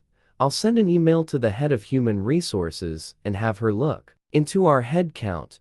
His lips twitch to hide his smile. Oh, thank the Lord, he's recovered his sense of humor.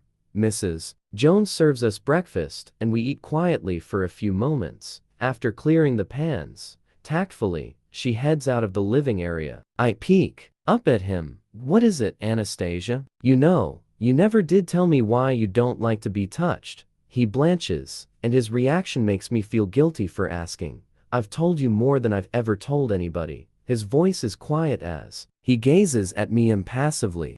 And it's clear to me that he's never confided in anyone. Doesn't he have any close friends? Perhaps he told Mrs. Robinson? I want to ask him, but I can't pry that invasively. I shake my head at the realization. He really is an island. Will you think about our arrangement while you're away? He asks. Yes. Will you miss me? I gaze at him, surprised by his question. Yes, I answer honestly. How could he mean so much to me in such a short time? He's got right under my skin. Literally. He smiles and his eyes light up. I'll miss you too. More than you know. He breathes. My heart warms at his words. He really is trying hard. He gently strokes my cheek, bends down, and kisses me softly. It is late afternoon, and I sit nervous and fidgeting in the lobby waiting for Mr. J. Hyde of Seattle Independent Publishing. This is my second interview today, and the one I'm most anxious about. My first interview went well, but it was for a larger conglomerate with offices based throughout the United States, and I would be one of many editorial assistants there. I can imagine being swallowed up and spat out pretty quickly in such a corporate machine. SIP is where I want to be. It's small and unconventional, championing local authors, and has an interesting and quirky roster of clients. My surroundings are sparse, but I think it's a design statement rather than frugality. I am seated on one of two dark green Chesterfield couches, made of leather not unlike the couch that Christian has in his playroom. I stroke the leather appreciatively and wonder idly what Christian does on that couch. My mind wanders as I think of the possibilities. No, I must not go there now. I flush at my wayward and inappropriate thoughts. The receptionist is a young African-American woman with large silver earrings and long straightened hair. She has a bohemian look about her, the sort of woman I could be friendly with.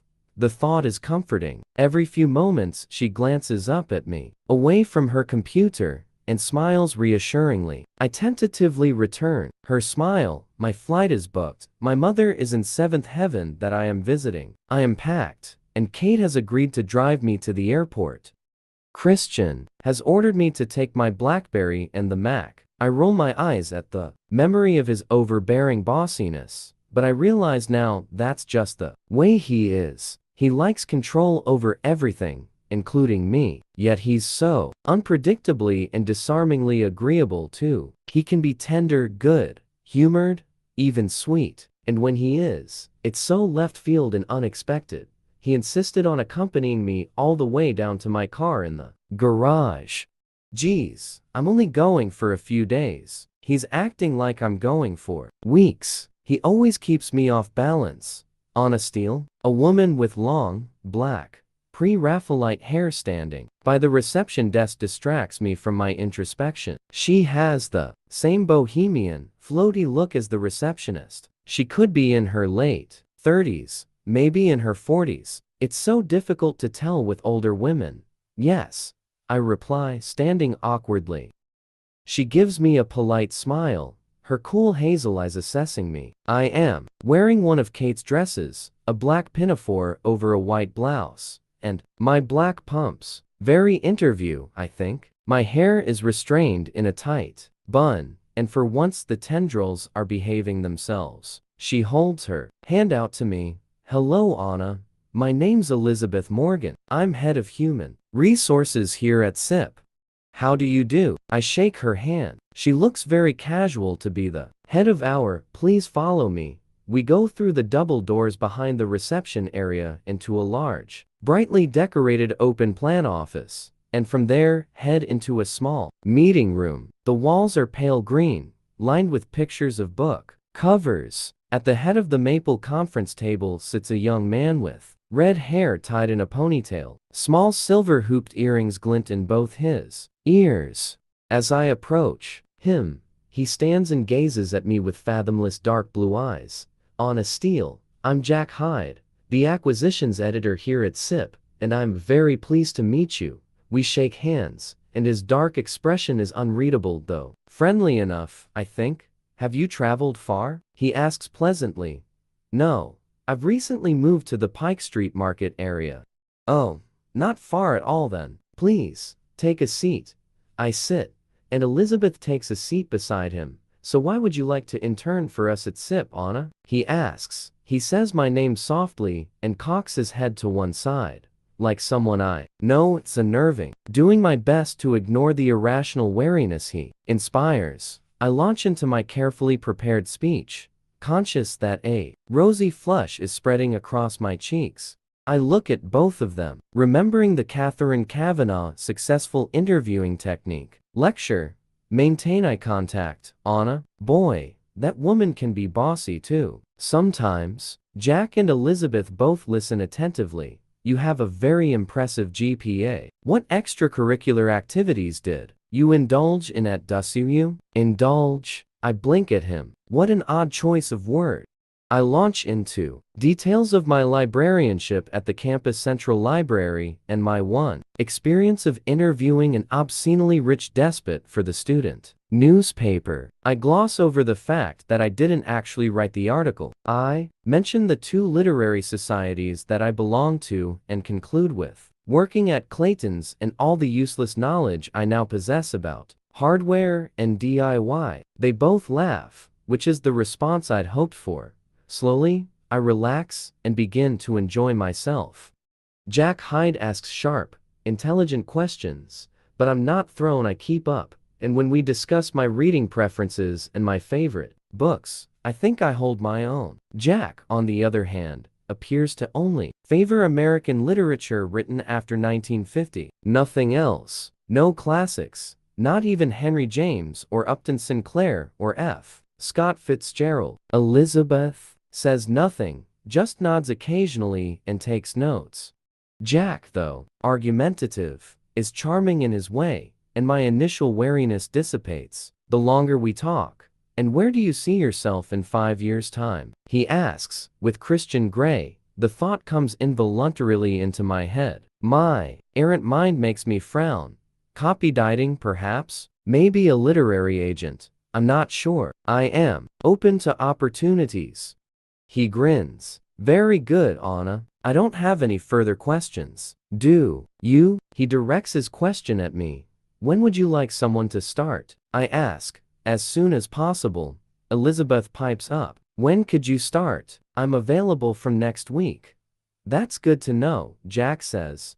If that's all everyone has to say, Elizabeth glances at the 2 of us. I think that concludes the interview. She smiles kindly. It's been a pleasure to meet you, Anna, Jack says softly as he takes my hand. He squeezes it gently, so that I blink up at him as I say goodbye. I feel unsettled as I make my way to my car, though I'm not sure why. I think the interview went well, but it's so hard to say. Interviews seem such artificial situations. Everyone on their best behavior trying desperately to hide behind a professional facade. Did my face fit? I shall have to wait and see.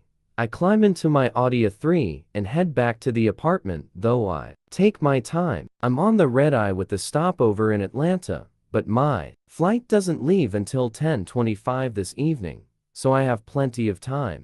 Kate is unpacking boxes in the kitchen when I return.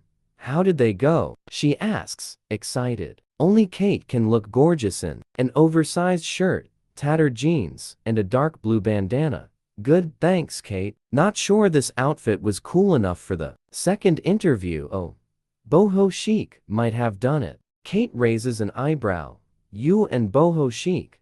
She cocks her head to one side. Gah. Why is everyone reminding me of my favorite 50 Shades? Actually, Anna, you're one of the few people who could really pull that look off. I grin. I really liked the second place. I think I could fit in there. The guy who interviewed me was unnerving, though. I trail off. Shit, I'm talking to Megaphone Kavanaugh here. Shut up, Anna. Oh, the Catherine Kavanaugh radar for an interesting tidbit of information swoops into action, a tidbit that will only resurface at some inopportune and embarrassing moment, which reminds me, incidentally, will you please stop winding Christian up? Your comment about Joe's at dinner yesterday was out of line. He's a jealous guy. It doesn't do any good, you know. Look, if he wasn't Elliot's brother, I'd have said a lot worse. He's a real control freak. I don't know how you stand it. I was trying to make him jealous, give him a little help with his commitment issues. She holds her hands up defensively. But if you don't want me to interfere, I won't, she says hastily at my scowl. Good. Life with Christian is complicated enough. Trust me. Geez, I sound like him. Anna, she pauses, staring at me. I flush. No, Kate, it was you who said I needed a break. She closes the distance between us and takes my hands, a most un-Kate thing to do. Oh no. Tears threaten. You're just, I don't know, different. I hope you're okay. And whatever issues you're having with Mr. Moneybags, you can talk to me, and I will try not to wind him up, though frankly, it's like shooting fish in a barrel with him. Look, Anna, if something's wrong, tell me. I won't judge. I'll try to understand. I blink back tears. Oh, Kate. I hug her. I think I've really fallen for him, Anna. Anyone can see that. And he's fallen for you. He's mad about you. Won't take his eyes off you. I laugh uncertainly. Do you think so? Hasn't he told you? Not in so many words. Have you told him? Not in so many words. I shrug apologetically. Anna, someone has to make the first move. Otherwise, you'll never get anywhere. What? Tell him how I feel? I'm just afraid I'll frighten him away. And how do you know he's not feeling the same? Christian, afraid? I can't imagine him being frightened of anything. But as I say the words, I imagine him as a small child. Maybe fear was all he knew then. Sorrow grips and squeezes my heart at the thought. Kate gazes at me with pursed lips and narrowed eyes. Rather like my subconscious. All she needs are the half-moon specks. You two need to sit down and talk to each other. We haven't been doing much talking lately. I blush. Other stuff. Nonverbal communication, and that's okay. Well, much more than okay, she grins. That'll be the sexing. If that's going well, then that's half the battle, Anna. I'll grab some Chinese takeout. Are you ready to go? I will be. We don't have to leave for a couple of hours or so. No, I'll see you in 20. She grabs her jacket and leaves, forgetting to close the door. I shut it behind her and head off to my bedroom, mulling over her words. Is Christian afraid of his feelings for me? Does he even have feelings for me? He seems very keen. Says I'm his. But that's just part of his I must own and have everything now control freak dominant self, surely. I realize that while I'm away, I will have to run through all our conversations again and see if I can pick out telltale signs. I'll miss you too, more than you know. You've completely beguiled me. I shake my head. I don't want to think about it now. I am charging the BlackBerry, so I haven't had it with me all afternoon. I approach it with caution, and I'm disappointed that there are no messages. I switch on the mean machine, and there are no messages there either. Same email address. Anna, my subconscious rolls her eyes at me, and for the first time I understand why Christian wants to spank me when I do that. Okay, well, I'll write him an email. From Anastasia Steele. Subject: Interviews. Date: May 30th, 2011, 18:49.to. Christian Gray. Dear Sir, my interviews went well today. Thought you might be interested. I switch on the mean machine, and there are no messages there either. Same email address. Anna, my subconscious rolls her eyes at me, and for the first time I understand why Christian wants to spank me when I do that. Okay, well, I'll write him an email. From Anastasia Steele. Subject: Interviews. Date: May 30th, 2011, 18:49.to. Christian Gray. Dear Sir, my interviews went well today. Thought you might be interested. How was your day, Anna? I sit and glare at the screen. Christian's responses are usually instantaneous. I wait, and finally, I hear the welcome ping from my inbox. From Christian Gray. Subject: My day. Date: May 30th, 2011, 19:03.to. Anastasia Steele. Dear Miss Steele, everything you do interests me. You are the most fascinating woman I know. I'm glad your interviews went well. My morning was beyond all expectations. My afternoon was very dull in comparison. Christian Gray. CEO, Gray Enterprises Holdings, Inc. From Anastasia Steele. Subject: Fine morning. Date: May 30th, 2011, 19:05.to. Christian Gray. Dear Sir, the morning was exemplary for me too, in spite of you weirding out on me after the impeccable desk sex. Don't think I didn't notice. Thank you for breakfast. Or thank Mrs. Jones. I'd like to ask you questions about her without you weirding out on me again. Anna. My finger hovers over the send button, and I am reassured that I single quotes LL.be on the other side of the continent this time tomorrow. From Christian Gray. Subject: Publishing and you. Date: May 30th, 2011, 19:10.to. Anastasia Steele. Anastasia. Weirding is not a verb and should not be used by anyone who wants to go into publishing. Impeccable? Compared to what, pray tell? And what do you need to ask about Mrs. Jones? I'm intrigued. Christian Gray. CEO, Gray Enterprises Holdings, Inc. From Anastasia Steele. Subject: You and Mrs. Jones. Date: May 30th, 2011, 19:17.to.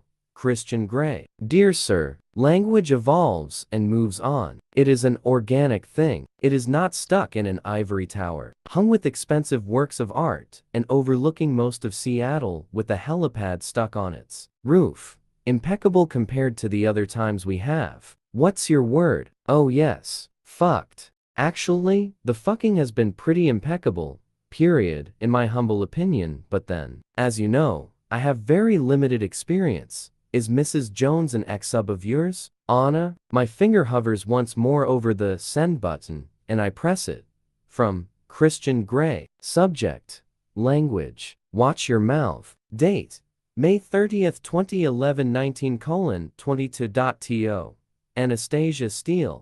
Anastasia. Mrs. Jones is a valued employee. I have never had any relationship with her beyond our professional one. I do not employ anyone I've had any sexual relations with. I am shocked that you would think so. The only person I would make an exception to this rule is you, because you are a bright young woman with remarkable negotiating skills. Though, if you continue to use such language, I may have to reconsider taking you on here. I am glad you have limited experience.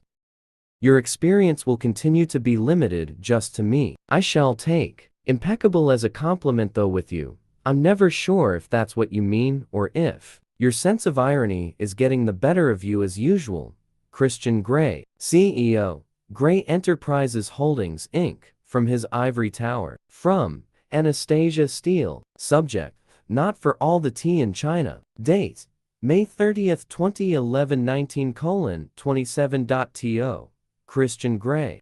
Dear Mr. Gray, I think I have already expressed my reservations about working for your company. My views on this have not changed, are not changing, and will not change ever. I must leave you now, as Kate has returned with food. My sense of irony, and I bid you good night. I will contact you once I'm in Georgia. Anna. From Christian Gray. Subject: Even Twining's English Breakfast Tea. Date: May 30th, 2011 19:29.to. Anastasia Steele. Good night, Anastasia. I hope you and your sense of irony have a safe flight. Christian Gray. CEO, Gray Enterprises Holdings, Inc. Kate and I pull up outside the drop-off area at SeaTac Airport Departure Terminal. Leaning across, she hugs me. Enjoy Barbados, Kate. Have a wonderful vacation. I'll see you when I get back. Don't let old moneybags grind you down. I won't. We hug again, and then I'm on my own. I head over to check in and stand in line, waiting with my carry-on luggage. I haven't bothered with a suitcase, just a smart rucksack that Ray gave me for my last birthday. Ticket, please. The bored young man behind the desk holds up his hand without looking at me. Mirroring his boredom, I hand over my ticket and my driver's license. As ID, I'm hoping for a window seat if at all possible. Okay, Miss Steele, you've been upgraded to first class. What? Ma'am, if you'd like to go through to the first class lounge and wait for your flight there. He seems to have woken up and is beaming at me like I'm Santa Claus and the Easter Bunny rolled into one. Surely there's some mistake. No. He checks his computer screen again. Anastasia Steele, grade. He simpers. Ugh. I narrow my eyes. He hands me my boarding pass, and I head toward the first-class lounge muttering under my breath. Damn Christian Gray. I'm fearing control freak. He just can't leave well enough alone.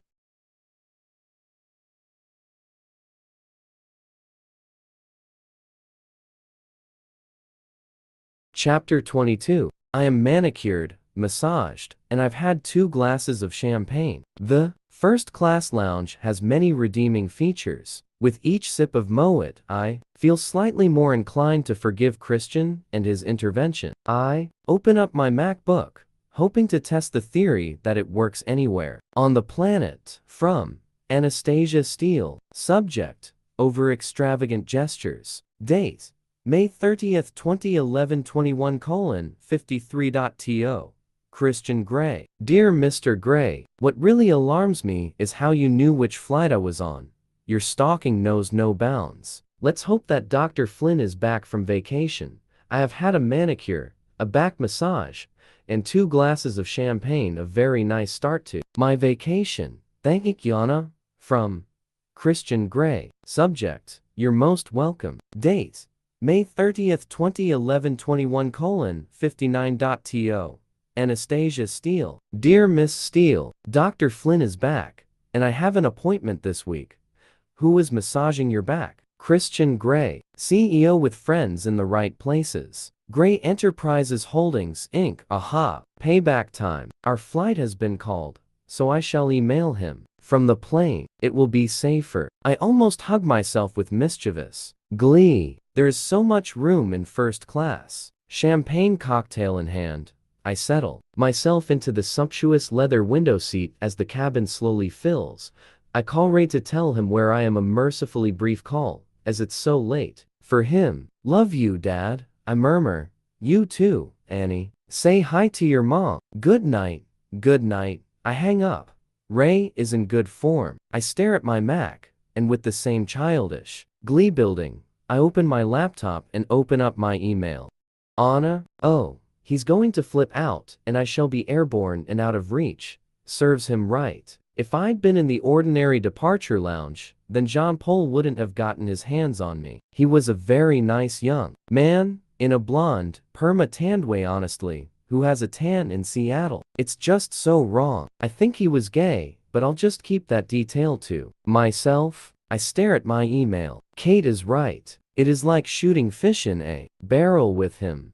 My subconscious stares at me with an ugly twist to her mouth. Do you really want to wind him up? What he's done is sweet, you know. He cares about you and wants you to travel in style. Yes, but he could have asked me or told me, not made me look like a complete klutz. At check-in, I press send and wait, feeling like a very naughty girl. Miss Steele, you'll need to stow your laptop for takeoff, the over-made-up flight attendant says politely. She makes me jump. My guilty conscience is at work. Oh, sorry. Crap. Now have to wait to know if he's replied. She hands me a soft blanket and pillow, showing her perfect teeth. I drape the blanket over my knees. It's nice to feel pampered sometimes. First class has filled up, except for the seat beside me, which is still unoccupied. Oh no, a disturbing thought crosses my mind. Perhaps the seat is Christian's. Oh, shit. No, he wouldn't do that, would he? I told him I didn't want him to come with me.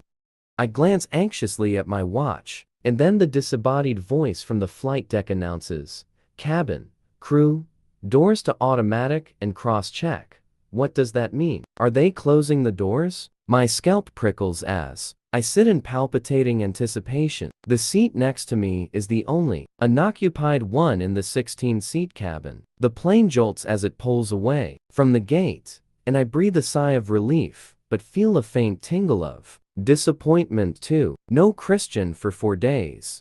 I take a sneak peek at my BlackBerry from Christian Grey. Subject: enjoy it while you can. Date: May 30th, 2011 22:25.to.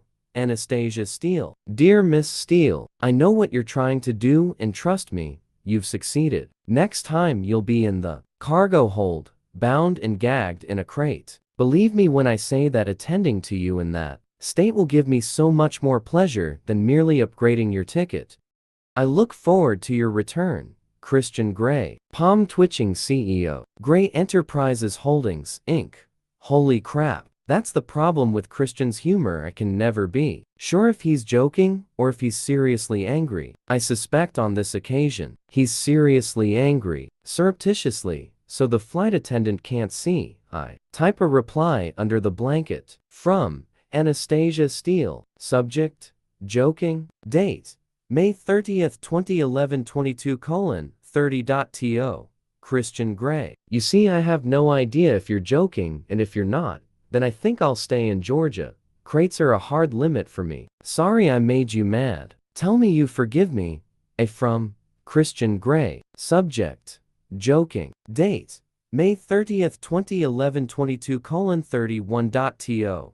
Anastasia Steele. How can you be emailing? Are you risking the life of everyone on board, including yourself, by using your BlackBerry? I think that contravenes one of the rules. Christian Grey. Two Palms twitching CEO. Grey Enterprises Holdings, Inc. Two Palms. I put my BlackBerry away, sit back while the plane taxis to the runway, and pull out my tattered copy of Test Some Light Reading. For the journey, once we're airborne, I tip my seat back, and soon I'm drifting off to sleep. The flight attendant wakes me as we start our descent into Atlanta. Local time is 5:45 a.m., but I've only had 4 hours sleep or so. I feel groggy but grateful for the glass of orange juice she hands me. I glance nervously at my BlackBerry. There are no further emails from Christian. Well, it's nearly 3 in the morning in Seattle, and he probably wants to discourage me from screwing up the avionics system or whatever prevents planes from flying if mobile phones are switched on. The wait in Atlanta is only an hour, and again luxuriating in the confines of the first-class lounge, I am tempted to curl up and go to sleep on one of the plush, inviting couches that sink softly under my weight, but it will just not be long enough to keep myself awake. I start a long stream of consciousness email to Christian on my laptop. From Anastasia Steele. Subject: do you like to scare me? Date: May 31st, 2011 6:52 EST. To a Christian Grey. You know how much I dislike you spending money on me. Yes, you're very rich, but still it makes me uncomfortable, like you're paying me for sex. However, I like traveling first class. It's so much more civilized than coach. So thank you. I mean it, and I did enjoy the massage. From Jean Paul. He was very gay. I omitted that bit in my email to you to wind you up. Because I was annoyed with you, and I'm sorry about that. But as usual, you overreact. You can't write things like that to me bound and gagged in a crate. Were you serious, or was it a joke? That scares me. You scare me. I am completely caught up in your spell, considering a lifestyle with you that I didn't even know existed until last week. And then you write something like that, and I want to run screaming into the hills. I won't, of course, because I'd miss you, really miss you. I want us to work, but I'm terrified of the depth of feeling I have for you and the dark path you're leading me down. What you are offering is erotic and sexy, and I'm curious, but I'm also scared you'll hurt me physically and emotionally. After 3 months, you could say goodbye. And where will that leave me if you do? But then I suppose that risk is there in any relationship. This just isn't the sort of relationship I ever envisaged having, especially as my first. It's a huge leap of faith for me. You were right when you said I didn't have a submissive bone in my body. And I agree with you now. Having said that, I want to be with you, and if that's what I have to do, I would like to try. But I think I'll suck at it and end up black and blue, and I don't relish that idea at all. I am so happy that you have said that you will try more. I just need to think about what more means to me, and that's one of the reasons why I wanted some distance. You dazzle me so much I find it very difficult to think clearly when we're together. They are calling my flight. I have to go more later, Your Honor. I press send and make my way sleepily to the departure gate to board a different plane. This one has only 6 seats in first class, and once we are in the air, I curl up under my soft blanket and fall asleep. All too soon, I'm woken by the flight attendant offering me more orange juice as we begin our approach to Savannah International. I sip, slowly, beyond fatigued, and I allow myself to feel a modicum of excitement. I'm going to see my mother for the first time in 6 months. Sneaking another covert look at my BlackBerry, I remember vaguely that I sent a long, rambling email to Christian, but there's nothing in response. It's 5 in the morning in Seattle. Hopefully he's still asleep and not up playing mournful laments on his piano. The beauty of carry-on rucksacks is that one can breeze out of the airport and not wait endlessly for baggage at the carousels. The beauty of traveling first class is that they let you off the plane first. My mom is waiting with Bob, and it is so good to see them. I don't know if it's because of exhaustion, the long journey, or the whole Christian situation, but as soon as I'm in my mother's arms, I burst into tears. Oh, Anna, honey, you must be so tired. She glances anxiously at Bob. No, Mom, it's just I'm so pleased to see you. I hug her tightly. She feels so good and welcoming, like home. Reluctantly, I relinquish her, and Bob gives me an awkward one-armed hug. He seems unsteady on his feet, and I remember that he's hurt his leg. Welcome back, Anna. Why you crying? He asks. Aw, Bob, I'm just pleased to see you too. I stare up into his handsome square-jawed face and his twinkling blue eyes that gaze at me fondly. I like this husband, Mom. You can keep him. He takes my backpack. Geez, Hannah, what have you got in here? That would be the Mac. And they both put their arms around me as we head for the parking lot. I always forget how unbearably hot it is in Savannah. Leaving the cool, air-conditioned confines of the arrival terminal, we step into the Georgia heat like we're wearing it. Whoa, it saps everything. I have to struggle out of Mom and Bob's embrace so I can remove my hoodie. I am so glad I packed shorts. I miss the dry heat of Las Vegas sometimes, where I lived with Mom and Bob when I was 17. But this wet heat, even at 8:30 in the morning, takes some getting used to. By the time I'm in the back of Bob's wonderfully air-conditioned Tahoe SUV, I feel limp, and my hair has started a freezy protest at the heat. In the back of the SUV, I quickly text Ray, Kate, and Christian. Arrived safely in Savannah. My thoughts stray briefly to Joe's as I press send, and through the fog of my fatigue, I remember that his show is next week. Should I invite Christian, knowing how he feels about Joe's? Will Christian still want to see me after that email? I shudder at the thought, and then put it out of my mind. I'll deal with that later. Right now I'm going to enjoy my mom's company. Honey, you must be tired. Would you like to sleep when we get home? No, Mom. I'd like to go to the beach.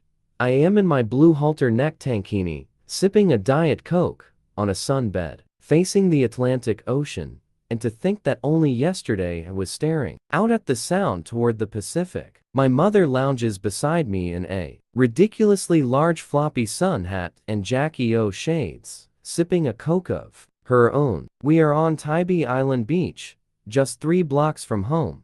She holds my hand. My fatigue has waned, and as I soak up the sun, I feel comfortable, safe, and warm. For the first time in forever, I start to relax. So, Alana, tell me about this man who has you in such a spin. Spin? How can she tell what to say? I can't talk about Christian in any great detail because of the NDA, but even then, would I choose to talk to my mother about it? I blanch at the thought.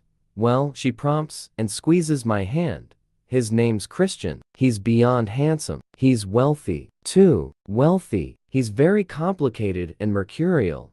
Yes, I feel inordinately pleased with my concise, accurate summary. I turn on my side to face her, just as she makes the same move. She gazes at me with her crystal clear blue eyes. Complicated and mercurial are the 2 pieces of information I want to concentrate on, Anna. Oh no. Oh, Mom. His mood swings make me dizzy. He's had a grim upbringing, so he's very closed, difficult to gauge. Do you like him? I more than like him, really? She gapes at me. Yes, Mom, I aren't really complicated, Anna honey. They are very simple, literal creatures. They usually mean what they say, and we spend hours trying to analyze what they've said, when really, it's obvious. If I were you, I'd take him literally. That might help. I gape at her. This sounds like good advice. Take Christian literally. Immediately some of the things he said spring into my mind. I don't want to lose you. You've bewitched me. You've completely beguiled me. I'll miss you too, more than you know. I gaze at my mom. She is on her 4th marriage. Maybe she does know something about men after all. Men are moody, darling, some more than others. Take your father, for instance. Her eyes soften and sadden whenever she thinks of my dad, my real dad, this mythical man I never knew, snatched so cruelly from us in a combat training accident when he was a Marine. Part of me thinks my mom has been looking for someone like my dad all this time. Maybe she's finally found what she's looking for in Bob. Pity she couldn't find it with Ray. I used to think your father was moody, but now when I look back, I just think he was too caught up in his job and trying to make a life for us. She sighs. He was so young. We both were. Maybe that was the issue. Christian is not exactly old. I smile fondly at her. She can become very soulful thinking about my father, but I'm sure he had nothing on Christian's moods. Bob wants to take us out tonight for dinner. To his golf club. Oh no. Bob started playing golf? I scoff in disbelief. Tell me about it, groans my mother, rolling her eyes. After a light lunch back at the house, I start to unpack. I'm going to treat myself to a siesta. My mother has disappeared to mold some candles or whatever she does with them, and Bob is at work, so I have time to catch up on some sleep. I open the Mac and fire it up. It's 2 in the afternoon in Georgia, 11 in the morning in Seattle. I wonder if I have a reply from Christian. Nervously, I open up my email. From Christian Gray. Subject: finally. Date: May 31st, 2011 07:30.to. Anastasia Steele. Anastasia, I am annoyed that as soon as you put some distance between us, you communicate openly and honestly with me. Why can't you do that when we're together? Yes, I'm rich. Get used to it. Why shouldn't I spend money on you? We've told your father. I'm your boyfriend, for heaven's sake. Isn't that what boyfriends do? As your dom, I would expect you to accept whatever I spend on you with no argument. Incidentally, Tell your mother, too. I don't know how to answer your comment about feeling like a whore. I know that's not what you've written, but it's what you imply. I don't know what I can say or do to eradicate these feelings. I'd like you to have the best of everything. I work exceptionally hard so I can spend my money as I see fit. I could buy you your heart's desire, Anastasia, and I want to call it redistribution of wealth, if you will, or simply know that I would not, could not ever think of you in the way you described,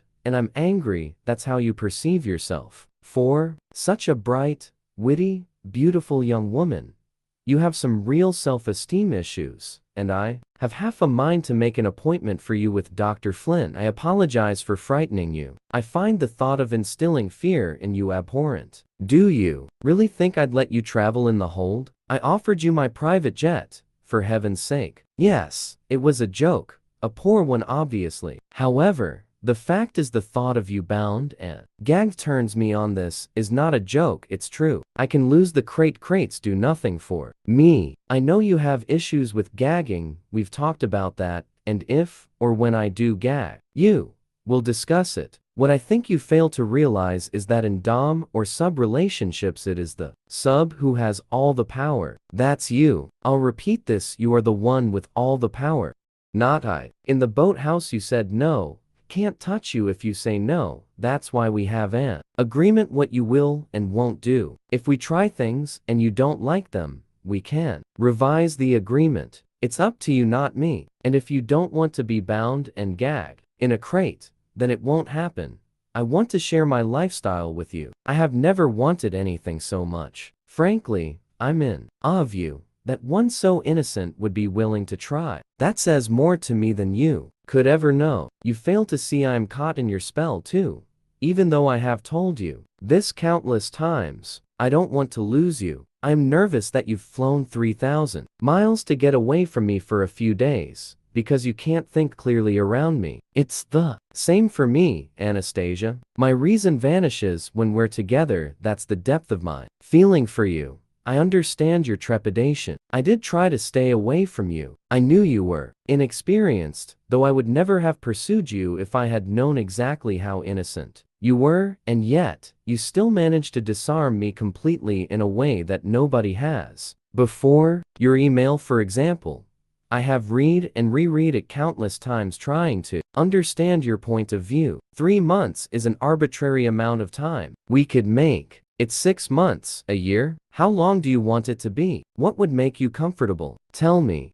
I understand that this is a huge leap of faith for you. I have to earn your trust, but by the same token, you have to communicate with me when I am failing to do this. You seem so strong and self-contained, and then I read what you've written here, and I see another side to you. We have to guide each other, Anastasia, and I can only take my cues from you. You have to be honest with me, and we have to both find a way to make this arrangement work. You worry about not being submissive. Well, maybe that's true. Having said that, the only time you do assume the correct demeanor for a sub is in the playroom. It seems that's the one place where you let me exercise proper control over you, and the only place you do as you're told. Exemplary is the term that comes to mind, and I'd never beat you black and blue. I aim for pink. Outside the playroom, I like that you challenge me. It's a very novel and refreshing experience, and I wouldn't want to change that. So yes, tell me what you want in terms of more. I will endeavor to keep an open mind, and I shall try to give you the space you need and stay away from you while you are in Georgia. I look forward to your next email. In the meantime, enjoy yourself, but not too much. Christian Gray, CEO, Gray Enterprises Holdings, Inc. Holy crap, he's written an essay like we're back at school, and most of it's good. My heart is in my mouth as I reread his epistle, and I huddle on the spare bed, practically hugging my Mac. Make our agreement a year? I have the power. Geez, I'm going to have to think about that. Take him. Literally, that's what my mother says. He doesn't want to lose me. He's said that twice. He wants to make this work too. Oh, Christian, so do I. He's going to try to stay away. Does this mean he might fail to stay away? Suddenly, I hope so. I want to see him. We've been apart less than 24 hours, and knowing that I can't see him for 4 days, I realize how much I miss him, how much I love him. Anna, honey. The voice is soft and warm, full of love and sweet memories of times gone by. A gentle hand brushes my face. My mom wakes me, and I'm wrapped around my laptop, hugging it to me. Anna, sweetheart, she continues in her soft, sing-song voice while I surface from sleep, blinking in the pale pink light of dusk. Hi, Mom. I stretch out and smile. We're going out for dinner in 30 minutes. You still want to come? She asks kindly. Oh yes, Mom, of course. I try very hard, but fail to stifle my yawn. Now that's an impressive piece of technology. She points to my laptop. Oh, crap. Oh, this? I strive for casual, surprised nonchalance. Will Mom notice? She seems to have grown more astute since I acquired a boyfriend. Christian lent it to me. I think I could pilot the space shuttle with it, but I just use it for emails and internet access. Really, it's nothing. Eyeing me suspiciously, she sits down on the bed and tucks a stray lock of hair behind my ear. Has he emailed you? Oh, double crap. Yeah, I nonchalance is wearing thin, and I flush. Perhaps he's missing you, huh? I hope so, Mom. What does he say? Oh, triple crap. I frantically try to think of something acceptable from that email I can tell my mother. I'm sure she doesn't want to hear about DOMs and bondage and gagging, but then I can't tell her because there's the NDA. He's told me to enjoy myself, but not too much. Sounds reasonable. I'll leave you to get ready, honey. Leaning over, she kisses my forehead. I'm so glad you're here, Anna. It's wonderful to see you. And with that loving statement, she leaves. Christian and reasonable. Two concepts that I thought were mutually exclusive, but after his email, maybe all things are possible. I shake my head. I will need time to digest his words, probably after dinner, and I can reply to him then. I climb out of bed and quickly slip out of my t-shirt and shorts and head to the shower. I have brought Kate's gray halter neck dress that I wore for my graduation. It's the only dressy item I have. One good thing about the heat is that the creases have dropped out, so I think it will do for the golf club. As I dress, I open up the laptop. There is nothing new from Christian, and I feel a stab of disappointment. Very quickly, I type him an email. From Anastasia Steele. Subject: verbose. Date: May 31st, 2011, 1908 EST. To a Christian Gray. Sir, you are quite the loquacious writer. I have to go to dinner at Bob's Golf Club, and just so you know, I am rolling my eyes at the thought. But you and your twitchy palm are a long way from me, so my behind is safe, for now. I loved your email. Will respond when I can. I miss you already. Enjoy your afternoon. Your Anna. From Christian Gray. Subject: you're behind. Date: May 31st, 2011, 16:10.to. Anastasia Steele. Dear Miss Steele, I am distracted by the title of this email. Needless to say, it is safe for now. Enjoy your dinner, and I miss you too, especially your behind and your smart mouth. My afternoon will be dull, brightened only by thoughts of you and your eye rolling. I think it was you who so judiciously pointed out to me that I too suffer from that nasty habit. Christian Gray, CEO and eye roller. Gray Enterprises Holdings, Inc. From Anastasia Steele. Subject: eye rolling. Date: May 31st, 2011, 1914 EST. To a Christian Gray. Dear Mr. Gray, stop emailing me. I'm trying to get ready for dinner. You are very distracting in when you are on the other side of the continent. And yes, who spanks you when you roll your eyes? Your Anna. I press send, and immediately the image of that evil witch Mrs. Robinson comes into my mind. I just can't picture it. Christian being beaten by someone as old as my mother. It's just so wrong. Again, I wonder what damage she's wrought. My mouth sets in a hard, grim line. I need a doll to stick pins in. Maybe that way I can vent some of the anger I feel at this stranger. From Christian Gray. Subject: you're behind. Date: May 31, 2011 16:18.to.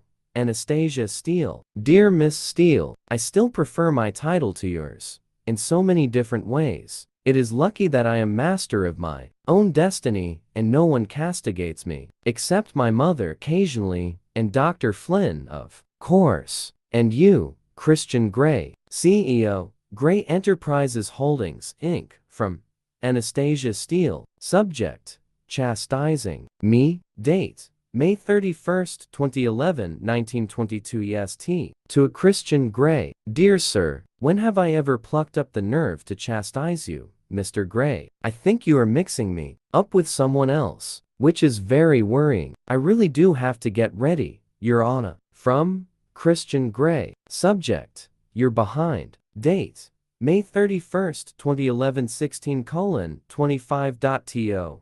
Anastasia Steele. Dear Miss Steele, you do it all the time in print. Can I zip up your dress? Christian Gray, CEO, Gray Enterprises Holdings, Inc. For some unknown reason, his words leap off the screen and make me gasp. Oh, he wants to play games. From Anastasia Steele. Subject: NC-17. Date: May 31, 2011 1928 EST. To a Christian Gray. I would rather you unzipped it. From Christian Gray. Subject: careful what you wish for. Date: May 31, 2011 16:31.to. Anastasia Steele. So would I. Christian Gray, CEO, Gray Enterprises Holdings, Inc., from Anastasia Steele. Subject: panting. Date: May 31, 2011 1933 EST. To a Christian Gray. Slowly. From Christian Gray. Subject: groaning. Date: May 31, 2011 16:35.to. Anastasia Steele. Wish I were there. Christian Gray, CEO, Gray Enterprises Holdings, Inc., from Anastasia Steele. Subject: moaning. Date: May 31, 2011 1937 EST. To a Christian Gray. So do I, Anna. My mother calls me, making me jump. Shit. Why do I feel so guilty? Just coming, Mom. From Anastasia Steele. Subject: moaning. Date: May 31, 2011 1939 EST. To a Christian Gray. Gotta go. Laters, baby. I dash into the hall, where Bob and my mother are waiting. My mother frowns. Darling, are you feeling okay? You look a bit flushed. Mom, I'm fine. You look lovely, dear. Oh, this is Kate's dress. You like it? Her frown deepens. Why are you wearing Kate's dress? Oh, no, well, I like this one and she doesn't. I improvise quickly. She regards me shrewdly while Bob oozes impatience with his hangdog, hungry look. I'll take you shopping tomorrow, she says. Oh, Mom, you don't need to do that. I have plenty of clothes. Can't I do something for my own daughter? Come on, Bob's starving. Too right, moans Bob, rubbing his stomach and assuming a fake, pained expression. I giggle as he rolls his eyes, and we head out the door. Later, when I'm in the shower, cooling under the lukewarm water, I reflect on how much my mother has changed. Seeing her at dinner, she was in her element, funny and flirty, and among many friends at the golf club. Bob was warm and attentive. They seem so good for each other. I'm really pleased for her. It means I can stop worrying about her and second-guessing her decisions and put the dark days of husband number 3 behind us both. Bob is a keeper, and she's giving me good advice. When did that start happening? Since I met Christian. Why is that? When I'm done, I dry myself quickly, keen to get back to Christian. There's an email waiting for me, sent just after I left for dinner a few hours ago. From Christian Gray. Subject: plagiarism. Date: May 31, 2011 16:41.to. Anastasia Steele. You stole my line and left me hanging. Enjoy your dinner. Christian Gray, CEO, Gray Enterprises Holdings, Inc., from Anastasia Steele. Subject: who are you to cry thief? Date: May 31, 2011 20-18 EST. To a Christian Gray. Sir, I think you'll find it was Eliot's line originally. Hanging how? Your Honor. From Christian Grey. Subject: unfinished business. Date: May 31st, 2011 19:20 Anastasia Steele. Miss Steele, you're back. You left so suddenly just when things were getting interesting. It's not very original. He must have stolen that line from someone. How was dinner? Christian Grey, CEO, Grey Enterprises Holdings, Inc., from Anastasia Steele. Subject: unfinished business. Date: May 31st, 2011 22:26 EST. To a Christian Grey. Dinner was filling. You'll be very pleased to hear I ate far too much. Getting interesting? How? From Christian Grey. Subject: unfinished business definitely. Date: May 31st, 2011 19:30 Anastasia Steele. Are you being deliberately obtuse? I think you just asked me to unzip your dress, and I was looking forward to doing just that. I'm also glad to hear you are eating. Christian Grey, CEO, Grey Enterprises Holdings, Inc., from Anastasia Steele. Subject: well, there's always the weekend. Date: May 31st, 2011 22:36 EST. To a Christian Grey. Of course I eat. It's only the uncertainty I feel around you that puts me off my food, and I would never be unwittingly obtuse, Mr. Grey. Surely you've worked that out by now. From Christian Grey. Subject: can't wait. Date: May 31st, 2011 19:40 Anastasia Steele. I shall remember that, Miss Steele, and no doubt use the knowledge to my advantage. I'm sorry to hear that I put you off your food. I thought I had a more concupiscent effect on you. That has been my experience, and most pleasurable it has been too. I very much look forward to the next time. Christian Grey, CEO, Grey Enterprises Holdings, Inc., from Anastasia Steele. Subject: gymnastic linguistics. Date: May 31st, 2011 20:36 EST. To a Christian Grey. Have you been playing with the thesaurus again? From Christian Grey. Subject: rumbled. Date: May 31st, 2011 19:40 Anastasia Steele. You know me so well, Miss Steele. I'm having dinner with an old friend now, so I will be driving.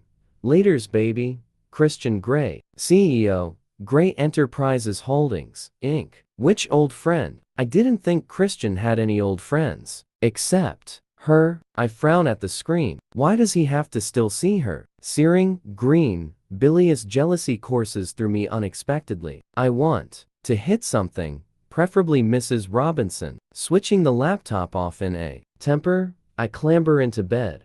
I should really respond to his long email from this morning, but I'm suddenly too angry. Why can't he see her for what she is, a child? Molester? I switch off the light, seething, staring into the darkness. How dare she? How dare she pick on a vulnerable adolescent? Is she still doing it? Why did they stop? Various scenarios filter through my mind. If he had had enough, then why is he still friends with her? Ditto her. Is she married? Divorced? Geez, does she have children of her own? Does she have Christian's children? My subconscious rears her ugly head, leering, and I'm shocked and nauseated at the thought. Does Dr. Flynn know about her? I struggle out of bed and fire the mean machine up again. I am on a mission. I drum my fingers impatiently, waiting for the blue screen to appear. I hit Google Images and enter Christian Grey into the search engine. The screen is suddenly littered with images of Christian in black tie,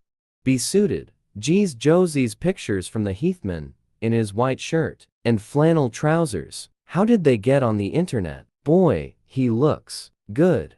I move quickly on, some with business associates, then picture after glorious picture of the most photogenic man I know intimately. Intimately? Do I know Christian intimately? I know him sexually, and I figure there's a lot more to discover there. I know he's moody, difficult, funny, cold, warm. Geez, the man is a walking mass of contradictions. I click to the next page. He's still on his own in all these photographs, and I remember Kate mentioning that she couldn't find any photographs of him with a date, prompting her gay question. Then, on the third page, There's a picture of me with him at my graduation. His only picture, with a woman, and it's me. Holy cow, I'm on Google. I stare at us together. I look surprised by the camera, nervous, off balance. This was just before I agreed to try. For his part, Christian looks impossibly handsome, calm and collected, and he's wearing that tie. I gaze at him, such a beautiful face that could be staring at Mrs. Damned Robinson right now. I save the picture in my favorites and click through all 18 pages of search results. Nothing. Holy cow, I'm on Google. I stare at us together. I look surprised by the camera, nervous, off balance. This was just before I agreed to try. For his part, Christian looks impossibly handsome, calm and collected, and he's wearing that tie. I gaze at him, such a beautiful face that could be staring at Mrs. Damned Robinson right now. I save the picture in my favorites and click through all 18 pages of search results. Nothing. I press send and climb despondently back into bed, resolving to ask Christian about his relationship with that woman. Part of me is desperate to know more, and another part wants to forget he ever told me, and my period has started, so I must remember to take my pill in the morning. I quickly program an alarm into the calendar on my BlackBerry, setting it aside on the bedside table. I lie down and eventually drift into an uneasy sleep, wishing that we were in the same city, not 2,500 miles apart. After a morning of shopping and an afternoon back at the beach, my mother has decreed we should spend the evening in a bar. Abandoning Bob to the TV, we find ourselves in the upscale bar of Savannah's most exclusive hotel. I am on my second Cosmopolitan. My mother is on her third. She is offering more insights into the fragile male ego. It's very disconcerting. You see, Anna, men think that anything that comes out of a woman's mouth is a problem to be solved, not some vague idea that we'd like to kick around and talk about for a while and then forget. Men prefer action.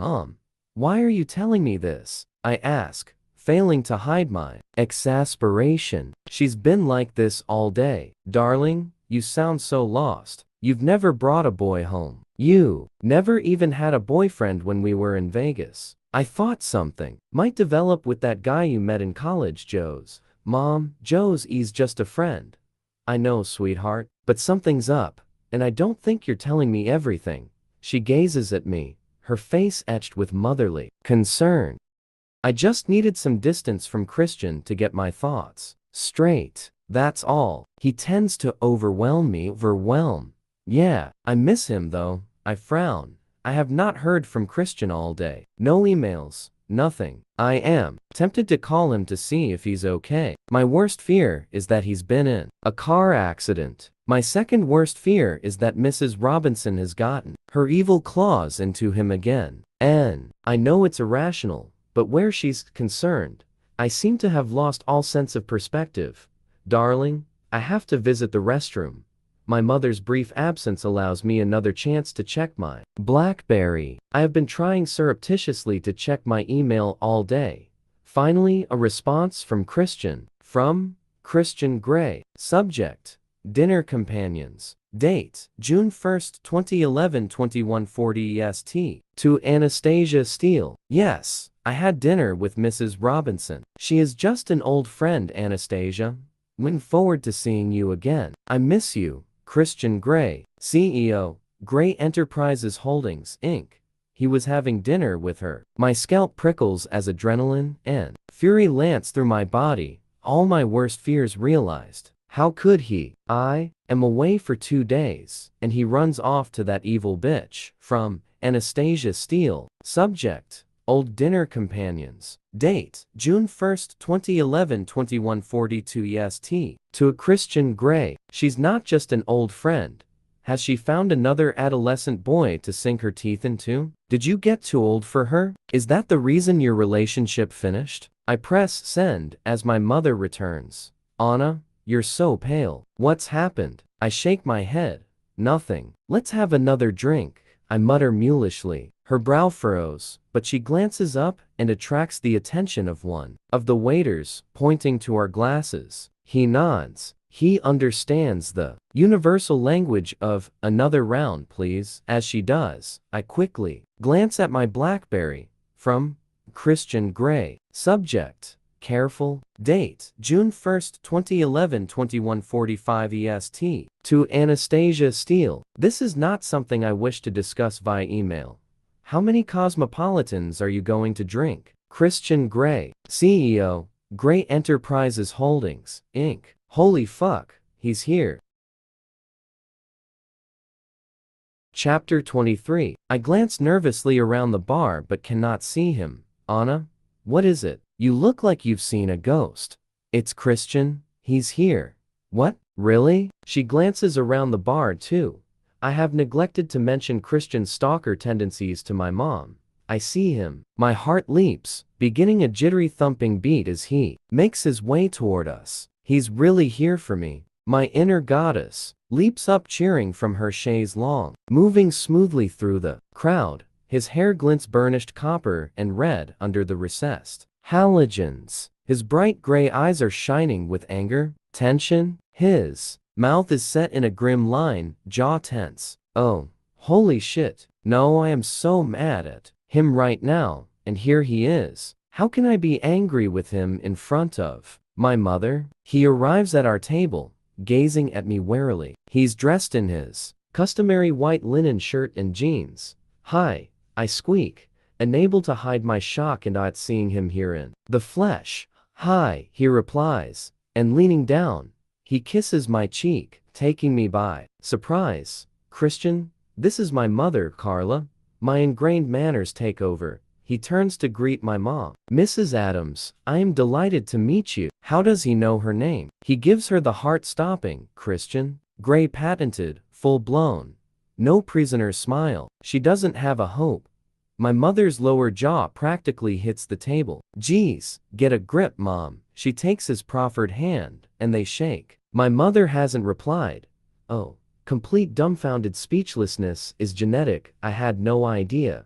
Christian, she manages finally, breathlessly. He smiles knowingly at her, his gray eyes twinkling. I narrow my eyes at them both. What are you doing here? My question sounds more brittle than I mean, and his smile disappears, his expression now guarded. I am thrilled to see him, but completely thrown off balance. My anger about Mrs. Robinson simmering through my veins. I don't know if I want to shout at him or throw myself into his arms, but I don't think he'd like either, and I want to know how long he has been watching us. I'm also a little anxious about the email I just sent him. I came to see you, of course. He gazes down at me impassively. Oh, what is he thinking? I'm staying in this hotel.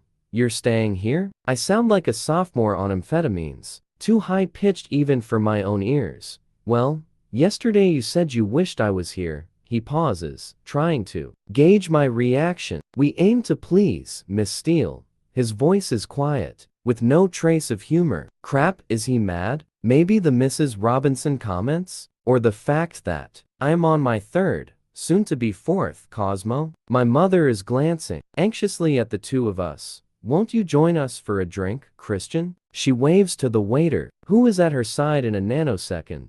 I'll have a gin and tonic, Christian says. Hendrix if you have it, or Bombay Sapphire. Cucumber with the Hendrix, lime with the Bombay. Holy hell, only Christian could make a meal out of ordering a drink. And 2 more Cosmos, please, I add, looking anxiously at Christian. I am drinking with my mother. No way can he be angry about that.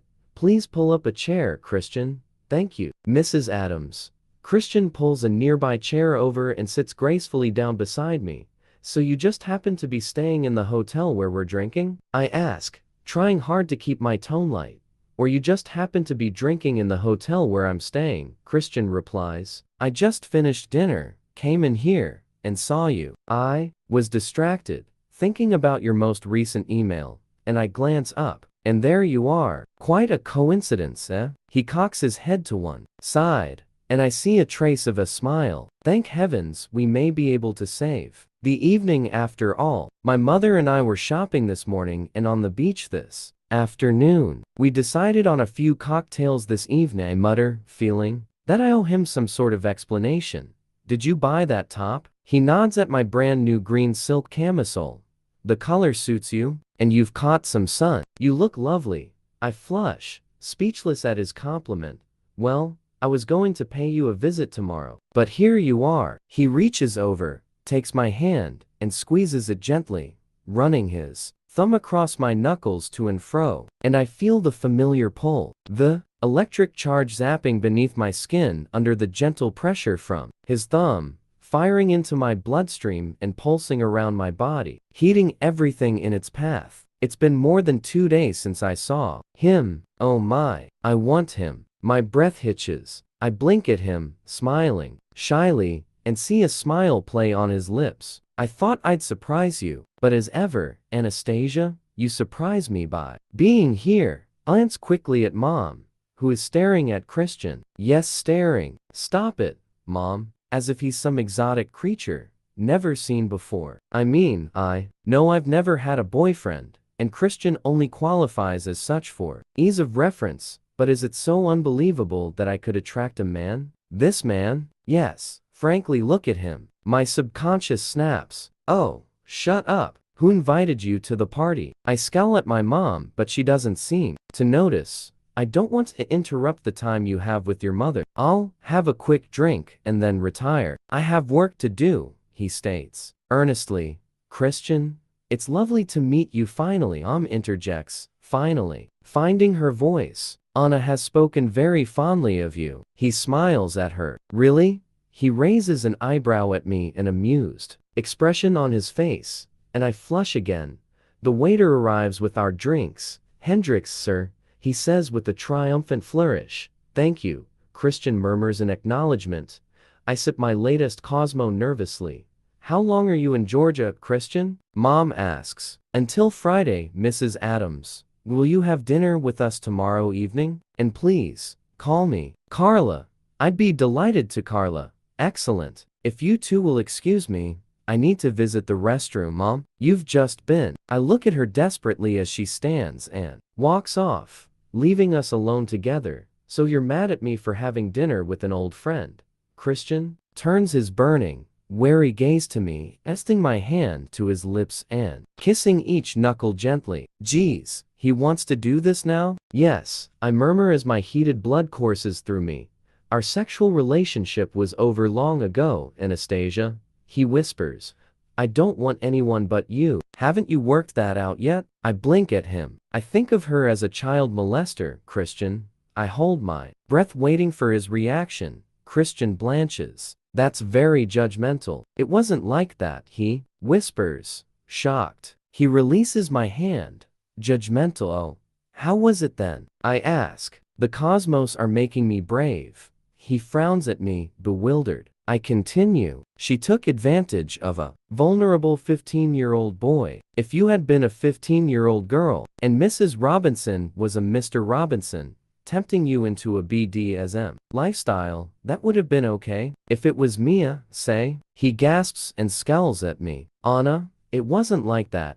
I glare at him. Okay, it didn't feel like that to me, he continues quietly. She was a force for good. What I needed. I don't understand. It's my turn to look bewildered. Anastasia, your mother will be back shortly. I'm not comfortable talking about this now. Later, maybe. If you don't want me here, I have a plane on standby at Hilton Head. I can go. He's angry with me. No, don't go. Please. I'm thrilled you're here. I'm just trying to make you understand. I'm angry that as soon as I left, you had dinner with her. Think about how you are when I get anywhere near Joe's. Joe's is a good friend. I have never had a sexual relationship with him. Whereas, you and her, I trail off, unwilling to take that thought further. You're jealous? He stares at me, dumbfounded, and his eyes soften, slightly warming. Yes. And angry about what she did to you. Anastasia, she helped me. That's all I'll say about that. And as for your jealousy, put yourself in my shoes. I haven't had to justify my actions to anyone in the last 7 years. Not one person. I do as I wish. Anastasia, I like my autonomy. I didn't go and see Mrs. Robinson to upset you. I went because every now and then we have dinner. She's a friend and a business partner. Business partner? Holy crap. This is news. He gazes at me, assessing my expression. Yes, we're business partners. The sex is over between us. It has been for years. Why did your relationship end? His mouth narrows and his eyes gleam. Her husband found out. Holy shit. Can we talk about this some other time somewhere more private? He growls. I don't think you'll ever convince me that she's not some kind of pedophile. I don't think of her that way. I never have. Now, that's enough. He snaps. Did you love her? How are you two getting on? My mother has returned, unseen by either of us. I plaster a fake smile on my face as both Christian and I lean back. Hastily, guiltily, she gazes at me. Fine, Mom. Christian sips his drink, watching me closely, his expression guarded. What is he thinking? Did he love her? I think if he did, I will lose it big time. Well, ladies, I shall leave you to your evening. No, he can't leave me hanging like this. Please, put these drinks on my tab. Room number 612. I'll call you in the morning, Anastasia. Until tomorrow, Carla. Oh, it's so nice to hear someone use your full name.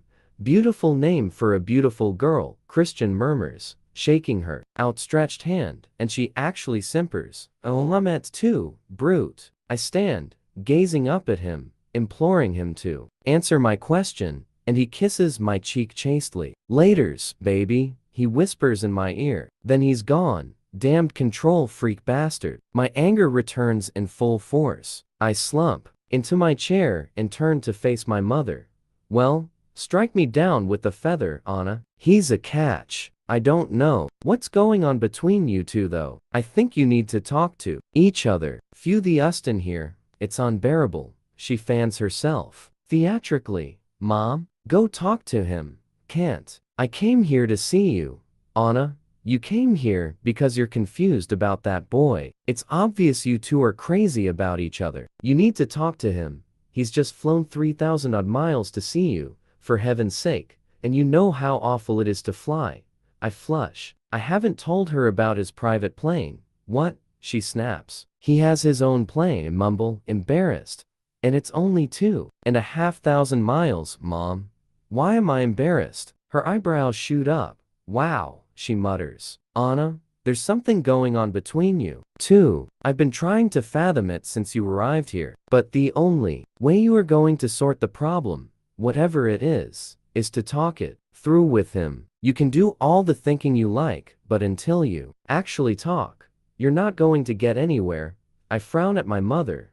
Anna, honey, you've always had a tendency to overanalyze everything. Go with your gut. What does that tell you, sweetheart? I stare at my fingers. I think I'm in love with him. I mutter. I know, darling. And he with you? No. Yes, Anna. Hell, what do you need? A neon sign flashing on his forehead? I gape at her and tears prick the corner of my eyes. Anna, darling, don't cry. I don't think he loves me.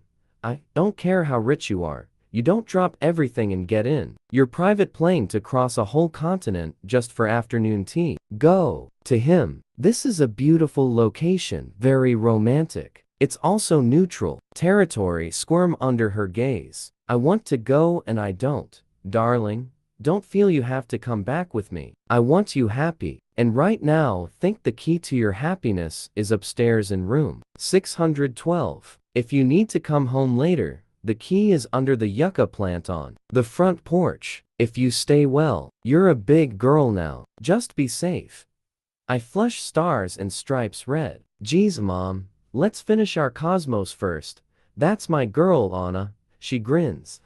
I knock timidly on room 612 and wait. Christian opens the door. He's on his cell. He blinks at me in complete surprise, then holds the door open wide and beckons me into his room. All the redundancy packages concluded? And the cost? Christian whistles between his teeth. Sheesh, that was one expensive mistake. And Lucas? I glance around the room. He's in a suite, like the one at the Heathman. The furnishings here are ultramodern, very now. All muted. Dark purples and golds with bronze starbursts on the walls. Christian walks over to a dark wood unit and pulls open a door to reveal a minibar. He indicates that I should help myself, then wanders into the bedroom. I assume it's so I can no longer hear his conversation. I shrug. He didn't stop his call when I entered his study that time. I hear water running. He's filling a bath. I help myself to an orange juice. He ambles back into the room.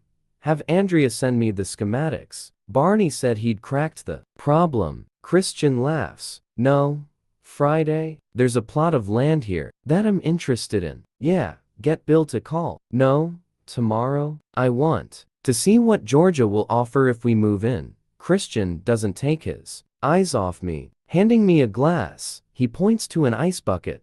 If their incentives are attractive enough, I think we should consider it. Though I'm not sure about the damned heat here. I agree, Detroit has its advantages too. And it's cooler. His face darkens momentarily. Why? Get Bill to call. Tomorrow? Not too early. He hangs up and stares at me, his face unreadable, and the silence stretches between us. Okay? My turn to talk. You didn't answer my question, I murmur. No, I didn't, he says quietly, his gray eyes wide and cautious. No, you didn't answer my question, or no, you didn't love her. He folds his arms and leans against the wall, and a small smile plays upon his lips. What are you doing here, Anastasia? I've just told you. He takes a deep breath. No, I didn't love her. He frowns at me, amused yet puzzled. I can't believe I'm holding my breath. I sag like an old cloth sack as I release it. Well, thank heavens for that. How would I feel if he actually loved the witch? You're quite the green-eyed goddess, Anastasia. Who would have thought? Are you making fun of me, Mr. Gray? I wouldn't dare. He shakes his head solemnly, but he has a wicked gleam in his eye. Oh, I think you would, and I think you do often. He smirks as I give him back the words he's said to me before. His eyes darken. Please stop biting your lip. You're in my room. I haven't set eyes on you for nearly 3 days, and I've flown a long way to see you. His tone has changed to soft, sensual. His BlackBerry buzzes, distracting us both, and he switches it off, without glancing to see who it is. My breath hitches. I know where this is going, but we're supposed to talk. He takes a step toward me wearing his sexy predatory look. I want you, Anastasia. Now. And you want me. That's why you're here. I really did want to know. I whisper as a defense. Well, now that you do. Are you coming or going? I flush as he comes to a halt in front of me. Coming, I murmur, staring anxiously up at him. Oh, I hope so. He gazes down at me. You were so mad at me, he breathes. Yes.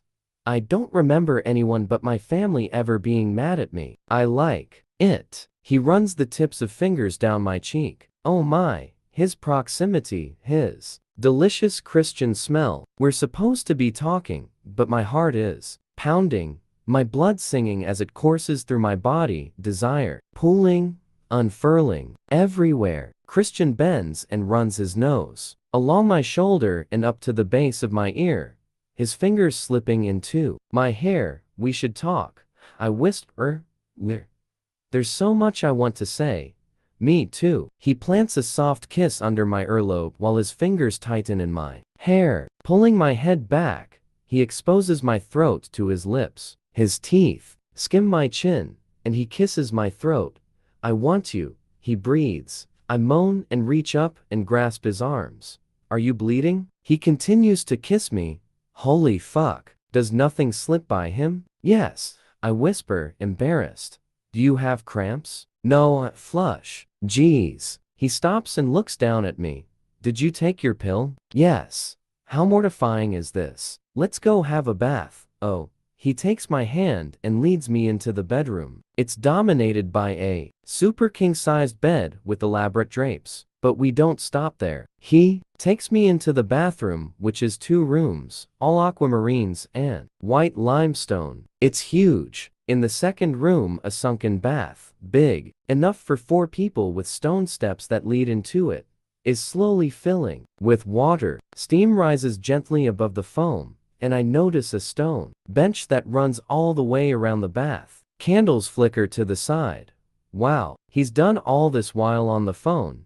Do you have a hair tie? I blink at him, fish into my jeans pocket, and pull out a hair elastic. Put your hair up, he orders softly. I do as he asks. It's warm and sultry beside the bath, and my camisole starts to stick. He leans over and shuts off the faucet, leading me back into the first part of the bathroom. He stands behind me as we face the wall-sized mirror above the 2 glass sinks. Take your sandals off, he murmurs, and I oblige, quickly dropping them to the sandstone floor.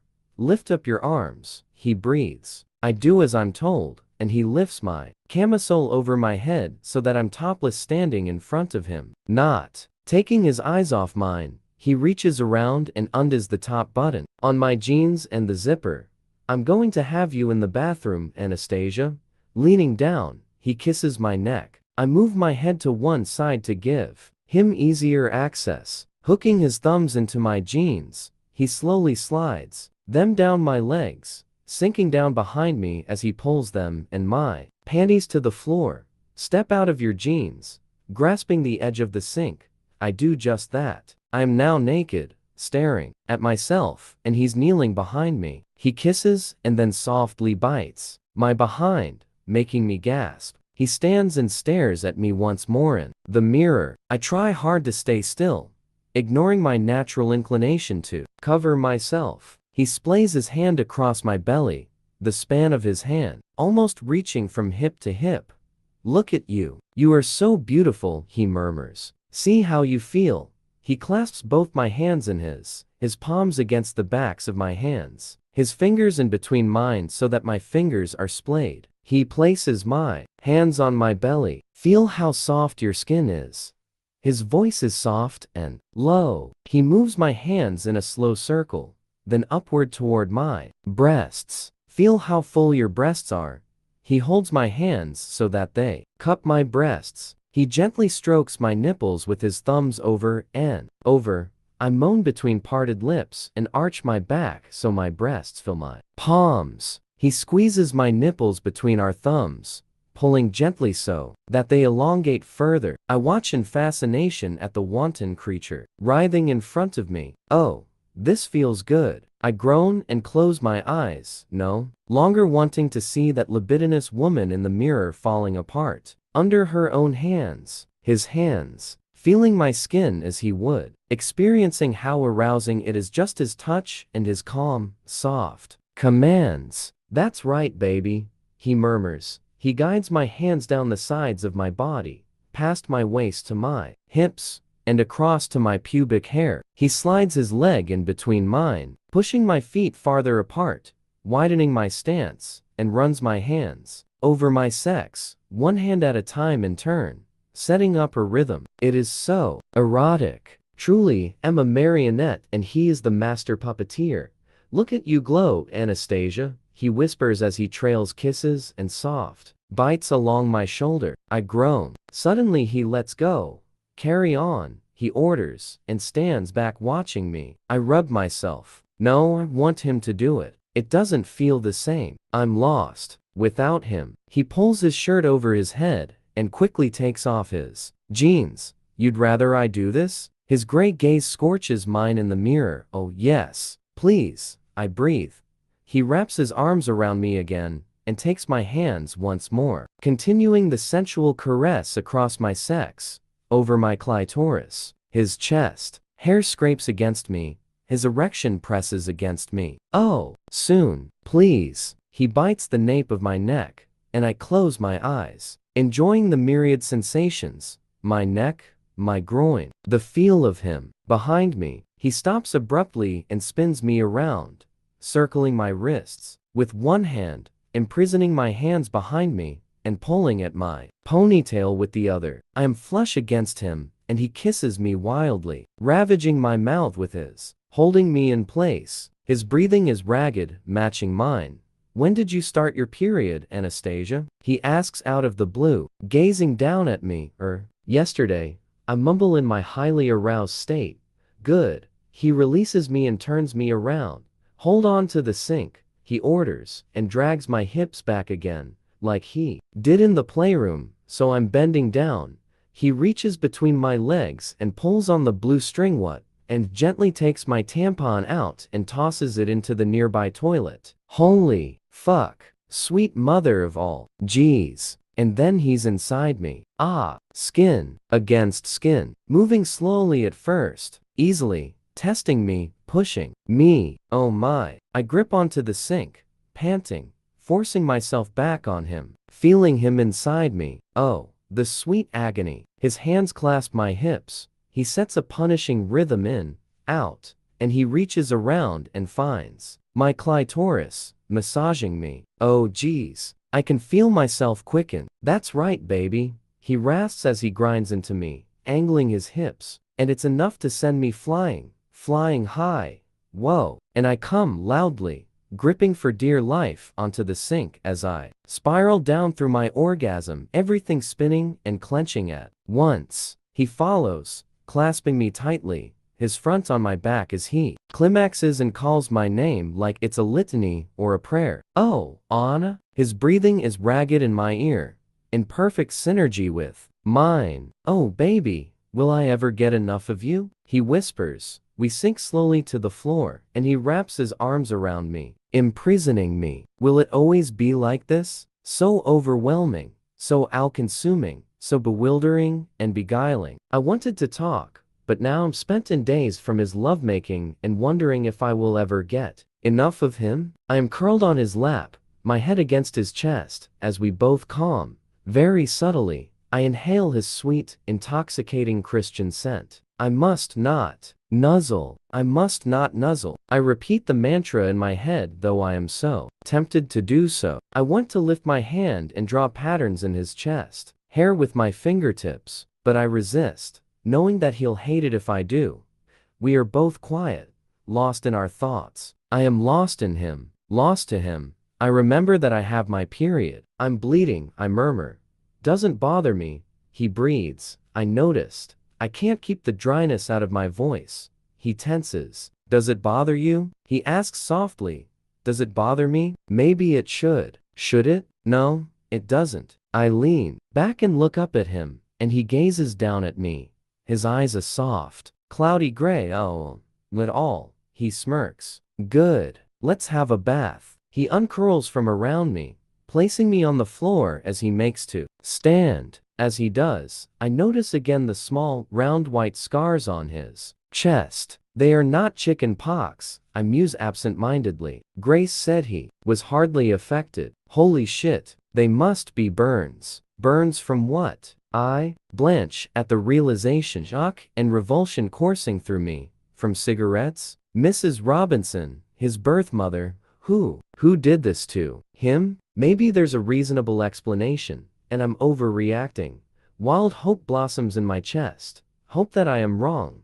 What is it? Christian's face is wide-eyed with alarm. Your scars, I whisper. They're not from chicken pox. I watch as in a split second he closes down, his stance changing from relaxed, calm, and at ease to defensive, angry even. He frowns, his face darkening, and his mouth presses into a thin, hard line. No, they're not, he snaps, but he does not elaborate further. He stands, holds his hand out for me, and hauls me to my feet. Don't look at me like that. His voice is colder and scolding as he lets go of my hand. I flush, chastened, and stare down at my fingers, and I know, that someone stubbed cigarettes out on Christian. I feel sick. Did she do that? I whisper before I can stop myself. He says nothing, so I'm forced to look at him. He's glaring at me. She, Mrs. Robinson? She's not an animal, Anastasia. Of course she didn't. I don't understand why you feel you have to demonize her. He's standing there, naked, gloriously naked, with my blood on him, and we're finally having this conversation. And I'm naked too. Neither of us has anywhere to hide, except perhaps the bath. I take a deep breath, move past him, and step down into the water. It is deliciously warm, soothing, and deep. I melt into the fragrant foam and stare up at him, hiding among the bubbles. I just wonder what you would be like if you hadn't met her. If she hadn't introduced you to your lifestyle. He sighs and steps down into the bath opposite me, his jaw clenched with tension, his eyes frosty. As he gracefully submerges his body beneath the water, he's careful not to touch me. Geez, have I made him that mad? He stares impassively at me, his face unreadable, saying nothing. Again, the silence stretches between us, but I hold my counsel. It's your turn, Gray. I am not caving this time. My subconscious is nervous, anxiously biting her nails. This could go either way. Christian and I stare at each other, but I am not backing down. Eventually, after what seems like a millennium, he shakes his head, and he smirks. I would probably have gone the way of my birth mother, had it not been for Mrs. Robinson. Oh, I blink at him. Crack addict or whore? Possibly both. She loved me in a way I found acceptable, he adds with a shrug. What the hell does that mean? Acceptable? I whisper. Yes. He stares intently at me. She distracted me from the destructive path I found myself following. It's very hard to grow up in a perfect family when you're not perfect. Oh no, my mouth dries as I digest his words. He gazes at me, his expression unfathomable. He's not going to tell me anymore. How frustrating. Inside, I'm reeling. He sounds so full of self-loathing. And Mrs. Robinson loved him. Holy shit. Does she still? I feel like I've been kicked in the stomach. Does she still love you? I don't think so. Not like that. He frowns as if he hasn't thought about the idea. I keep telling you it was a long time ago. It's in the past. I couldn't change it even if I wanted to, which I don't. She saved me from myself. He's exasperated and runs a wet hand through his hair. I've never discussed this with anyone. He pauses. Except Dr. Flynn, of course. And the only reason I'm talking about this now, to you, is because I want you to trust me. I do trust you, but I do want to know you better, and whenever I try to talk to you, you distract me. There's so much I want to know. For pity's sake, Anastasia, what do you want to know? What do I have to do? His eyes blaze, and though he doesn't raise his voice, I know he's trying to rein in his temper. I glance down at my hands, clear beneath the water as the bubbles have started to disperse. I'm just trying to understand. You're such an enigma, unlike anyone I've met before. I'm glad you're telling me what I want to know. Geez, maybe it's the cosmopolitans making me brave. But suddenly I cannot bear the distance between us. I move through the water to his side and lean against him so we're touching, skin to skin. He tenses and eyes me warily, as if I might bite. Well, that's a turnaround. My inner goddess gazes at him in quiet, surprised speculation. Please don't be angry with me, I whisper. I am not angry with you, Anastasia. I'm just not used to this kind of talking, this probing. I only have this with Dr. Flynn, and with, he stops and frowns, with her. Mrs. Robinson. You talk to her? I prompt, trying to rein in my own temper. Yes, I do. What about? He shifts in the bath so that he's facing me, causing the water to lap over the sides onto the floor. He places his arm around my shoulders, resting on the ledge of the bath. Persistent, aren't you? He murmurs, a trace of irritation in his voice. Life, the universe business. Anastasia, Mrs. R and I go way back. We can discuss anything. Me? I whisper. Yes. Gray eyes watch me carefully. I bite my bottom lip, trying to curb the sudden rush of anger that surfaces. Why do you talk about me? I endeavor not to sound whiny and petulant, but I don't succeed. I know I should stop. I am pushing him too hard. My subconscious has her Munch's scream face on again. I've never met anyone like you, Anastasia. What does that mean? Anyone who just didn't automatically sign your paperwork. No questions asked. He shakes his head. I need advice. And you take advice from Mrs. Pato? I snap. The hold on my temper is more tentative than I thought. Anastasia, enough. He snaps back sternly, his eyes narrowing. I'm skating on thin ice, and I'm heading into danger, or I'll put you across my knee. I have no sexual or romantic interest in her whatsoever. She's a dear, valued friend and a business partner. That's all. We have a past, a shared history, which was monumentally beneficial for me. Though it fucked up her marriage, but that side of our relationship is over. Geez, another part I just can't understand. She was married as well. How did they get away with it for so long? And your parents never found out? No, he growls. I've told you this. And I know that's it. I cannot ask him any further questions about her, because he will lose it with me. Are you done? He snaps. For now. He takes a deep breath, and visibly relaxes in front of me. A great weight has been lifted from his shoulders or something. Right, my turn, he mutters, and his glare turns steely, speculative. You haven't responded to my email. I flush. Oh, I hate the spotlight on me. And it seems he's going to get angry every time we have a discussion. I shake my head. Perhaps that's how he feels about my questions. He's not used to being challenged. The thought is revelatory, distracting, and unnerving. I was going to respond, but now you're here. You'd rather I wasn't? He breathes, his expression impassive. No, please, I murmur. Good. He gives me a genuine, relieved smile. I'm pleased I'm here, too, in spite of your interrogation. So, well, acceptable to grill me. You think you can claim some kind of diplomatic immunity just because I've flown all this way to see you? I'm not buying it, Miss Steele. I want to know how you feel. Oh no, I told you. I am pleased you're here. Thank you for coming all this way, I say, feebly. It's my pleasure. His eyes shine as he leans down and kisses me. Gently, I feel myself responding automatically. The water is still warm. The bathroom's still steamy. He stops and pulls back, gazing down at me. No, I think I want some answers first before we do any more. There's that word again. And he wants answers. Answers to what? I don't have a secret past. I don't have a harrowing childhood. What could he possibly want to know about me that he doesn't already? No, I sigh, resigned. What do you want to know? Well, how you feel about our would-be arrangement, for starters. I blink at him. Truth, or dare time my subconscious and inner goddess glance nervously at each other. Hell, let's go for truth. I don't think I can do it for an extended period of time. A whole weekend being someone I'm not. I flush and stare at my hands. He tips my chin up, and he's smirking at me, amused. No, I don't think you could either. And part of me feels slightly affronted and challenged. Are you laughing at me? Yes, but in a good way, he says with a small smile. He leans down and kisses me softly, briefly. You're not a great submissive. He breathes as he holds my chin, his eyes dancing with humor. I stare at him, shocked. Then I burst out laughing and he joins me.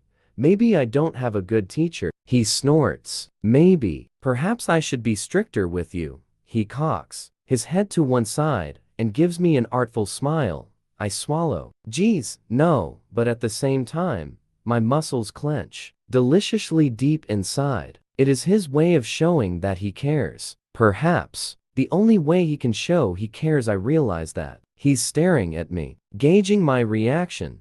Was it that bad when I spanked you the first time? I gaze back at him, blinking. Was it that bad? I remember feeling confused by my reaction. It hurt, but not that much in retrospect. He's said over and over again, it's more in my head. And the second time, well, that was good. Hut. No, really, whisper. It's more the idea of it. He prompts, I suppose. Feeling pleasure when one isn't supposed to. I remember feeling the same. Takes a while to get your head around it.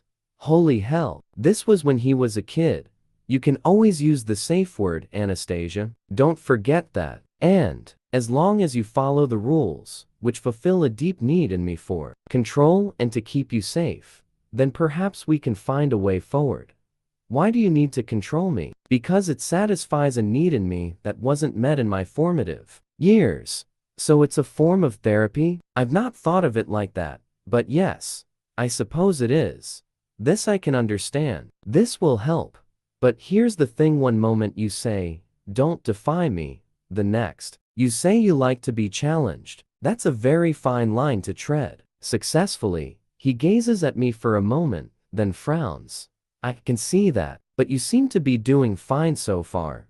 But at what personal cost? I'm tied up in knots here. I like you tied up in knots. He smirks. That's not what I meant. I splash him in exasperation. He gazes down at me, arching an eyebrow. Did you just splash me? Yes. Holy shit. That look. Oh, Miss Steele. He grabs me and pulls me onto his lap, sloshing water all over the floor. I think we've done enough talking for now. He clasps his hands on either side of my head and kisses me deeply, possessing my mouth, angling my head, controlling me. I moan against his lips. This is what he likes. This is what he's so good at.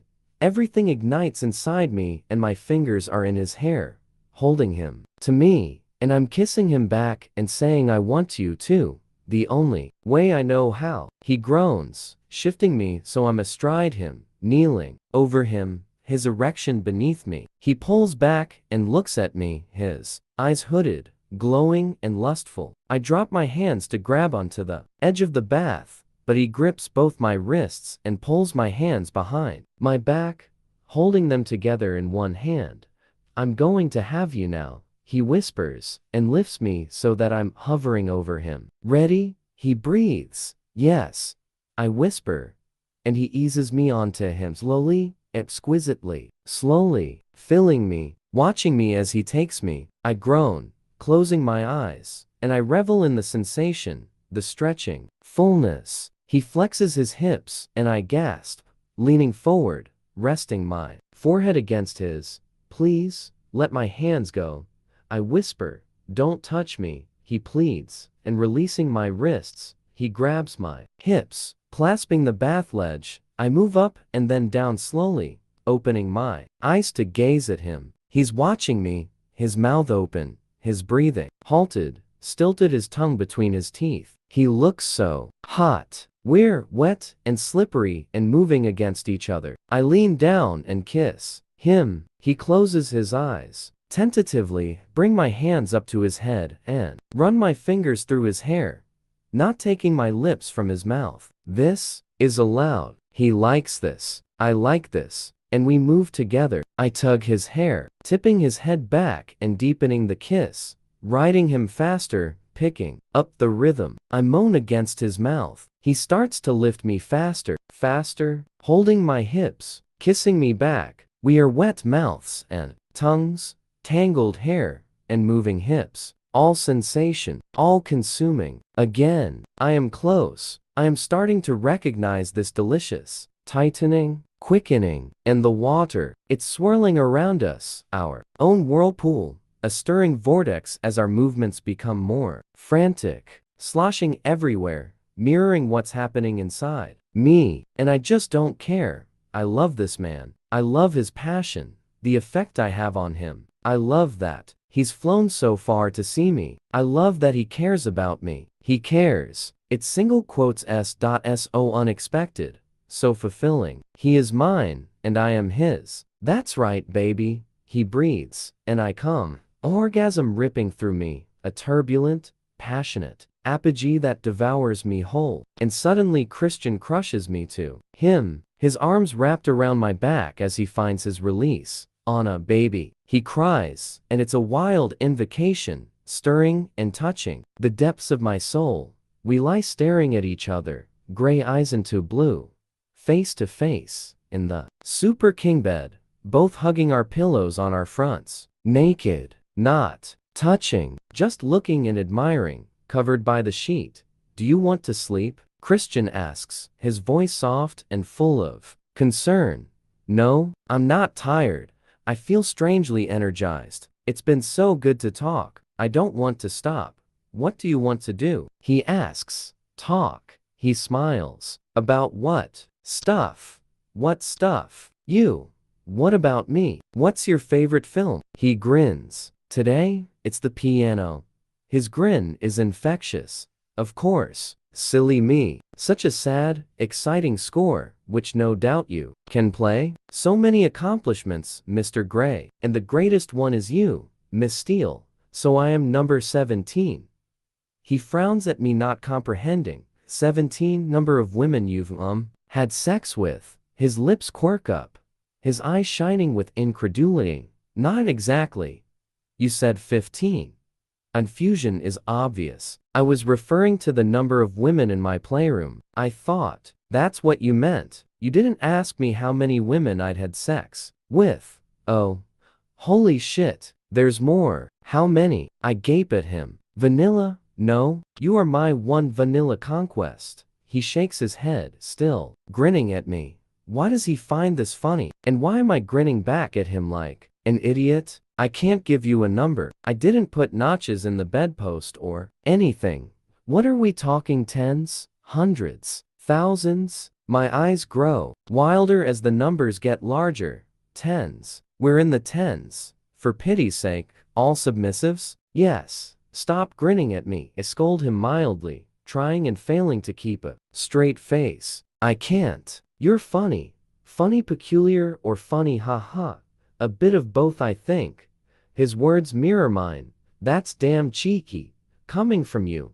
He leans across and kisses the tip of my nose. This will shock you. Anastasia. Ready? I nod, wide-eyed, still with the stupid grin on my face. All submissives in training. When I was training, there are places in and around Seattle that one can go and practice. Learn to do what I do, he says. What? Oh. I blink at him. Yep. I've paid for sex, Anastasia. That's nothing to be proud of, I mutter haughtily. And you're right. I'm deeply shocked. And cross that, I can't shock you. You wore my underwear. Did that shock you? Yes. My inner goddess pole vaults over the 15-foot bar. You didn't wear your panties to meet my parents. Did that shock you? Yes. Geez. The bars moved to 16 feet. It seems I can only shock you in the underwear department. You told me you were a virgin. That's the biggest shock I've ever had. Yes. Your face was a picture, a Kodak moment. I giggle. You let me work you over with a riding crop. Did that shock you? Yep. I grin. Well, I may let you do it again. Oh, I do hope so, Miss Steele. This weekend? Okay. I'll be shyly. Okay. Yes. I'll go to the Red Room of Pain again. You say my name. That shocks you? The fact that I like it shocks me. Christian. He grins. I want to do something tomorrow. His eyes glow with excitement. What? A surprise. For you. His voice is low and soft. I raise an eyebrow and stifle a yawn at the same time. Am I boring you, Miss Steele? His tone is sardonic. Never. He leans across and kisses me gently on my lips. Sleep, he commands, then switches off the light. And in this quiet moment, as I close my eyes, spent and sated, I think, I'm in the eye of the storm. And in spite of all he said, and what he hasn't said, I don't think I have ever been so happy. Chapter 24. Christian stands in a steel-barred cage, wearing his soft, ripped jeans. His chest and feet are mouth-wateringly naked, and he's staring at me. His private joke smile is etched on his beautiful face, and his eyes a molten gray. In his hands, he holds a bowl of strawberries. He ambles, with athletic grace, to the front of the cage, gazing intently at me. Holding up a plump, ripe strawberry, he extends his hand through the bars. Eat, he says, his tongue caressing the front of his palate as he enunciates the tea. I try to move toward him, but I'm tethered, held back by some unseen force around my wrist, holding me. Let me go. Come eat, he says, smiling his delicious crooked smile. I pull and pull. Let me go. I want to scream and shout, but no sound emerges. I am mute. He stretches a little farther, and the strawberry is at my lips. Eat, Anastasia. His mouth forms my name, lingering sensually on each syllable. I open my mouth and bite. The cage disappears, and my hands are free. I reach up to touch him, graze my fingers through his chest hair. Double quotes Anastasia. Double quotes. No. I moan. Come on, baby. Double quotes. No. I want to touch you. Wake up. No, please. My eyes flicker and willingly open for a split second. I'm in bed and someone is nuzzling my ear.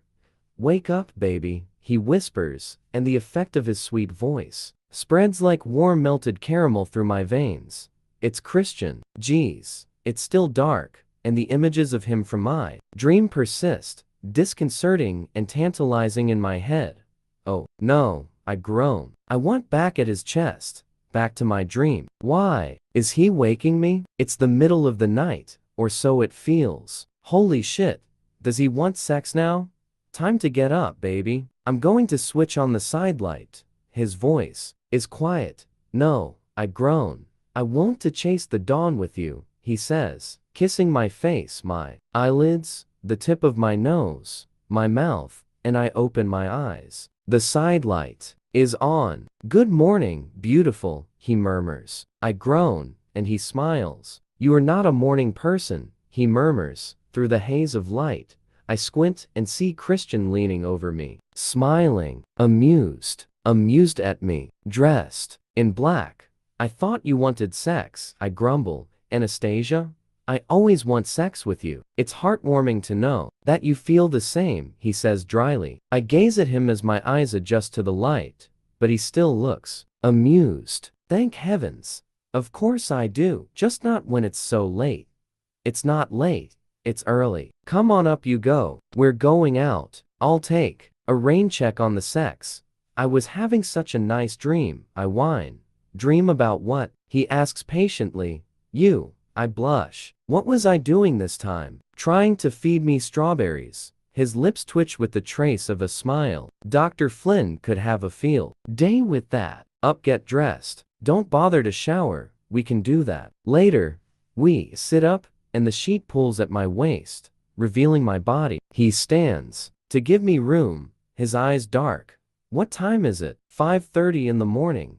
Feels like 3 a.m. We don't have much time. I let you sleep as long as possible. Come, can't I have a shower? He sighs. If you have a shower, I'll want one with you, and you and I know what will happen then. The day will just go. Come, he's excited. Like a small boy, he's iridescent with anticipation and excitement. It makes me smile. What are we doing? It's a surprise. I told you. I can't help but grin up at him. Okay, I clamber off the bed and search for my clothes. Of course, they are neatly folded on the chair beside my bed. He's laid out a pair of his jersey boxer briefs, to Ralph Lauren no less. I slip them on, and he grins at me.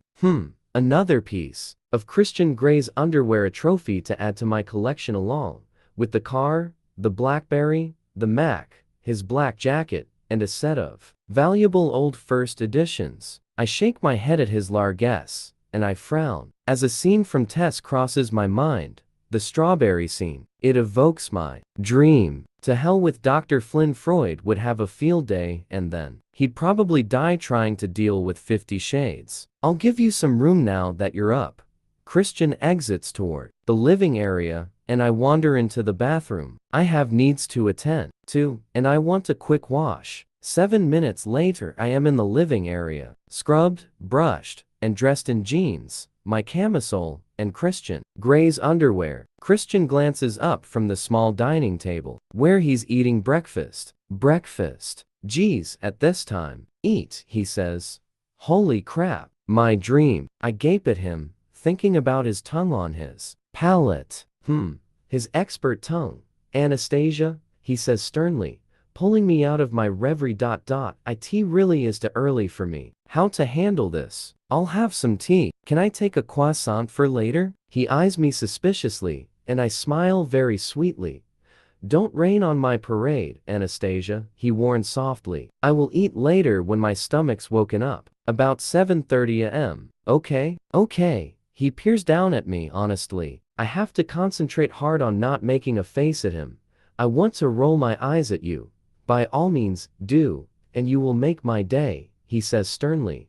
I gaze up at the ceiling. Well, a spanking would wake me up, I suppose. I purse my lips in quiet contemplation. Christian's mouth drops open. On the other hand, I don't want you to be all hot and bothered. The climate here is warm enough. I shrug nonchalantly. Christian closes his mouth and tries very hard to look displeased, but fails hopelessly. I can see the humor lurking in the back of his eyes. You are, as ever, challenging, Miss Steele. Drink your tea. I notice the Twinings label, and inside, my heart sings. See, he does care. My subconscious mouths at me. I sit and face him, drinking in his beauty. Will I ever get enough of this man? As we leave the room, Christian throws a sweatshirt at me. You'll need this. I look at him, puzzled.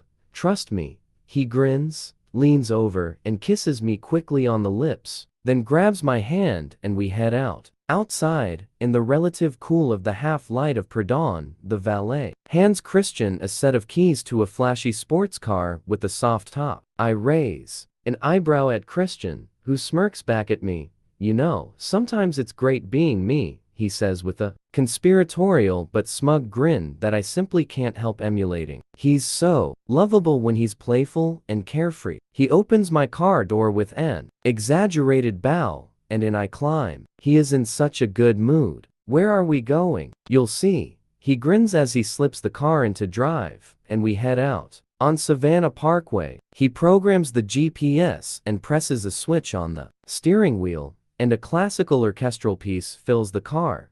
What's this? I ask as the sweet, sweet sound of 100 violin strings assails us. It's from La Traviata, an opera by Verdi. Oh my, it's lovely. Too depressing? Do you want to choose some music? This is on my iPod. Christian has that secret smile again. I can't see his iPod anywhere. He taps the screen on the console between us, and behold, there is a playlist. You choose. His lips twitch up into a smile, and I know it's a challenge. Christian Gray's iPod. This should be interesting. I scroll through the touch screen and find the perfect song. I press play. I wouldn't have figured him for a Britney fan. The club mix, techno beat assaults us both, and Christian turns the volume down. Maybe it's too early for this. Britney's at her most sultry. Toxic. Christian grins. I don't know what you mean. I feign innocence. He turns the music down a little more, and inside I am hugging myself. My inner goddess is standing on the podium awaiting her gold medal. He turned the music down. Victory. I didn't put that song on my iPod, he says casually, and puts his foot down so that I'm thrown back into my seat as the car accelerates along the freeway. What? He knows what he's doing, the bastard. Who did? And I have to listen to Britney going on and on. Who? The song ends and the iPod shuffles to Damien Rice being mournful. Who? I stare out the window, my stomach churning. Who? It was Leela. He answers my unspoken thoughts. How does he do that? Leela? An ex, who put the song on my iPod. Damien warbles away in the background as I sit stunned. An ex? Ex-submissive? An ex, one of the 15? I ask. Yes. What happened to her? We finished. Wow, geez. It's too early for this kind of conversation. But he looks relaxed, happy even, and, what's more, talkative. She wanted more. His voice is low, introspective even, and he leaves the sentence hanging between us, ending it with that powerful little word again. And you didn't? I asked before I can employ my brain to mouth filter. Shit. Do I want to know? He shakes his head. I've never wanted more, until I met you. Gasp, reeling. Isn't this what I want? He wants more. He wants it too. My inner goddess has backflipped off the podium and is doing cartwheels around the stadium. It's not just me. What happened to the other 14? I ask. Geez. He's talking take advantage. You want a list? Divorced? Beheaded? Died? You're not Henry VIII. Okay. In no particular order. I've only had long-term relationships with 4 women, part from Elena Mrs. Robinson to you. He half smiles his secret private joke smile. Elena? Holy fuck. The evil one has a name, and it's all foreign sounding. A vision of a glorious, pale-skinned vamp with raven hair and ruby red lips comes to mind, and I know that she's beautiful. I must not dwell. What happened to the 4? I asked to distract myself. So inquisitive, so eager for information. Miss Steele, he scolds playfully. Oh, when is your period due? Anastasia, a man needs to know these things. Does he? I do. Why? Because I don't want you to get pregnant. Neither do I. Well, not for a few years yet. Christian blinks, startled, then visibly relaxes. Okay, Christian doesn't want children. Now or never. I'm reeling from his sudden, unprecedented attack of candor. Perhaps it's the early morning? Something in the Georgia water? The Georgia air? What else do I want to know? Carpe diem. So the other four. What happened? I ask. One met someone else. The other three wanted more. I wasn't in the market for more than. And the others? I press. He glances at me briefly and just shakes his head. Just didn't work out. Whoa. A bucket load of information to process. I glance in the side mirror of the car, and I notice the soft swell of pink and aquamarine in the sky behind the car. Dawn is following us. Where are we headed? I ask, perplexed, gazing out at Interstate 95. We're heading south. That's all I know. An airfield. We're not going back to Seattle, are we? I gasp, alarmed. I haven't said goodbye to my mom. Geez, she's expecting us for dinner. He laughs. No, Anastasia, we're going to indulge in my second favorite pastime. Second? I frown at him. Yep, I told you my favorite this morning. I glance at his glorious profile, frowning, racking my brain. Indulging in you, Miss Steele. That's got to be top of my list. Anyway, I can get to you, well, that's quite high up on my list of diverting, kinky priorities. 2. I mutter, blushing, pleased to hear it. He mutters dryly. So, airfield? He grins at me. Soaring. The term rings a vague bell. He's mentioned it before. We're going to chase the dawn, Anastasia. He turns and grins at me, as the GPS urges him to turn right into what looks like an industrial complex. He pulls up outside a large white building with a sign reading, Brunswick Soaring Association Gliding. We're going gliding? He switches off the engine. You up for this? He asks. You're flying? Yes. Yes, please. I don't hesitate. He grins and leans forward and kisses me. Another first, Miss Steele, he says as he climbs out of the car. First? What sort of first? First time flying a glider. Shit. No, he said. That he's done it before. I relax. He walks around and opens my door. The sky has turned to a subtle opal, shimmering and glowing softly. Behind the sporadic childlike clouds, dawn is upon us. Taking my hand, Christian leads me around the building to a large stretch of tarmac where several planes are parked. Waiting beside them is a man with a shaved head and a wild look in his eye, accompanied by Taylor. Taylor, does Christian go anywhere without that man? I beam at him, and he smiles kindly back at me. Mr. Gray, this is your tow pilot, Mr. Mark Benson, says Taylor. Christian and Benson shake hands and strike up a conversation that sounds very technical about wind speed, directions, and the like. Hello, Taylor, I murmur shyly. Miss Steele. He nods a greeting at me, and I frown. Anna, he corrects himself. He's been hell on wheels the last few days. Glad we're here, he says conspiratorially. Oh, this is news. Why? Surely not because of me. Revelation Thursday. Must be something in the Savannah water that makes these men loosen up a bit. Anastasia, Christian summons me. Come. He holds out his hand. See you later. I smile at Taylor, and giving me a quick salute, he heads back to the parking lot. Mr. Benson, this is my girlfriend, Anastasia Steele. Pleased to meet you, I murmur as we shake hands. Benson gives me a dazzling smile. Likewise, he says, and I can tell from his accent that he's British. As I take Christian's hand, there's a mounting excitement in my belly.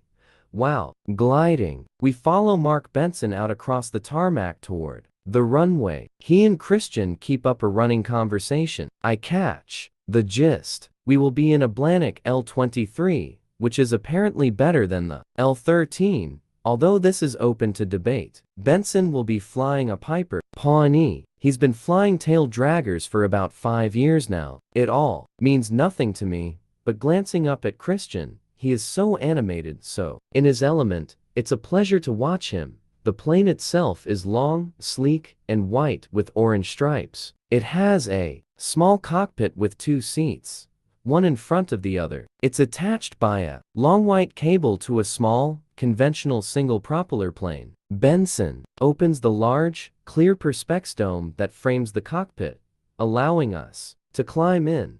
First we need to strap on your parachute. Parachute? I'll do that. Christian interrupts him and takes the harness from Benson, who smiles amenably at him.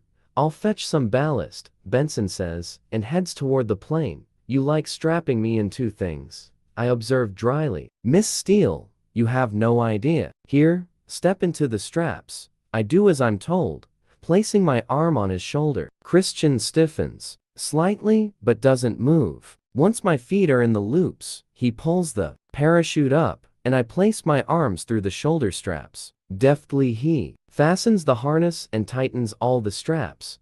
There, you'll do, he says mildly, but his eyes are gleaming. Do you have your hair tie from yesterday? I nod. You want me to put my hair up? Yes. I quickly do as I'm asked, and you go, Christian commands. He's still so bossy. I go to climb into the back. No, front. The pilot sits in the back. But won't you be able to see? I'll see plenty, he grins. I don't think I have ever seen him so happy bossy, but happy. I clamber in, settling down into the leather seat. It is surprisingly comfortable. Christian leans over, pulls the harness over my shoulders, reaches between my legs for the lower belt, and slots it into the fastener that rests against my belly. He tightens all the restraining straps. Twice in one morning. I am a lucky man, he whispers, and kisses me quickly. This won't take long, 20-30 minutes at most. Thermals aren't great this time of the morning, but it's so breathtaking up there at this hour. I hope you're not nervous. Excited. I beam. Where did this ridiculous grin come from? Actually, part of me is terrified. My inner goddess, she's under a blanket behind the sofa. Good. He grins back, stroking my face, then disappears from view. I hear and feel his movements as he climbs in behind me. Of course, he strapped me in so tightly, can't move around to see him. Typical. We are very low on the ground. In front of me is a panel of dials and levers and a big stick thing. I leave everything alone. Mark Benson appears with a cheerful grin as he checks my straps and leans in and checks the cockpit floor. I think it's the ballast. Yep. That's secure. First time? He asks me. Yes. You'll love it. Thanks, Mr. Benson. Call me Mark. He turns to Christian. Okay. Yep. Let's go. I am so glad I haven't eaten anything. I am beyond excited, and I don't think my stomach would be game for food, excitement, and leaving the ground once again, and putting myself into this beautiful man's skilled hands. Mark shuts the cockpit lid, strolls over to the plane in front, and climbs in. The Piper's single propeller starts, and my nervous stomach relocates itself to my throat. Geez, I'm really doing this. Mark taxis slowly down the runway, and as the cable takes the strain, we suddenly jolt forward. We're off. I hear chatter over the radio set behind me. I think it's Mark talking to the tower, but I can't make out what he's saying. As the Piper picks up speed, so do we. It's very bumpy, and in front of us the single prop plane is still on the ground. Geez, will we ever get up? And suddenly, my stomach disappears from my throat and free falls through my body to the ground. We're airborne. Here we go, baby. Christian shouts from behind me, and we are in our own bubble, just us two. All I hear is the sound of the wind ripping past and the distant hum of the Piper's engine. I'm gripping the edge of my seat with both hands, so tightly my knuckles are white. We head west, inland, away from the rising sun, gaining height, crossing over fields and woods and homes and Interstate 95. Oh my, this is amazing. Above us only sky. The light is extraordinary, diffuse and warm in hue, and I remember Joe's rambling on about magic hour, a time of day that photographers adore. This is it. Just after dawn, and I'm in it with Christian. Abruptly, I'm reminded of Josie's show. I need to tell Christian. I wonder briefly how he'll react, but I won't worry about that, not now.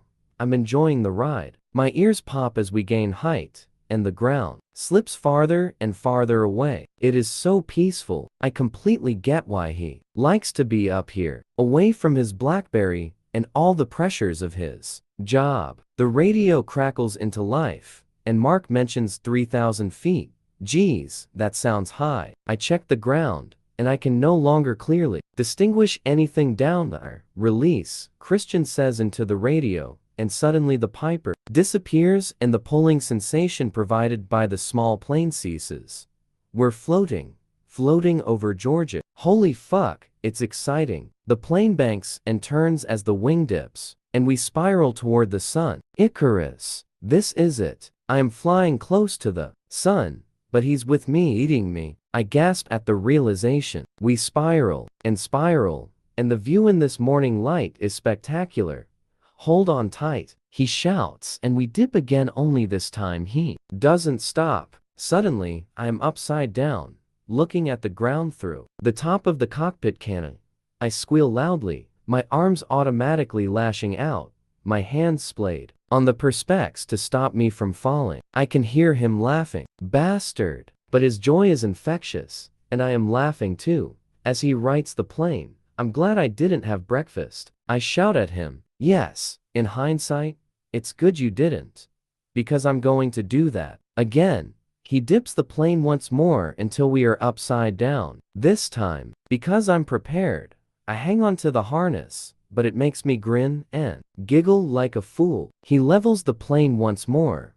Beautiful, isn't it? He calls. Yes. We fly, swooping majestically through the air, listening to the wind and the silence in the early morning light. Who could ask for more? See the joystick in front of you? He shouts again. I look at the stick that is jerking between my legs. Oh no, where's he going with this? Grab hold. Oh, shit. He's going to make me fly the plane. No, go on, Anastasia. Grab it, he urges more vehemently. Tentatively, I grasp it and feel the pitch and yaw of what I assume are rudders and paddles or whatever keeps this thing in the air. Hold tight. Keep it steady. See the middle dial in front? Keep the needle dead center. My heart is in my mouth. Holy shit, I am flying a glider. I'm soaring. Good girl. Christian sounds delighted. I am amazed you let me take control, I shout. You'd be amazed what I'd let you do, Miss Steele. Back to me now.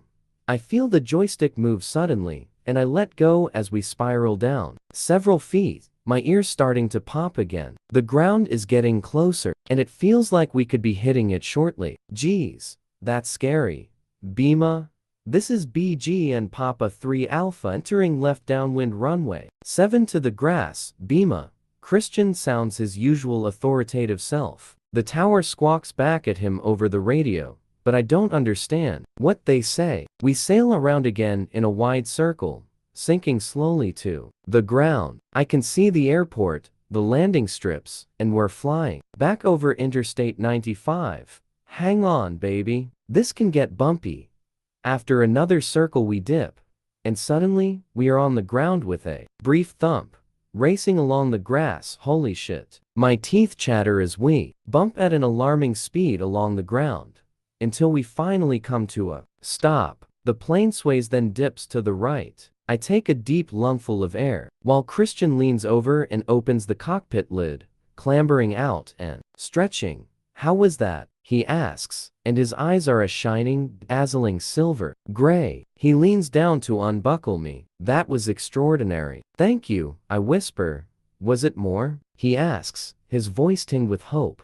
Much more, I breathe, and he grins. Come. He holds out his hand for me, and I clamber out of the cockpit. As soon as I'm out, he grabs me and holds me flush against his body.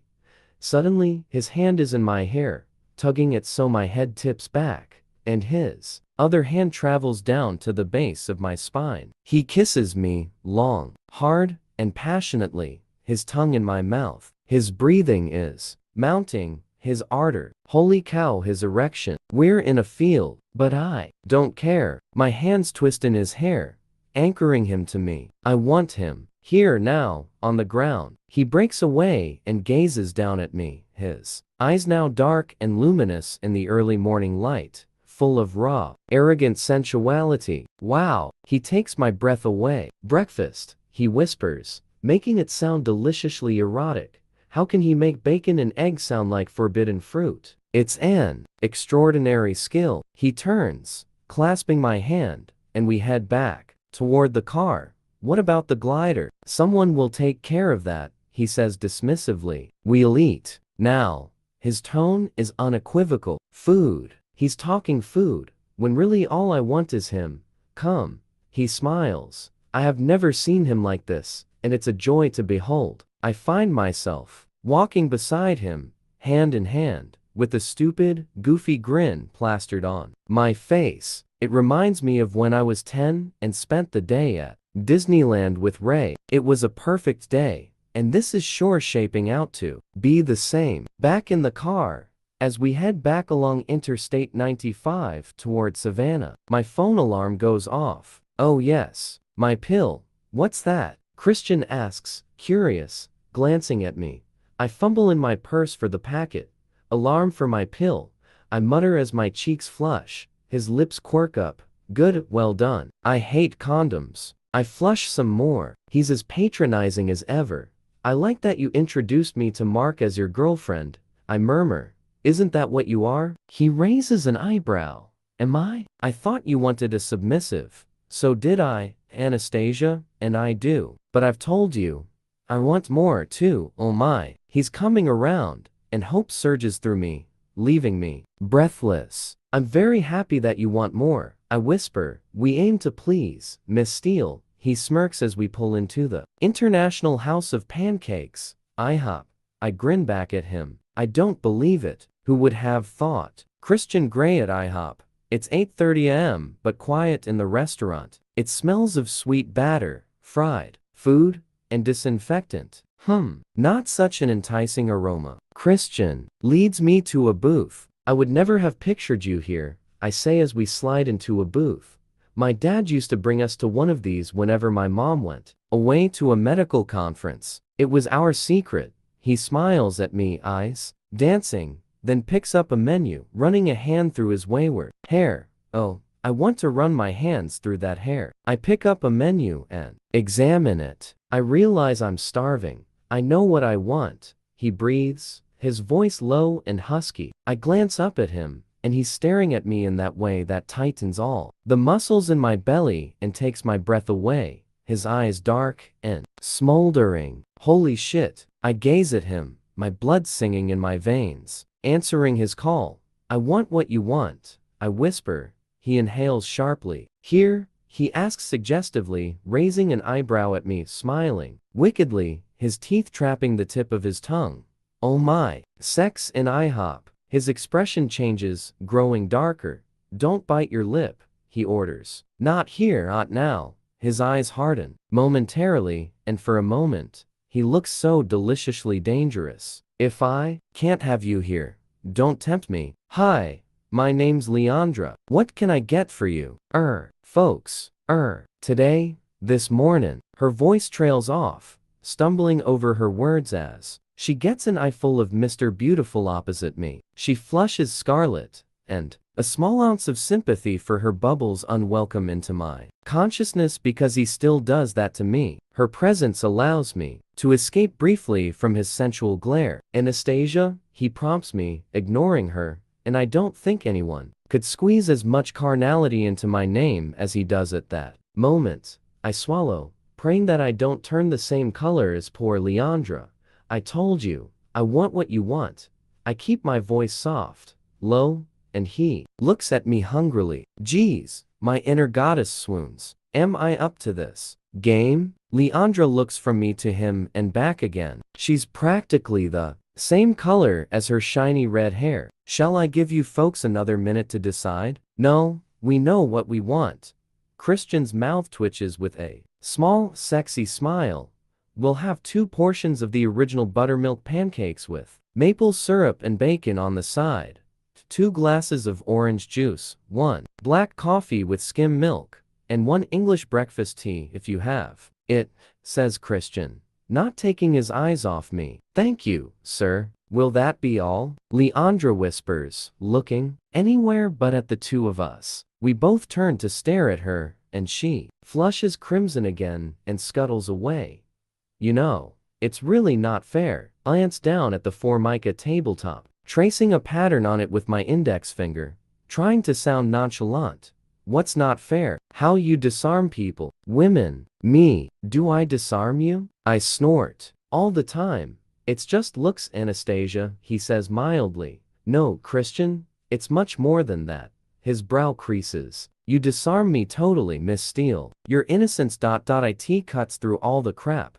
Is that why you've changed your mind? Changed my mind? Yes, about us? He strokes his chin thoughtfully with his long, skilled fingers. I don't think I've changed my mind per se. We just need to redefine our parameters, redraw our battle lines, if you will. We can make this work. I'm sure. I want you submissive in my playroom. I will punish you if you digress from the rules. Other than that, well, I think it's all up for discussion. Those are my requirements, Miss Steele. What say you to that? So I get to sleep with you? In your bed? Is that what you want? Yes. I agree then. Besides, I sleep very well when you're in my bed. I had no idea. His brow creases as his voice fades. I was frightened you'd leave me if I didn't agree to all of it. I whisper, I'm not going anywhere, Anastasia. Besides, he trails off, and after some thought, he adds, we're following your advice, your definition. Compromise. You emailed it to me, and so far, it's working for me. I love that you want more, murmur shyly. No. How do you know? Trust me, I just do. He smirks at me. He's hiding something. What? At that moment, Leandra arrives with breakfast, and our conversation ceases. My stomach rumbles, reminding me how ravenous I am. Christian watches with annoying approval as I devour everything on my plate. Can I treat you? I ask Christian. Treat me how? Pay for this meal. Christian snorts. I don't think so. He scoffs. Please? I want to. He frowns at me. Are you trying to completely emasculate me? This is probably the only place that I'll be able to afford to pay. Anastasia? I appreciate the thought. I do. But no. I purse my lips.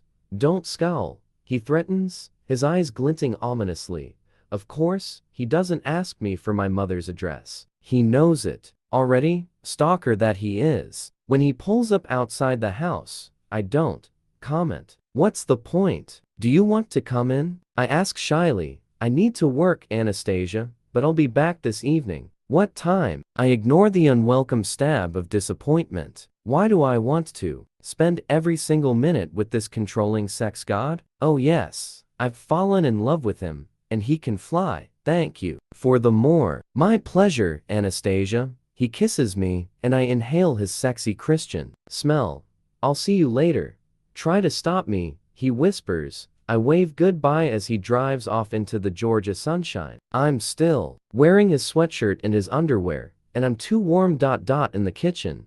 My mom is in a complete flap. It's not every day she has to entertain a multi-zillionaire, and it's stressing her out. How are you, darling? She asks, and I flush because she must know what I was doing last night. I'm good. Christian took me gliding this morning. I hope the new information will distract her. Gliding? As in a small plane with no engine? That sort of gliding? I nod. Wow, she's speechless. A novel concept for my mother. She gapes at me but eventually recovers herself and resumes her original line of questioning. How was last night? Did you talk? Geez. I flush bright scarlet. We talked last night and today. It's getting better. Good. She turns her attention back to the 4 cookbooks she has open on the kitchen table. Mom, if you like, I'll cook this evening. Oh, honey, that's kind of you. But I want to do it. Okay, grimace. Knowing full well that my mother's cooking is pretty hit or miss. Perhaps she's improved since she moved to Savannah with Bob. There was a time I wouldn't subject anyone to her cooking. Even who do I hate? Oh yes, Mrs. Robinson Elena. Well, maybe her. Will I ever meet this damned woman? I decide to send a quick thank you to Christian. From Anastasia Steele. Subject: soaring as opposed to soaring. Date: June 2, 2011, 10:20 EST. To a Christian Grey, sometimes, you really know how to show a girl a good time. Thank you. Anna X. From Christian Grey. Subject: Soaring versus Soaring.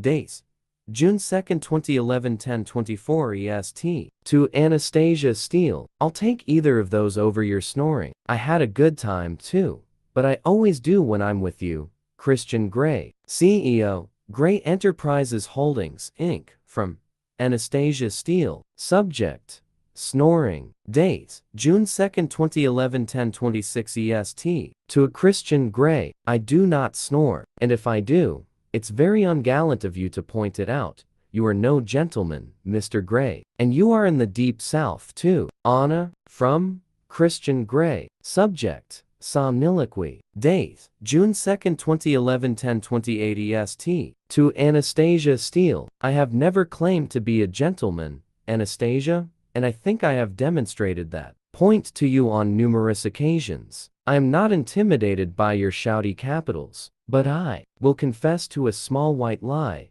No, you don't snore, but you do talk, and it's fascinating. What happened to my kiss? Christian Grey. CAD and CEO, Grey Enterprises Holdings, Inc. Holy shit, I know I talk in my sleep. Kate has told me enough times. What the hell have I said? Oh no. From Anastasia Steele. Subject: Spill the beans. Date: June 2, 2011, 10:32 EST. To a Christian Grey, you are a cad and a scoundrel, definitely no gentleman.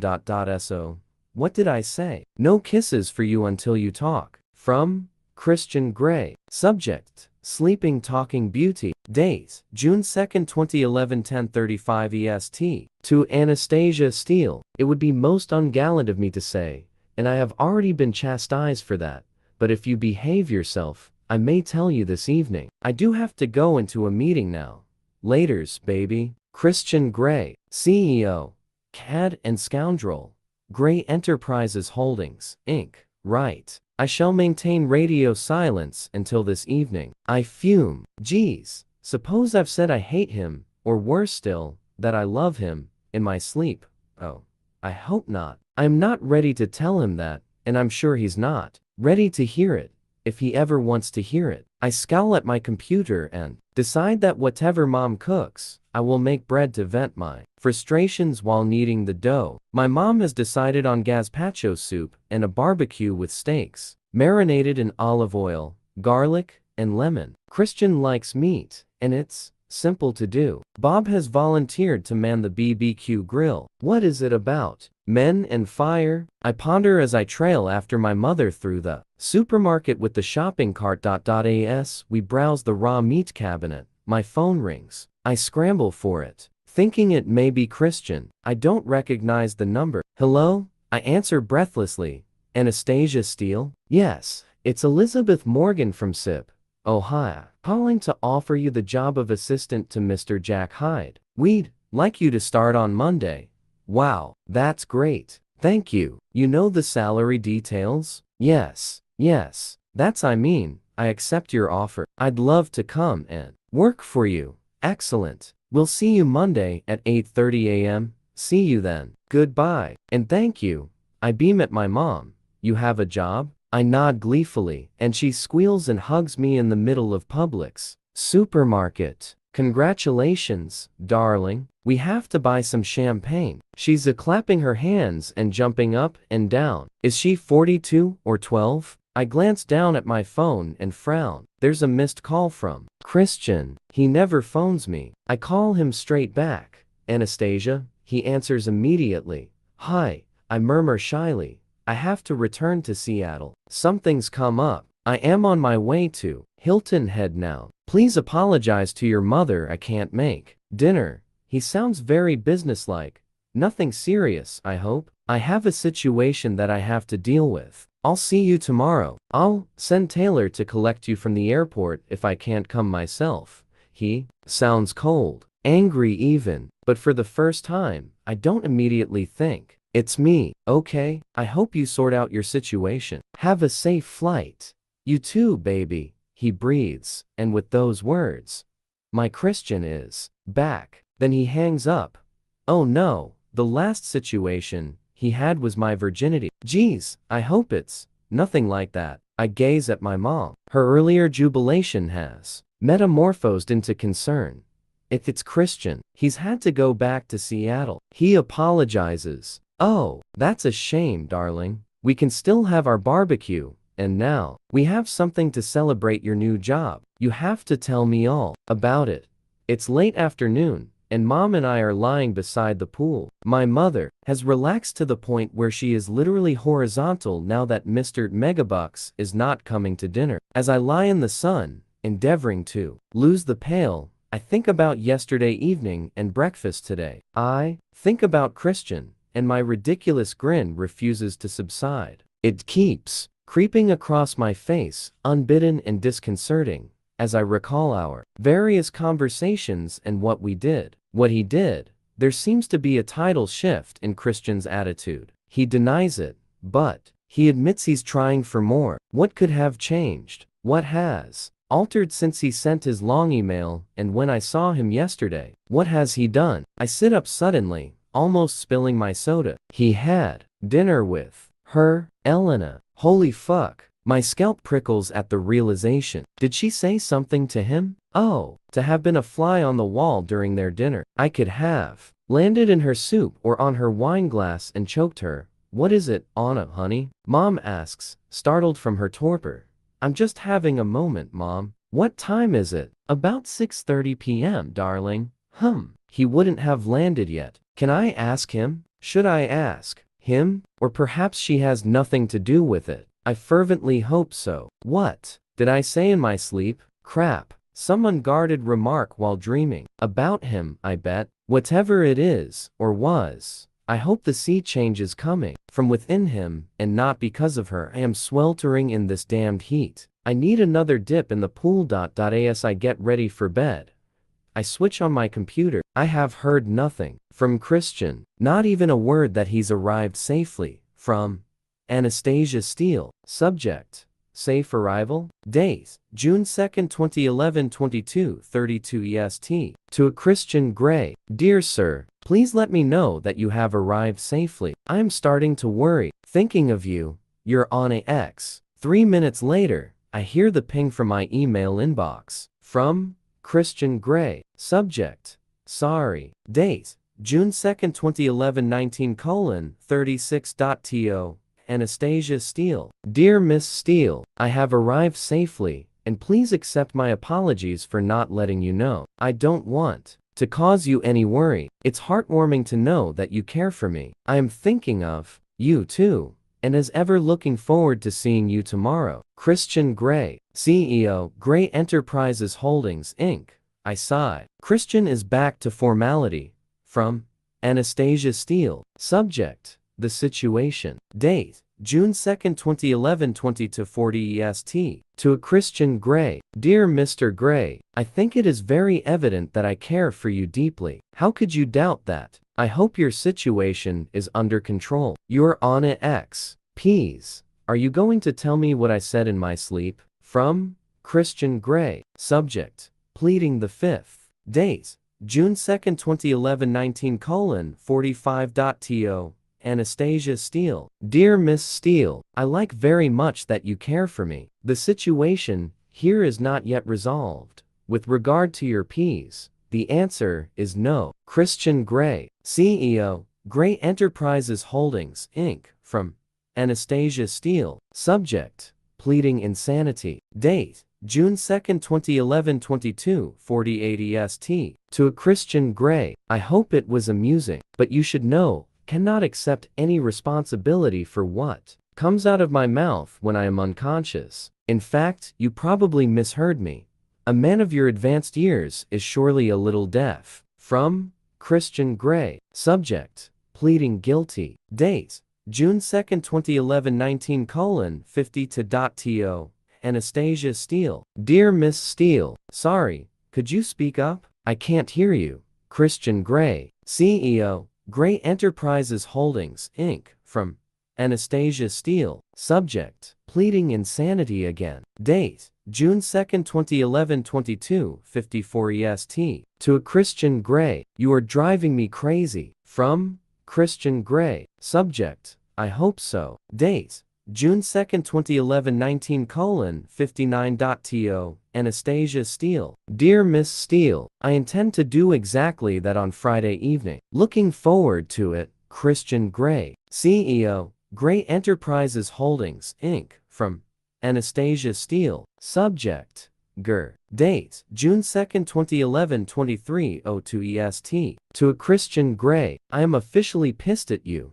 Good night, Miss A. R. Steele. From Christian Grey. Subject, Wild Cat. Date, June 2, 2011 20:05.to, Anastasia Steele. Are you growling at me, Miss Steele? I possess a cat of my own for growlers. Christian Grey. CEO, Grey Enterprises Holdings, Inc. Cat of his own? I've never seen a cat in his apartment. No, I'm not going to answer him. Oh, he can be so exasperating sometimes. 50 Shades of Exasperating. I clamber into bed and lie glaring at the ceiling. As my eyes adjust to the dark, I hear another ping from my computer. I am not going to look. No, definitely not. No, I am not going to look.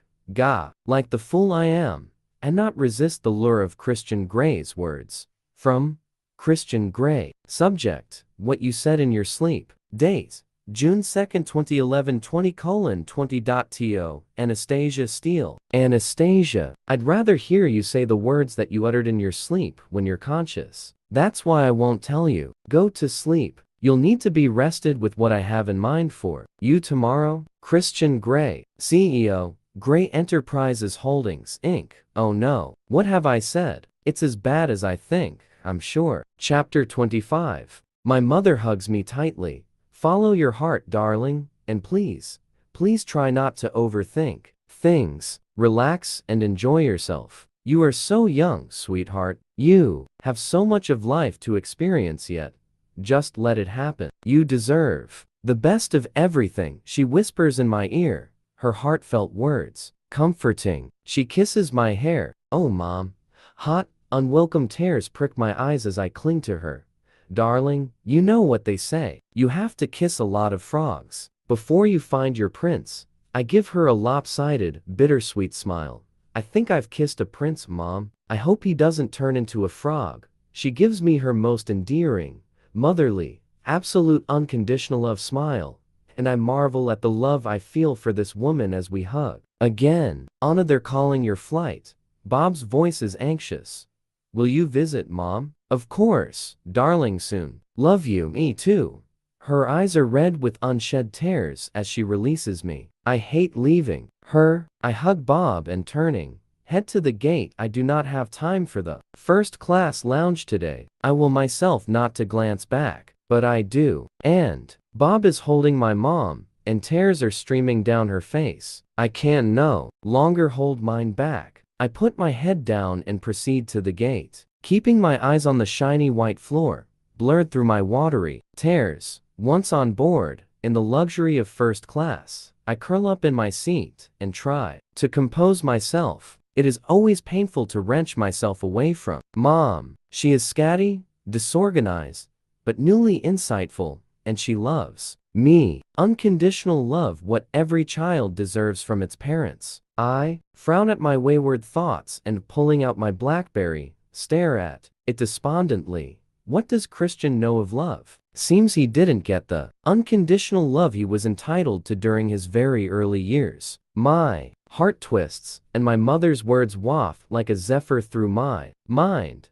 Yes, Anna. Hell, what do you need? A neon sign flashing on his forehead? She thinks Christian loves me, but then she's my mother. Of course, she'd think that. She thinks I deserve the best of everything. I frown. It's true. And in a moment of startling clarity, I see it. It's very simple. I want his love. I need Christian Grey to love me. This is why I am so reticent about our relationship, because on some basic, fundamental level, I recognize within me a deep-seated compulsion to be loved and cherished. And because of his 50 shades, I am holding myself back. The BDSM is a distraction from the real issue. The sex is amazing, he's wealthy, he's beautiful, but this is all meaningless without his love, and the real heart fail is that I don't know if he's capable of love. He doesn't even love himself. I recall his self-loathing, her love being the only form he found acceptable. Punished, whipped,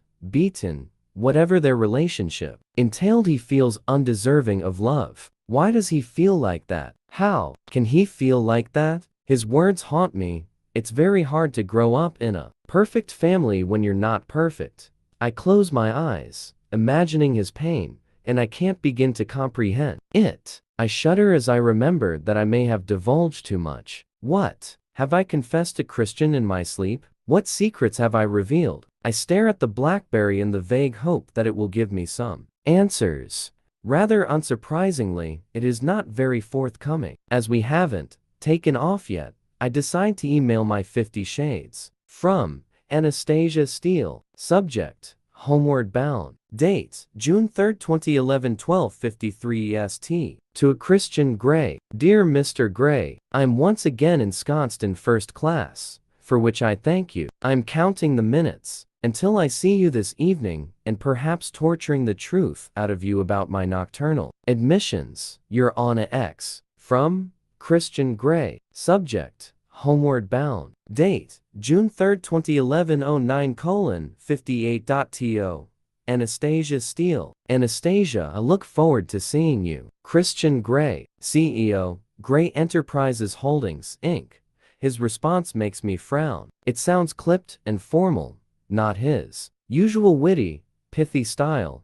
From Anastasia Steele. Subject: Homeward Bound. Date: June 3, 2011, 13:01 EST. To a Christian Gray. Dearest Mr. Gray, I hope everything is okay. Ray, the situation. The tone of your email is worrying. Anna X. From Christian Gray. Subject: Homeward Bound. Date: June 3, 2011, 10:04.to. Anastasia Steele. Anastasia, the situation could be better. Have you taken off yet? If so, you should not be emailing. You are putting yourself at risk, in direct contravention of the rule regarding your personal safety. I meant what I said about punishments. Christian Gray, CEO, Gray Enterprises Holdings, Inc. Crap. Okay? Geez. What is eating him? Perhaps the situation? Maybe. Taylor's gone AWOL. Maybe he's dropped a few million on the stock market, whatever the reason.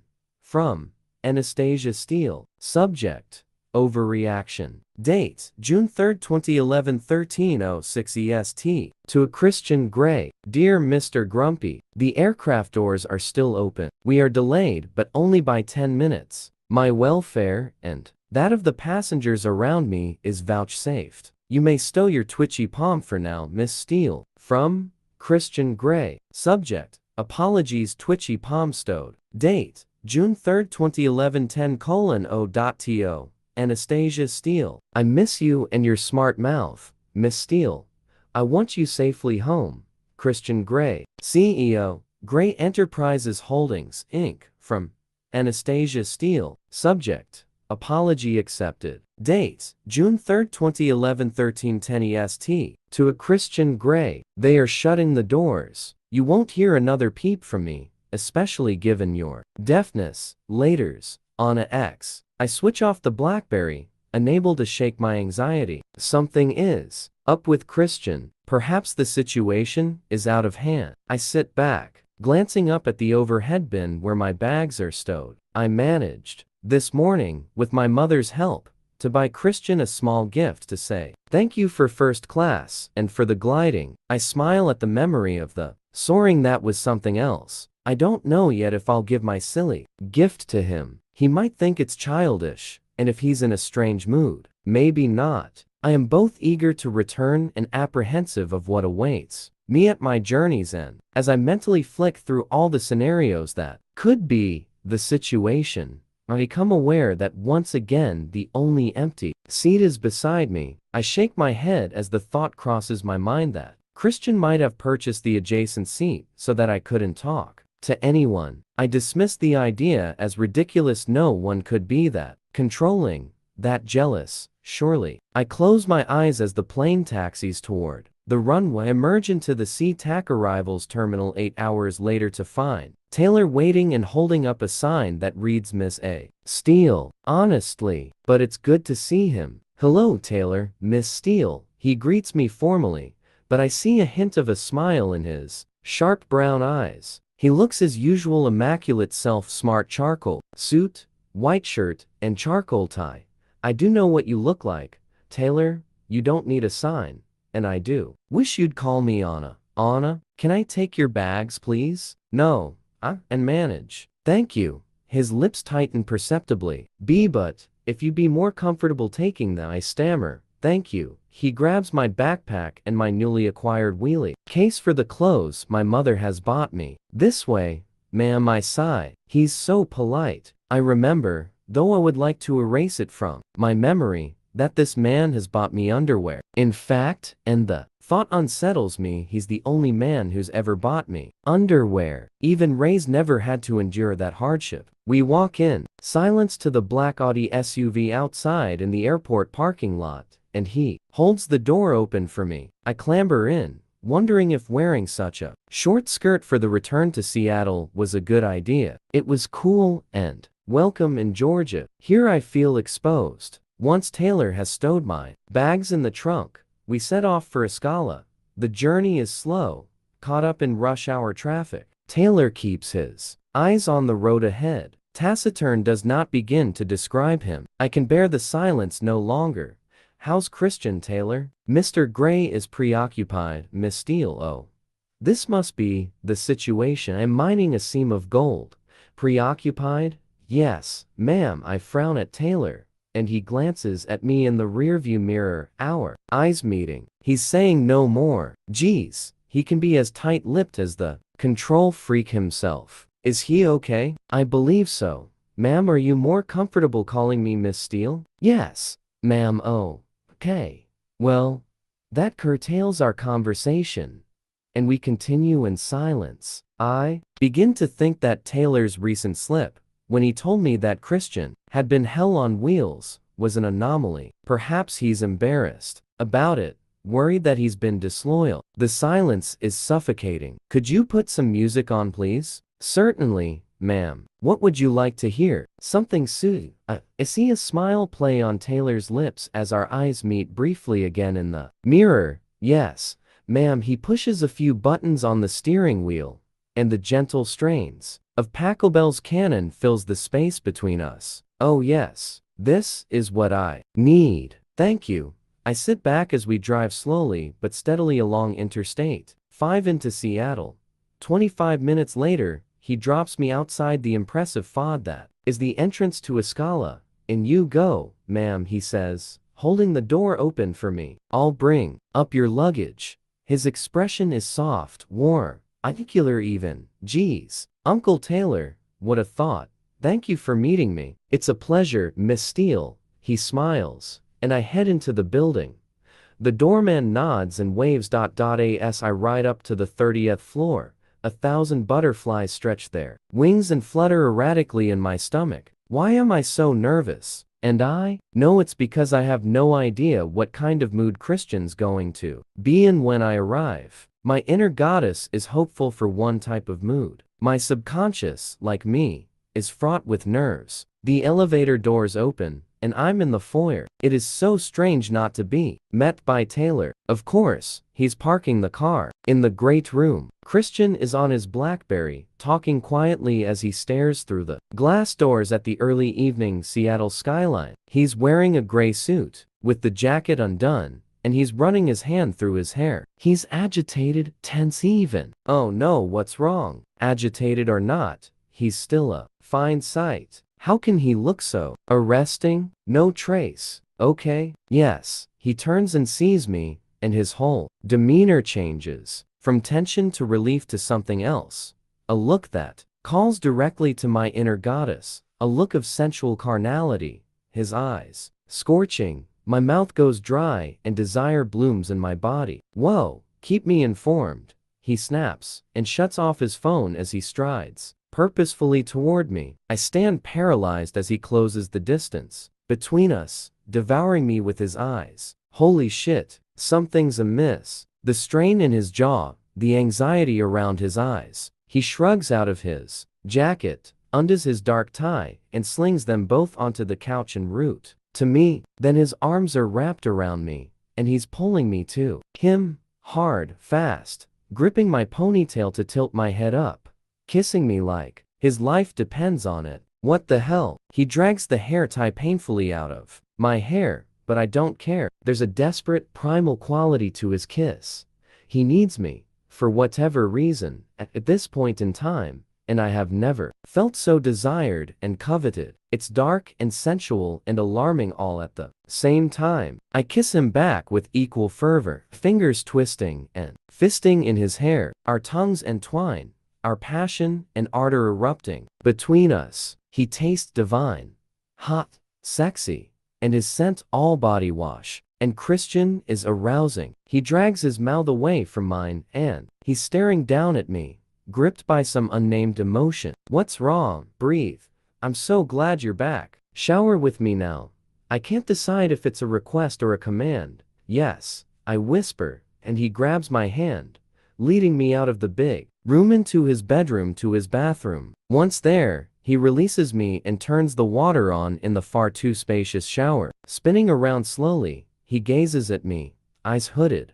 I like your skirt. It's very short, he says, his voice low. You have great legs. He steps out of his shoes and reaches down to take off each of his socks, never taking his eyes off me. I am rendered speechless by the look of hunger in his eyes. Wow, to be this wanted by this Greek god. I mirror his actions and step out of my black flats. Suddenly, he reaches for me, backing me up against the wall, kissing me, my face, my throat, my lips, running his hands through my hair. I feel the cool, smooth, tiled wall at my back as he pushes himself against me, so that I'm flattened between his heat and the chill of the ceramic. Tentatively, I place my arms on his upper arms, and he groans as I squeeze tightly. I want you now. Here, fast, hard. He breathes, and his hands are on my thighs, pushing up my skirt. Are you still bleeding? No, flush. Good. His thumbs hook over my white cotton panties, and abruptly he drops to his knees as he tugs them off. My skirt is now rucked up so that I'm naked from the waist down and panting, wanting. He grabs my hips, pushing me against the wall again, and kisses me at the apex of my thighs. Grabbing my upper thighs, he forces my legs apart. I groan loudly, feeling his tongue circling my clitoris. Oh my. Tipping my head back involuntarily, I moan as my fingers find their way into his hair. His tongue is relentless, strong and insistent, washing over me, swirling around and around, again and again non-stop. It's exquisite. The intensity of feeling, it's almost painful. My body starts to quicken, and he releases me. What? No. My breathing is ragged as I pant, gazing at him with delicious anticipation. He grabs my face with both hands, holding me firmly, and he kisses me hard, thrusting his tongue into my mouth so I can taste my arousal. Unzipping his fly, he frees himself, grabs the backs of my thighs and lifts me.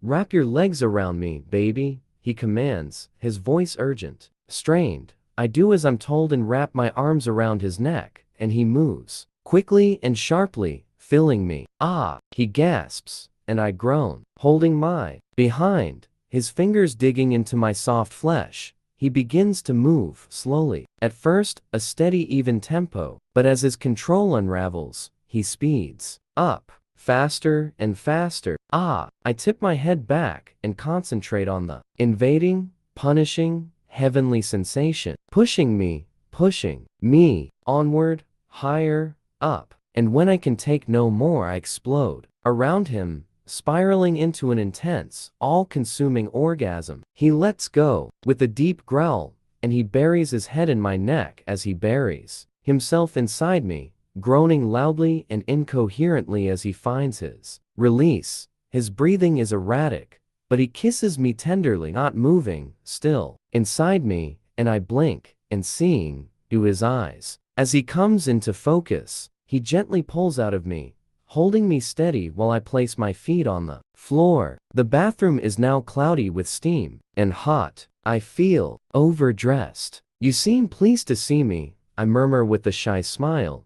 His lips quirk up. Yes, Miss Steele. I think my pleasure is pretty self-evident. Come, let me get you in the shower. He undoes the next 3 buttons of his shirt, removes the cuff links, tugs it over his head, and discards it on the floor. Taking off his suit, pants, and boxer briefs, he kicks them to one side. He begins to undo the buttons on my blouse while I watch him, yearning to reach out and stroke his chest, but I contain myself. How was your journey? He asks mildly. He seems so much calmer now, his apprehension gone, dissolved by sexual congress. Fine, thank you, I murmur, still breathless. Thanks once again for first class. It really is a much nicer way to travel. I smile shyly at him. I have some news, I add nervously. Oh. He looks down at me as he undoes the last button, slips my blouse down my arms, and throws it on top of his discarded clothes. I have a job. He stills, then smiles at me, his eyes warm and soft. Congratulations, Miss Steele. Now, will you tell me where? He teases. You don't know? He shakes his head, frowning. Why would I know? With your stalking capabilities, I thought you might have. I trail off as his face falls. Anastasia, I wouldn't dream of interfering in your career unless you ask me to, of course. He looks wounded. So you have no idea which company? No, there are 4 publishing companies in Seattle, so I am assuming it's one of them. Sip. Oh, the small one, good. Well done. He leans forward and kisses my forehead. Clever girl. When do you start? Monday. That's soon. I'd better take advantage of you while I still can. Turn around. I am thrown by his casual command, but do as I'm bid, and he undoes my bra and unzips my skirt. He pushes my skirt down, cupping my behind as he does and kissing my shoulder. He leans against me and his nose nuzzles my hair, inhaling deeply. He squeezes my buttocks. You intoxicate me, Miss Steele, and you calm me. Such a heady combination. He kisses my hair. Grabbing my hand, he tugs me into the shower. Ow, I squeal. The water is practically scalding. Christian grins down at me as the water cascades over him. It's only a little hot water, and actually, he's right. It feels heavenly, washing off the sticky Georgia morning and the stickiness from our lovemaking. Turn around, he orders, and I comply, turning to face the wall. I want to wash you, he murmurs, and reaches for the body wash. He squirts a little into his hand. I have something else to tell you, I murmur as his hands start on my shoulders. Oh yes? He asks mildly. I steel myself with a deep breath. My friend Josie's photography show is opening Thursday in Portland. He stills, his hands hovering over my breasts. I have emphasized the word friend. Yes, what about it? He asks sternly. I said I would go. Do you want to come with me? After what feels like a monumental amount of time, he slowly starts washing me again. What time? The opening is at 7:30 p.m. He kisses my ear. Okay. Inside my subconscious relaxes and then collapses, slumped into an old battered armchair. Were you nervous about asking me? Yes. How can you tell? Anastasia? Your whole body's just relaxed, he says dryly. Well, you just seem to be, on the jealous side.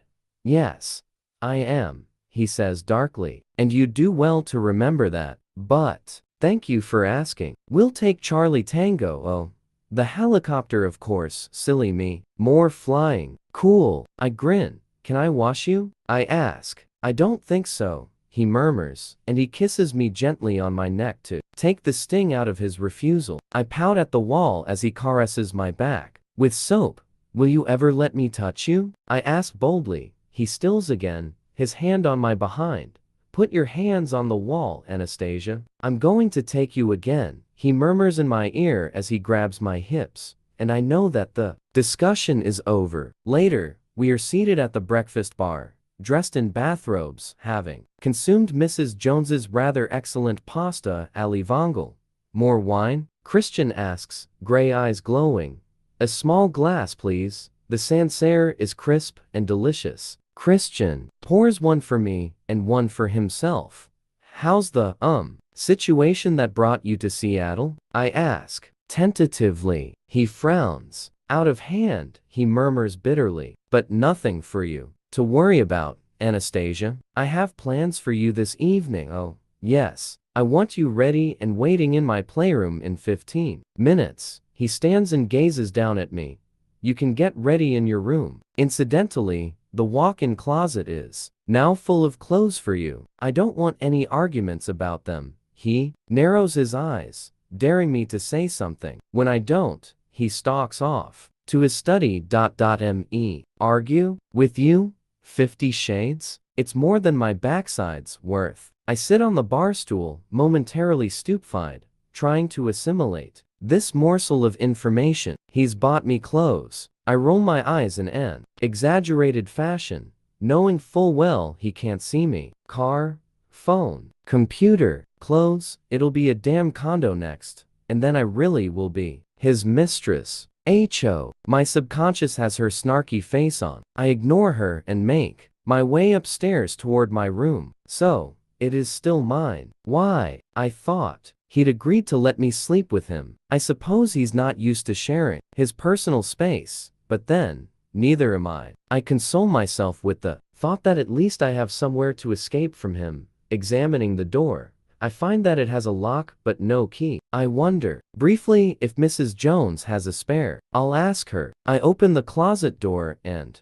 close it again quickly. Holy crap, he's spent a fortune. It resembles Kate's. So many clothes hanging neatly on the rail. Deep down, I know that they'll all fit, but I have no time to think about that. I have to get kneeling in the red room of pain or pleasure, hopefully this evening. Kneeling by the door, I am naked except for my panties. My heart is in my mouth. Geez, I thought after the bathroom he would have had enough. The man is insatiable, or maybe all men are like him. I have no idea, no one to compare him to. Closing my eyes, I try to calm myself down, to connect with my inner sub. She's there somewhere, hiding behind my inner goddess. Anticipation runs bubbling like soda through my veins. What will he do? I take a deep, steadying breath, but I cannot deny it. I'm excited, aroused, wet already. This is so. I want to think wrong, but somehow, it's not. It's right for Christian. It's what he wants, and after the last few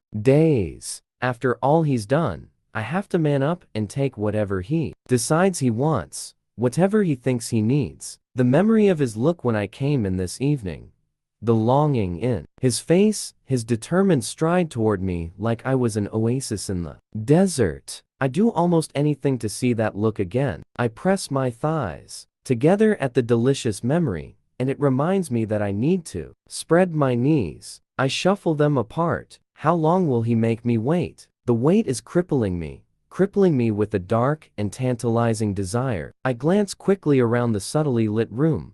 The cross, the table, the couch, the bench, that bed. It looms so large, and it's made up with red satin sheets. Which piece of apparatus will he use? The door opens and Christian breezes in, ignoring me completely. I glance down quickly, staring at my hands, positioned with care on my spread thighs. Placing something on the large chest beside the door, he strolls casually toward the bed. I indulge myself in a quick glimpse at him, and my heart almost lurches to a stop. He's naked except for those soft ripped jeans, top button casually undone. Geez, he looks so freaking hot. My subconscious is frantically fanning herself, and my inner goddess is swaying and writhing to some primal carnal rhythm. She's so ready. I lick my lips instinctively. My blood pounds through my body, thick and heavy with salacious hunger. What is he going to do to me? Turning, he nonchalantly walks back to the chest of drawers. Opening one, he begins to remove items and place them on the top. My curiosity burns, blazes even,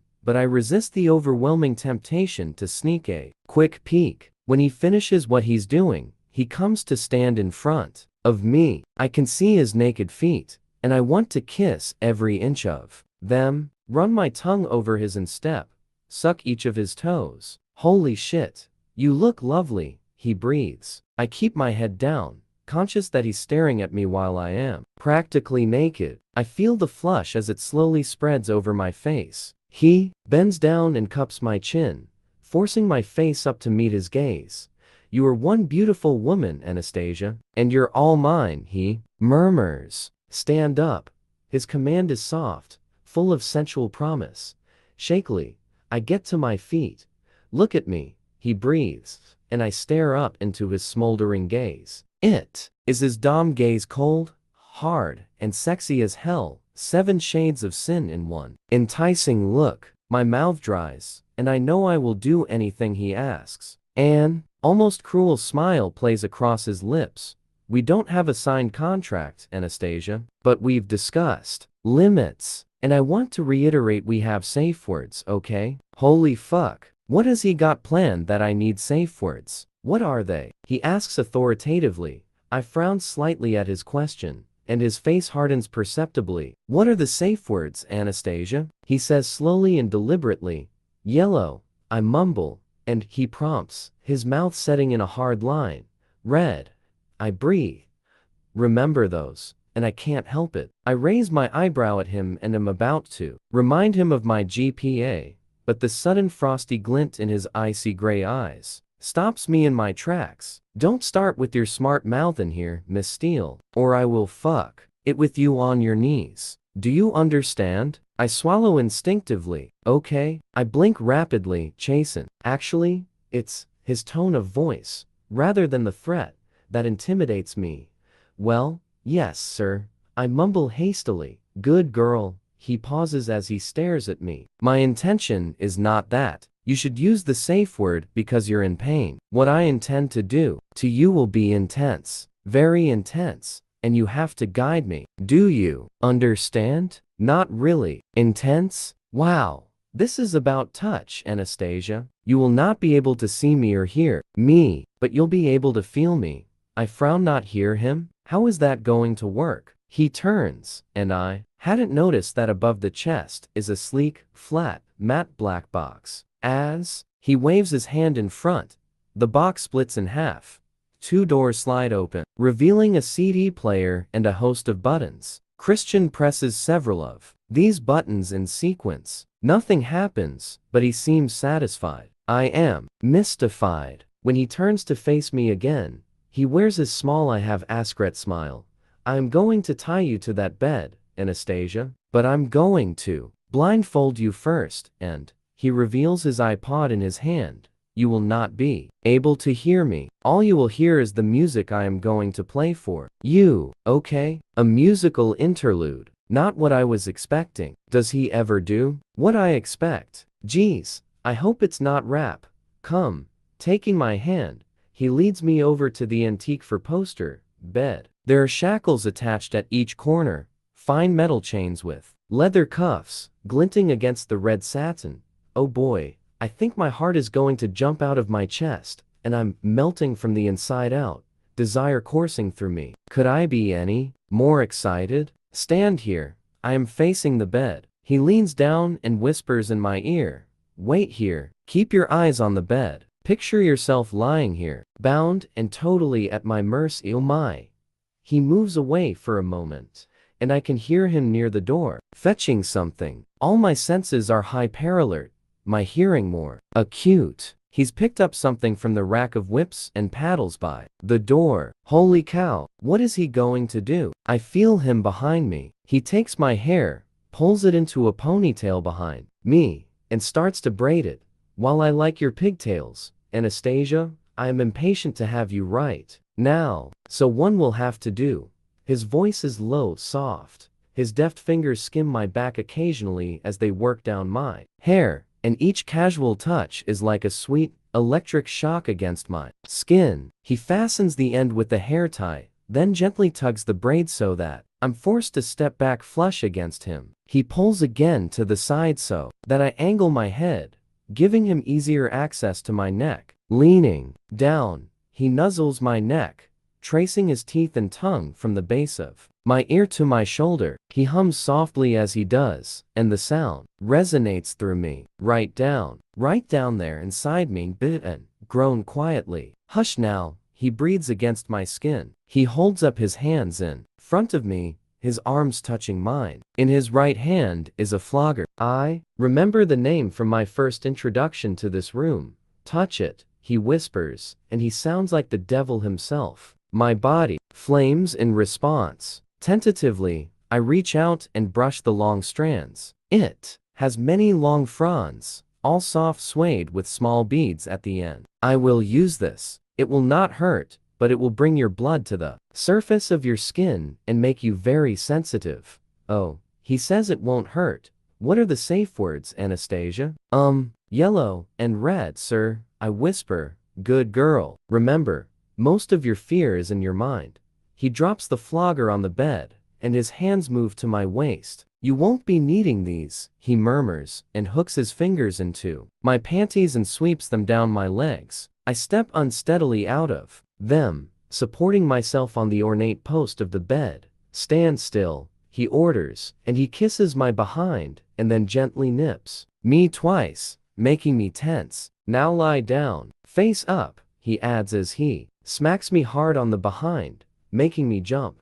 Hastily, I crawl onto the bed's hard, unyielding mattress and lie down, looking up at him. The satin of the sheet beneath me is soft and cool against my skin. His face is impassive, except for his eyes, which glow with a barely leashed excitement. Hands above your head, he orders, and I do as I'm bid. Geez, my body hungers for him. I want him already. He turns, and out of the corner of my eyes, I watch him saunter back over to the chest of drawers, returning with the iPod and what looks like an eye mask, similar to the one I used on my flight to Atlanta. The thought makes me want to smile, but I can't quite make my lips cooperate. I am too consumed with anticipation. I just know my face is completely immobile, my eyes huge, as I gaze at him. Sitting down on the edge of the bed, he shows me the iPod. It has a strange antenna device as well as headphones. How odd. I frown as I try to figure this out. This transmits what's playing on the iPod to the system in the room. Christian answers my unspoken query as he taps the small antenna. I can hear what you're hearing, and I have a remote control unit for it. He smirks his private joke smile and holds up a small, flat device that looks like a very hip calculator. He leans across me, inserting the earbuds gently into my ears, and puts the iPod down somewhere on the bed above my head.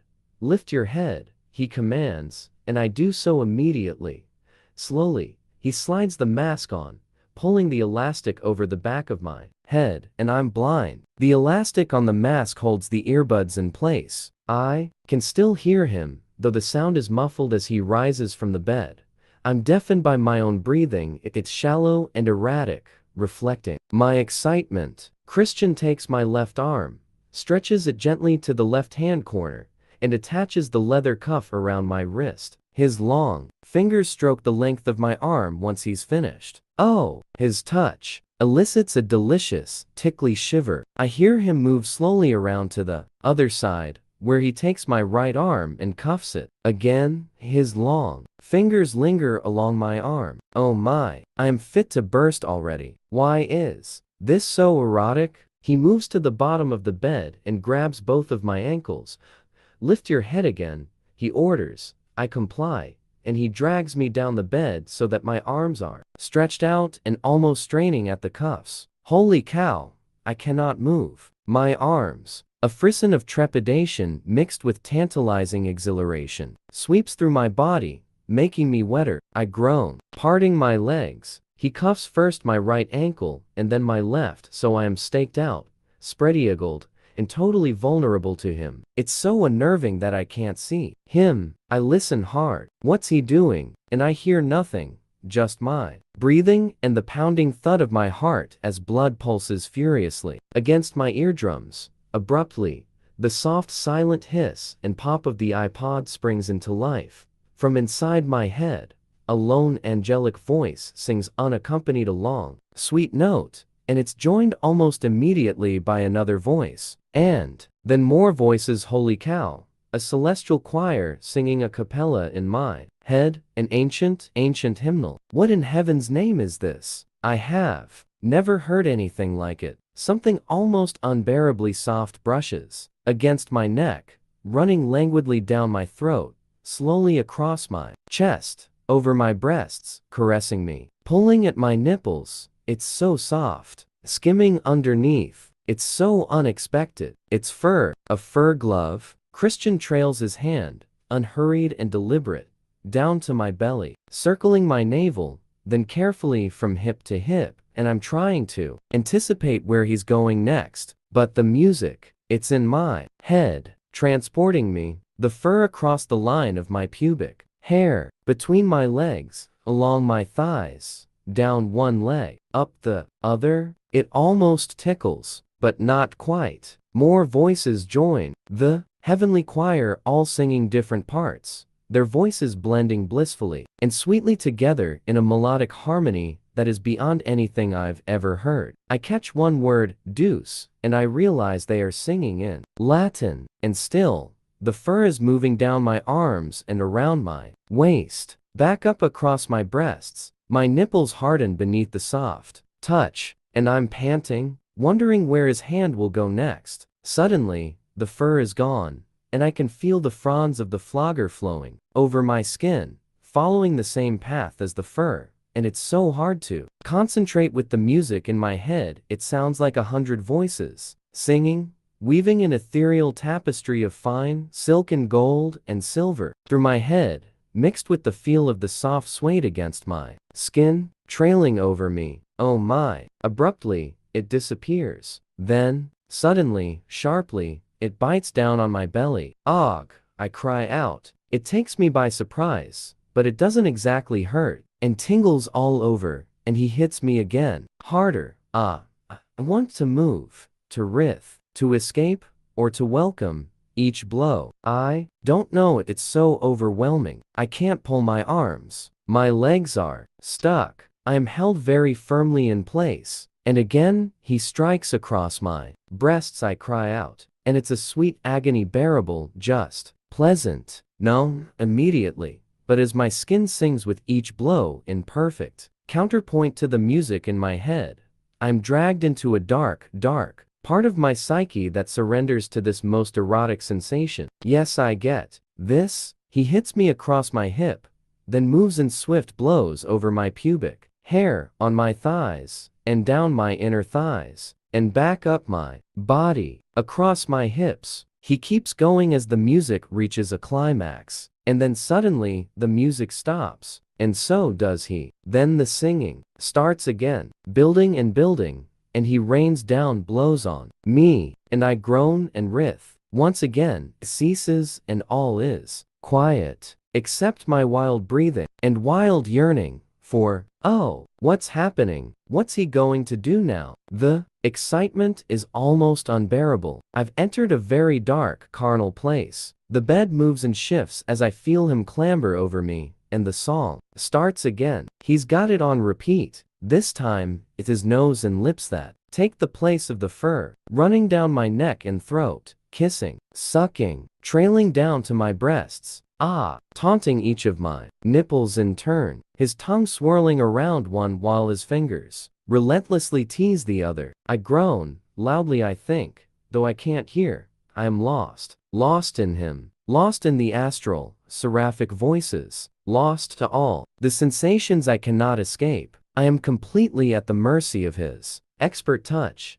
He moves down to my belly, his tongue circling my navel, following the path of the flogger and the fur. I moan. He's kissing and sucking and nibbling, moving south, and then his tongue is there, at the junction of my thighs. I throw my head back and cry out as I almost detonate into orgasm. I'm on the brink, and he stops. The bed shifts, and he kneels between my legs. He leans toward the bedpost, and the cuff on my ankle is suddenly gone. I pull my leg to the middle of the bed, resting it against him. He leans over to the opposite post and frees my other leg. His hands travel quickly down both my legs, squeezing and kneading, bringing life back into them. Then, grasping my hips, he lifts me so that my back is no longer on the bed. I am arched, resting on my shoulders. What? He's kneeling up between my legs, and in one swift, slamming move he's inside me. Oh, fuck. And I cry out again. The quiver of my impending orgasm begins, and he stills. The quiver dies. Oh no, he's going to torture me further. Please, I wail. He grips me harder. In warning? I don't know, his fingers digging into the flesh of my behind as I lay panting. So I purposefully still, very slowly. He starts to move again, out and then in, agonizingly, slowly. Holy fuck, please. I'm screaming inside, and as the number of voices in the choral piece increases, so does his pace, infinitesimally. He single quotes S.So controlled, so in time with the music, and I can no longer bear it. Please, I beg, and in one swift move, he lowers me back onto the bed, and he's lying on top of me, his hands on the bed beside my breasts. As he supports his weight, and he thrusts into me, as the music reaches its climax, I fall, free fall, into the most intense, agonizing orgasm I have ever had, and Christian follows me, thrusting hard into me 3 more times, finally stilling, then collapsing on top of me. As my consciousness returns from wherever it's been, Christian pulls out of me. The music has stopped, and I can feel him stretch across my body as he undoes the cuff on my right wrist. I groan as my hand is freed. He quickly frees my other hand, gently pulls the mask from my eyes, and removes the earbuds. I blink in the dim soft light and stare up into his intense gray gaze. Hi, he murmurs.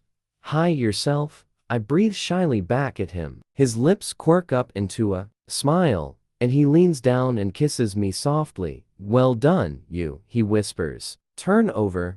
Holy fuck, what's he going to do now? His eyes soften. I'm just going to rub your shoulders. Oh, okay. I roll stiffly onto my front. I am so tired. Christian sits astride me and starts to massage my shoulders. I groan loudly. He has such strong, knowing fingers. Leaning down, he kisses my head. What was that music? I mumble almost inarticulately. It's called Spem in Alium, 40-part motet by Thomas Tallis. It was overwhelming. I've always wanted to fuck to it. Not another first, Mr. Gray. Indeed. Miss Steele. I groan again as his fingers work their magic on my shoulders. Well, it's the first time I've fucked to it too, I murmur sleepily. You and I, we're giving each other many firsts. His voice is matter of fact. What did I say to you in my sleep, Chrisser, sir? His hands pause their ministrations for a moment. You said lots of things, Anastasia. You talked about cages and strawberries, that you wanted more, and that you missed me. Oh, thank heavens for that. Is that all? The relief in my voice is evident. Christian stops his heavenly massage and shifts so that he's lying beside me, his head propped up on his elbow. He's frowning. What did you think you'd said? Oh crap. That I thought you were ugly, conceited, and that you were hopeless. In bed. The crease on his brow deepens. Well, naturally, am all those things. And now, you've got me really intrigued. What are you hiding from me, Miss Steele? I blink at him innocently. I'm not hiding anything. Anastasia, you are a hopeless liar. I thought you were going to make me giggle after sex. This isn't doing it for me. His lips quirk up. I can't tell jokes, Mr. Gray. Something you can't do? I grin at him, and he grins back. No, hopeless joke teller. He looks so proud of himself that I start to giggle. Chapter 26.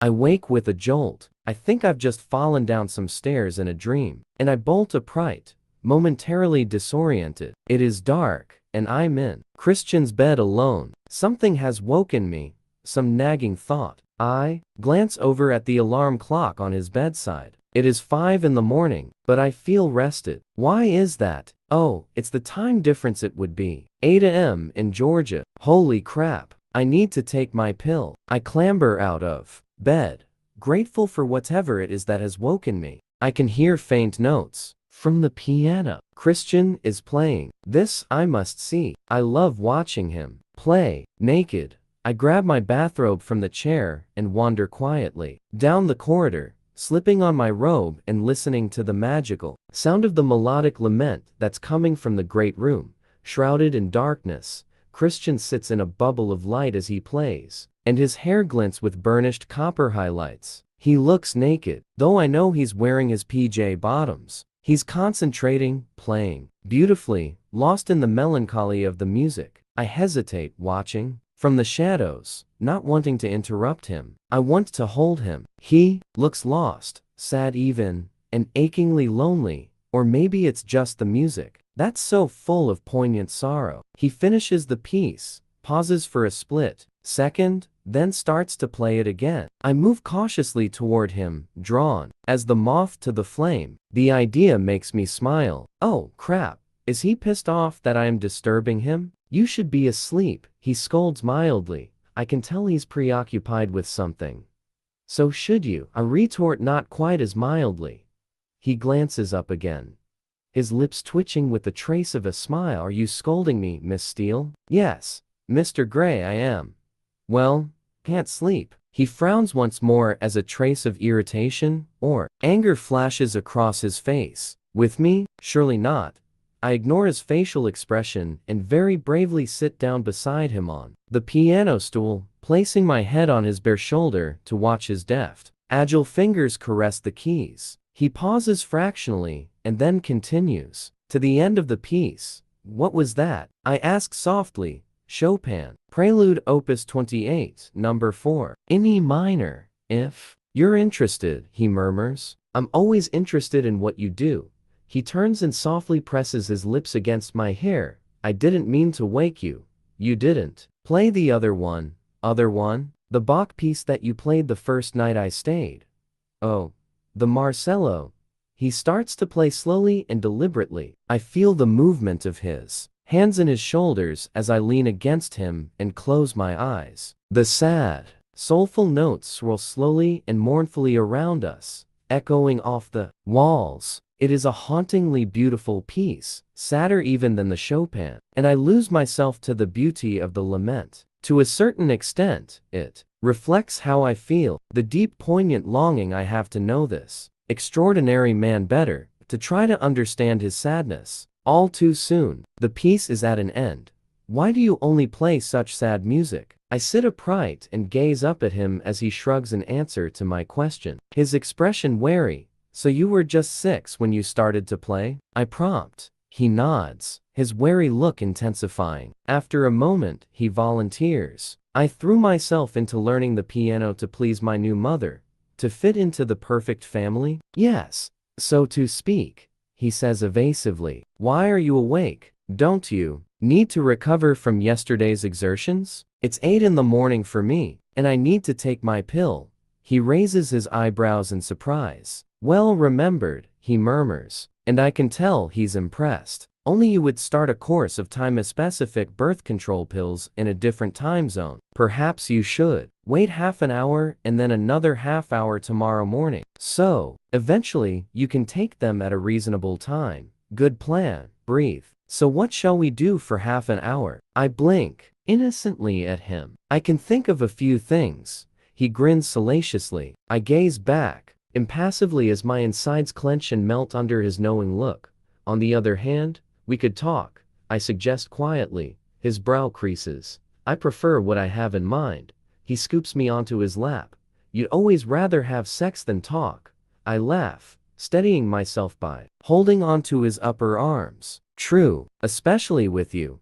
He nuzzles my hair and starts a steady trail of kisses from below my ear to my throat. Maybe on my piano, he whispers. Oh my whole body tightens at the thought. Piano. Wow. I want to get something straight. I whisper as my pulse starts to accelerate and my inner goddess closes her eyes, reveling in the feel of his lips on me. He pauses momentarily before continuing his sensual assault. Always so eager for information, Miss Steele. What needs straightening out? He breathes against my skin at the base of my neck, continuing his soft, gentle kisses. Us. I whisper as I close my eyes. What about us? He pauses his trail of kisses along my shoulder. The contract. He lifts his head to gaze down at me, a hint of amusement in his eyes, and sighs. He strokes his fingertips down my cheek. Well, the contract is moot, don't you? His voice is low and husky, his eyes soft. Moot? Moot. He smiles. I gape at him quizzically. But you were so keen. Well, that was before. Anyway, the rules aren't moot. They still stand. His expression hardens slightly. Before? Before what? Before, he pauses, and the wary expression is back. More. He shrugs. Oh, besides, we've been in the playroom twice now, and you haven't run screaming for the hills. Do you expect me to? Nothing you do is expected, Anastasia, he says dryly. Let me be clear. You just want me to follow the rules element of the contract all the time, but not the rest of the contract? Except in the playroom. I want you to follow the spirit of the contract in the playroom, and yes, I want you to follow the rules all the time. Then I know you'll be safe, and I'll be able to have you anytime I wish. And if I break one of the rules, then I'll punish you. But won't you need my permission? Yes, I will. And if I say no? He gazes at me for a moment, with a confused expression. If you say no, you'll say no. I'll have to find a way to persuade you.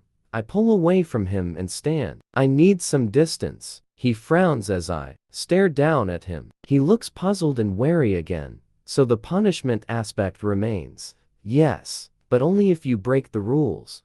I'll need to reread them, I say, trying to recall the detail. I'll fetch them for you. His tone is suddenly businesslike.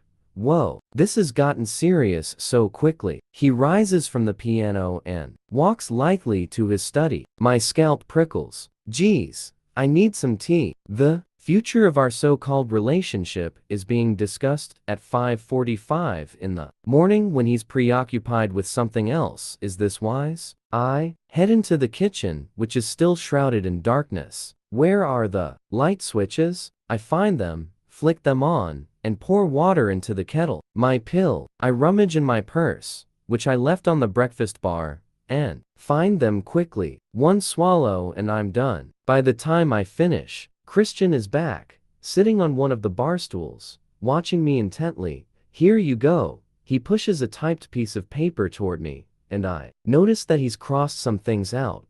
Rules: obedience. The submissive will obey any instructions given by the dominant immediately without hesitation or reservation, and in an expeditious manner. The submissive will agree to any sexual activity deemed fit and pleasurable by the dominant, excepting those activities that are outlined in hard limits, Appendix 2. She will do so eagerly and without hesitation. Sleep. The submissive will ensure she achieves a minimum of 8-7 hours sleep a night when she is not with the dominant. Food.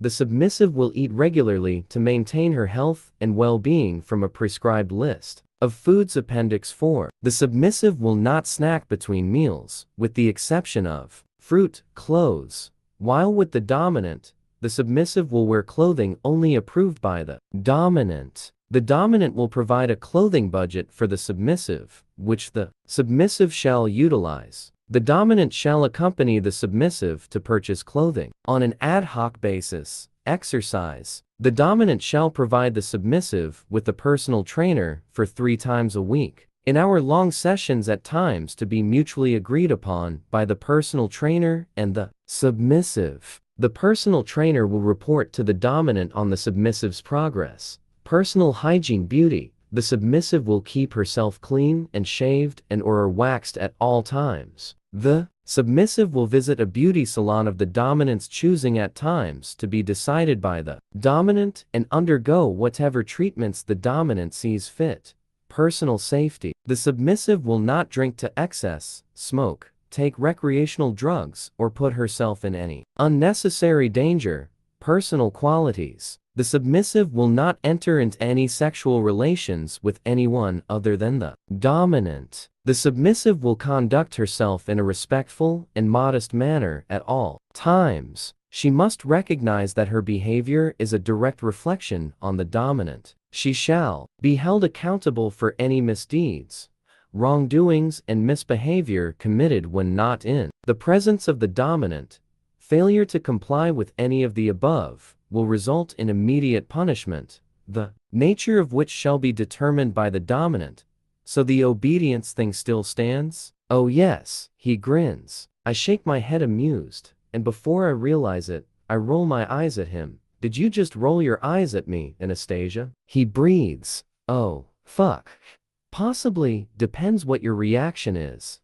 Same as always, he says, shaking his head. His eyes alight with excitement. I swallow instinctively and a frisson of exhilaration runs through me. So, holy shit, what am I going to do? Yes, he licks his lower lip. You want to spank me now? Yes, and I will. Oh really, Mr. Gray? I challenge, grinning back at him. Two can play this game. Are you going to stop me? You're going to have to catch me first. His eyes widen a fraction, and he grins, slowly getting to his feet. Oh, really, Miss Steele? The breakfast bar is between us. I have never been more grateful for its existence than in this moment. And you're biting your lip. He breathes, moving slowly to his left as I move to mine. You wouldn't, I tease. After all, you roll your eyes. I try reasoning with him. He continues to move toward his left, as do I. Yes, but you've just raised the bar on the excitement stakes with this game. His eyes blaze, and wild anticipation emanates from him. I'm quite fast, you know. I try for nonchalance. So am I. He's stalking me in his own kitchen. Are you going to come quietly? He asks. Do I ever? Miss Steele, what do you mean? He smirks. It'll be worse for you if I have to come and get you. That's only if you catch me, Christian. And right now, I have no intention of letting you catch me. Anastasia, you may fall and hurt yourself, which will put you in direct contravention of rule number 7, now 6. I have been in danger since I met you. Mr. Gray, rules or no rules? Yes, you have. He pauses, and his brow furrows. Suddenly, he lunges for me, making me squeal and run for the dining room table. I manage to escape, putting the table between us. My heart is pounding and adrenaline has spiked through my body. Boy, this is thrilling. I'm a child again, though that's not right. I watch him carefully as he paces deliberately toward me. I inch away. You certainly know how to distract a man, Anastasia. We aim to please, Mr. Gray. Distract you from what? Life. The universe. He waves one of his hands vaguely. You did seem very preoccupied as you were playing. He stops and folds his arms, his expression amused. We can do this all day, baby, but I will get you, and it will just be worse for you when I do. No, you won't. I must not be overconfident. I repeat this as a mantra. My subconscious has found her Nikes, and she's on the starting blocks. Anyone would think you didn't want me to catch you. I don't. That's the point. I feel about punishment the way you feel about my touching you. His entire demeanor changes in a nanosecond. Gone is playful, Christian, and he stands staring at me as if I've slapped him. He's ashen. That's how you feel, he whispers. Those four words, and the way he utters them, speak volumes. Oh no, they tell me so much more about him and how he feels. They tell me about his fear and loathing. I frown. No, I don't feel that bad. No way. Doi. No, it doesn't affect me quite as much as that, but it gives you an idea, I murmur, staring anxiously at him. Oh, he says, crap. He looks completely and utterly lost, like I've pulled the rug from under his feet.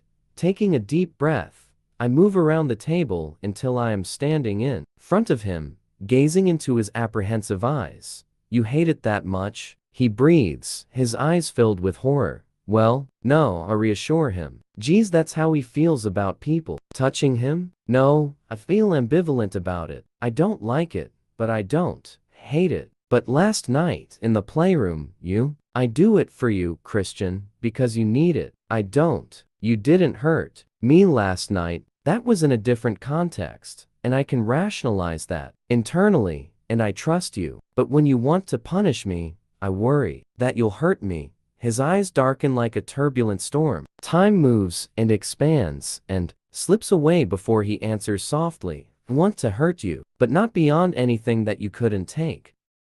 Fuck. Why? He runs his hand through his hair, and he shrugs. "I just need it." He pauses, gazing at me with anguish, and he closes his eyes and shakes his head. "I can't tell you," he whispers. "Can't or won't?" "Won't. So you know why?" "Yes. But you won't tell me. If I do, you will run screaming from this room, and you'll never want to return." He stares at me warily. "I can't risk that, Anastasia. You want me to stay. More than you know. I couldn't bear to lose you, oh my." He gazes down at me, and suddenly, he pulls me into his arms and he's kissing me passionately. It takes me completely by surprise, and I sense his panic and desperate need in his kiss. "Don't leave me. You said you wouldn't leave me, and you begged me not to leave you in your sleep," he murmurs against my lips. "Oh, my nocturnal confessions. I don't want to go." And my heart clenches, turning itself inside out. This is a man in need. His fear is naked and obvious, but he's lost somewhere in his darkness. His eyes are wide and bleak and tortured. I can soothe him, join him briefly in the darkness, and bring him into the light. "Show me," I whisper. "Show you? Show me how much it can hurt." "What? Punish me? I want to know how bad it can get." Christian steps back away from me, completely confused. "You would try?" "Yes. I said I would, but I have an ulterior motive. If I do this for him, maybe he will let me touch him." He blinks. "Anna, you're so confusing." "I'm confused too. I'm trying to work this out. And you and I will know, once and for all, if I can do this. If I can handle this, then maybe you." My words fail me, and his eyes widen again. He knows I am referring to the touch thing. For a moment, he looks torn, but then a steely resolve settles on his features, and he narrows his eyes, gazing at me speculatively as if weighing up alternatives. Abruptly, he clasps my arm in a firm grip and turns, leading me out of the great room, up the stairs, and to the playroom. Pleasure and pain, reward and punishment, as words from so long ago echo through my mind. "I'll show you how bad it can be, and you can make your own mind up." He pauses by the door. "Are you ready for this?" I nod, my mind made up, and I'm vaguely lightheaded, faint as all the blood leaves my face. He opens the door, and, still grasping my arm, grabs what looks like a belt from the rack beside the door, then leads me over to the red leather bench in the far corner of the room. "Bend over the bench," he murmurs softly. "Okay, I can do this." I bend over the smooth soft leather. He's left my bathrobe on. In a quiet part of my brain, I'm vaguely surprised that he hasn't made me take it off. Holy fuck, this is going to hurt. "I know. We're here because you said yes, Anastasia, and you ran from me. I am going to hit you 6 times, and you will count with me." Why the hell doesn't he just get on with it? He always makes such a meal of punishing me. I roll my eyes, knowing full well he can't see me. He lifts the hem of my bathrobe, and for some reason, this feels more intimate than being naked. He gently caresses my behind, running his warm hand all over both cheeks and down to the tops of my thighs. "I am doing this so that you remember not to run from me, and as exciting as it is, I never want you to run from me," he whispers, and the irony is not lost on me. I was running to avoid this. If he'd opened his arms, I'd run to him, not away from him. "And you rolled your eyes at me. You know how I feel about that." Suddenly, it's gone, that nervous, edgy fear in his voice. He's back from wherever he's been. I hear it in his tone, in the way he places his fingers on my back, holding me, in the atmosphere in the room changes. I close my eyes, bracing myself for the blow. It comes hard, snapping across my backside, and the bite of the belt is everything I fear. I cry out involuntarily and take a huge gulp of air. "Count, Anastasia," he commands. "1, shout at him, and it sounds like an expletive. He hits me again, and the pain pulses and echoes along the line of the belt. Holy shit, that smarts. 2, scream. It feels so good to scream. His breathing is ragged and harsh, whereas mine is almost non-existent. As I desperately scrabble around my psyche looking for some internal strength, the belt cuts into my flesh again. 3. Tear spring unwelcome into my eyes. Geez, this is harder than I thought, so much harder than the spanking. He's not holding anything back. 4. I yell as the belt bites me again, and now the tears are streaming down my face. I don't want to cry. It angers me that I am crying. He hits me again. 5. My voice is more a choked, strangled sob, and in this moment I think I hate him. 1 more, and do 1 more. My backside feels as if it's on fire. 6. I whisper as the blistering pain cuts across me again, and I hear him drop the belt behind me, and he's pulling me into his arms, all breathless and compassionate, and I want none of him. Let go. No, and I find myself struggling out of his grasp, pushing him away, fighting him. Don't touch me, I hiss. I straighten and stare at him, and he's watching me as if I might bolt, eyes wide, bemused. I dash the tears angrily out of my eyes with the backs of my hands, glaring at him. This is what you really like? Me, like this? I use the sleeve of the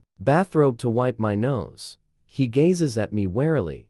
Well, you're one fucked up son of a bitch, Anna, he pleads, shocked. Don't you dare Anna me. You need to sort your shit out, Gray. And, with that, I turn stiffly, and I walk out of the playroom, closing the door quietly behind me. I clasp the door handle behind me, and briefly lean back against the door. Where to go? Do I run? Do I stay? I am so mad. Scalding tears spill down my cheeks, and I brush them furiously aside. I just want to curl up and recuperate in some way. Heal my shattered faith. How could I have been so stupid? Of course, it hurts. Tentatively, I rub my backside. Ah, it's sore. Where to go? Not his room. My room? Or the room that will be mine? No, is mine. Was mine. This is why he wanted me to keep it. He knew I would need distance from him. I launch myself stiffly in that direction, conscious that Christian may follow me. It is still dark in the bedroom, dawn only a whisper in the skyline. I climb awkwardly into bed, careful not to sit on my aching and tender backside. I keep the bathrobe on, wrapping it around me, and curl up and really let go, sobbing hard into my pillow. What was I thinking? Why did I let him do that to me? I wanted the dark to explore how bad it could be, but it's too dark for me. I cannot do this yet. This is what he does. This is how he gets his kicks.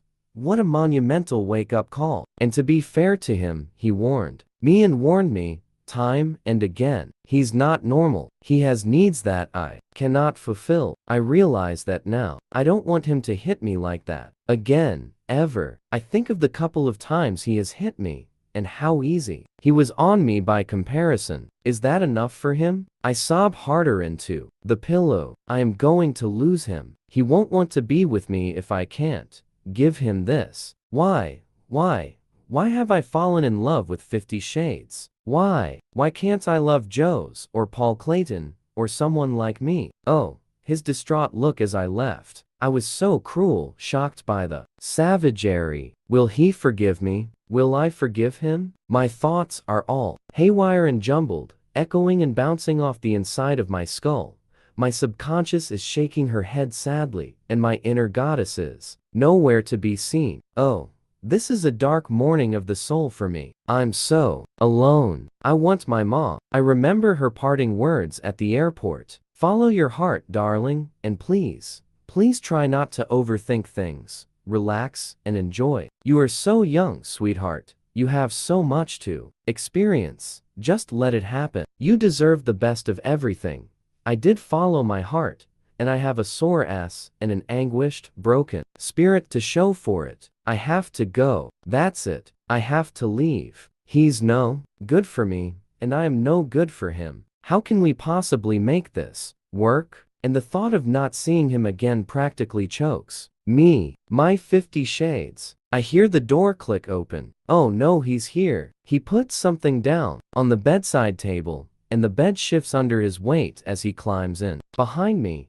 Hush, he breathes.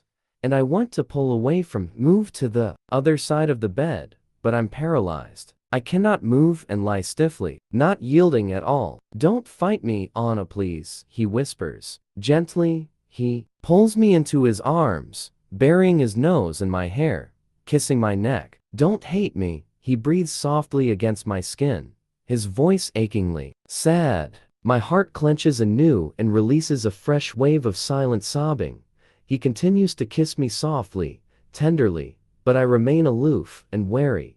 We lie together like this, neither saying anything for ages. He just holds me and very gradually relax and stop crying. Dawn comes and goes, and the soft light gets brighter as morning moves on, and still we lie quietly. I brought you some Advil and some arnica cream, he says after a long while. I turn very slowly in his arms so I can face him. I am resting my head on his arm. His eyes are flinty gray and guarded. I gaze at his beautiful face. He's giving nothing away, but he keeps his eyes on mine, hardly blinking. Oh, he is so breathtakingly good looking in such a short time. He's become so dear to me. Reaching up, I caress his cheek and run the tips of my fingers through his stubble. He closes his eyes and exhales. I'm sorry, I whisper. He opens his eyes and looks at me puzzled.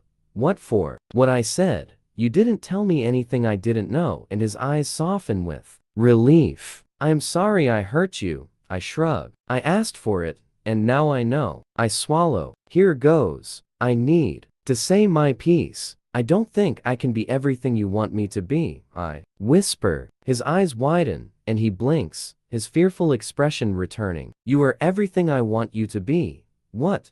I don't understand. I'm not obedient, and you can be as sure as hell. I'm not going to let you do that to me again. And that's what you need. You said so.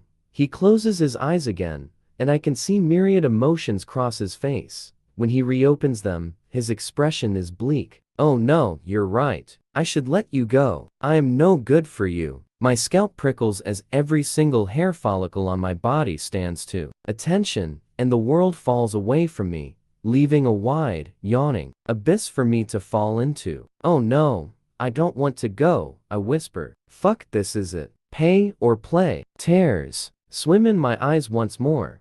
I don't want you to go either, he whispers, his voice raw. He reaches up and gently strokes my cheek and wipes away a falling tear with his thumb. I've come alive since I met you. His thumb traces the contours of my lower lip. Me too, a whisper. I've fallen in love with you, Christian. His eyes widen again, but this time with pure, undiluted fear.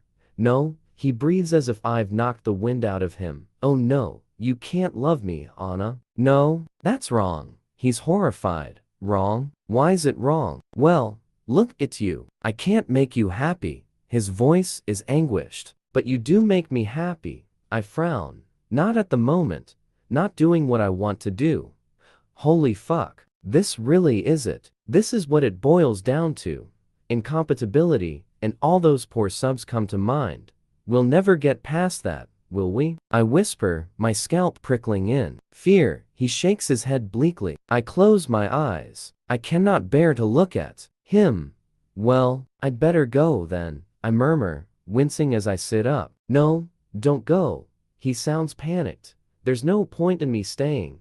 Suddenly, I feel tired, really dog-tired, and I want to go now. I climb out of bed, and Christian follows. I'm going to get dressed. I'd like some privacy, I say, my voice flat and empty as I leave him standing in the bedroom. Heading downstairs, I glance at the great room, thinking how only hours before I had rested my head on his shoulder as he played the piano. So much has happened since then. I have had my eyes open and glimpsed the extent of his depravity, and I now know he's not capable of love, of giving or receiving love. My worst fears have been realized, and strangely, it's liberating. The pain is such that I refuse to acknowledge it. I feel numb. I have somehow escaped from my body and am now a casual observer to this unfolding tragedy. I shower quickly and methodically, thinking only of each second in front of me. Now, squeeze body wash bottle. Put body wash bottle back in rack. Rub cloth on face, on shoulders. On and on. All simple, mechanical actions, requiring simple, mechanical thoughts. I finish my shower, and as I haven't washed my hair, I can dry myself. Quickly, I dress in the bathroom, taking my jeans and t-shirt out of my small suitcase. My jeans chafe against my backside, but quite frankly, it's a pain I welcome as it distracts my mind from what's happening to my splintering, shattered heart. I stoop to shut my suitcase and the bag holding Christian's gift catches my eye. A model kit for a Blanik L23 glider, something for him to build. Tears threaten. Oh no, happier times, when there was hope of more. I take it out of the case, knowing that I need to give it to him. Quickly, I rip a small piece of paper from my notebook, hastily scribble a note for him, and leave it on top of the box. This reminded me of a happy time. Thank you. Anna, gaze at myself in the mirror. A pale and haunted ghost stares back at me. I scoop my hair into a bun and ignore how swollen my eyelids are from the crying. My subconscious nods with approval. Even she knows not to be snarky right now. I cannot believe that my world is crumbling around me into a sterile pile of ashes. All my hopes and dreams cruelly dashed. No, don't think about it. Not now. Not yet. Taking a deep breath, I pick up my case, and after placing the glider kit and my note on his pillow, I head for the great room. Christian is on the phone. He's dressed in black jeans and a t-shirt. His feet are bare. He said what? He shouts, making me jump. Well, he could have told us the fucking truth. What's his number? I need to call him. Welsh, this is a real fuck up. He glances up and doesn't take his dark and brooding eyes off me. Find her, he snaps and presses the off switch. I walk over to the couch and collect my backpack, doing my best to ignore him. I take the Mac out of it and walk back toward the kitchen, placing it carefully on the breakfast bar, along with the BlackBerry and the car key. When I turn to face him, he's staring at me, stupefied with horror. I need the money that Taylor got for my Beetle. My voice is clear and calm, devoid of emotion. Extraordinary. Anna, I don't want those things. They're yours, he says in disbelief. Take them. No, Christian. I only accepted them under sufferance, and I don't want them anymore. Anna, be reasonable. He scolds me. Even now, I don't want anything that will remind me of you. I just need the money that Taylor got for my car. Voice is quite monotone. He gasps. Are you really trying to wound me? No, I frown, staring at him. Of course not. I love you. I'm not. I'm trying to protect myself, I whisper. Because you don't want me the way I want you. Please, Anna, take that stuff. Christian, I don't want to fight, I just need the money. He narrows his eyes, but I'm no longer intimidated by him. Well, only a little. I gaze impassively back, not blinking or backing down. Will you take a check? He says acidly. Yes, I think you're good for it. He doesn't smile. He just turns on his heel and stalks into his study. I take a last, lingering look around his apartment at the art on the walls. All abstracts, serene, cool, cold, even, fitting. I think absently. My eyes stray to the piano. Geez, if I'd kept my mouth shut, we'd have made love on the piano. No, fucked. We would have fucked on the piano. Well, I would have made love. The thought lies heavy and sad in my mind and what's left of my heart. He has never made love to me, has he? It's always been fucking to him. Christian returns and hands me an envelope. Taylor got a good price. It's a classic car. You can ask him. He'll take you home. He nods in the direction over my shoulder. I turn, and Taylor is standing in the doorway, wearing his suit, as impeccable as ever. That's fine. I can get myself home. Thank you. I turn to stare at Christian, and I see the barely contained fury in his eyes. Are you going to defy me at every turn? Why change a habit of a lifetime? I give him a small apologetic shrug. He closes his eyes in frustration and runs his hand through his hair. Please, Anna, let Taylor take you home. I'll get the car, Miss Steele, Taylor announces authoritatively. Christian nods at him, and when I glance around, Taylor is gone. I turn back to face Christian. We are 4 feet apart. He steps forward, and instinctively I step back. He stops, and the anguish in his expression is palpable, his gray eyes burning. "I don't want you to go," he murmurs, his voice full of longing. "I can't stay. I know what I want, and you can't give it to me, and I can't give you what you need." He takes another step forward, and I hold up my hands. "Don't, please." I recoil from him. There's no way I can tolerate his touch now, it will slay me. I can't do this. Grabbing my suitcase and my backpack, I head for the foyer. He follows me, keeping a careful distance. He presses the elevator button, and the doors open. I climb in. "Goodbye, Christian," I murmur. "Anna, goodbye," he says softly, and he looks utterly broken. A man in agonizing pain, reflecting how I feel inside. I tear my gaze away from him before I change my mind and try to comfort him. The elevator doors close and it whisks me down to the bowels of the basement and to my own personal hell. Taylor holds the door open for me, and I climb into the back of the car. I avoid eye contact. Embarrassment and shame wash over me. I'm a complete failure. I had hoped to drag my 50 Shades into the light, but it's proved a task beyond my meager abilities. Desperately, I try to keep my emotions banked and at bay. As we head out onto 4th Avenue, I stare blankly out the window, and the enormity of what I've done slowly washes over me. Shit, I've left him. The only man I've ever loved. The only man I've ever slept with. I gasp as crippling pain slices through me, and the levees burst. Tears course unbidden and unwelcome down my cheeks, and I wipe them away hurriedly with my fingers, scrambling in my bag for my sunglasses. As we pause at some traffic light, Taylor holds out a linen handkerchief for me. He says nothing and doesn't look in my direction, and I take it with gratitude. Shit, I've left him. The only man I've ever loved. The only man I've ever slept with. I gasp as crippling pain slices through me, and the levees burst. Tears course unbidden and unwelcome down my cheeks, and I wipe them away hurriedly with my fingers, scrambling in my bag for my sunglasses. As we pause at some traffic light, Taylor holds out a linen handkerchief for me. He says nothing and doesn't look in my direction, and I take it with gratitude. "Thank you," I mutter, and this small discreet act of kindness is my undoing. I sit back in the luxurious leather seat and weep.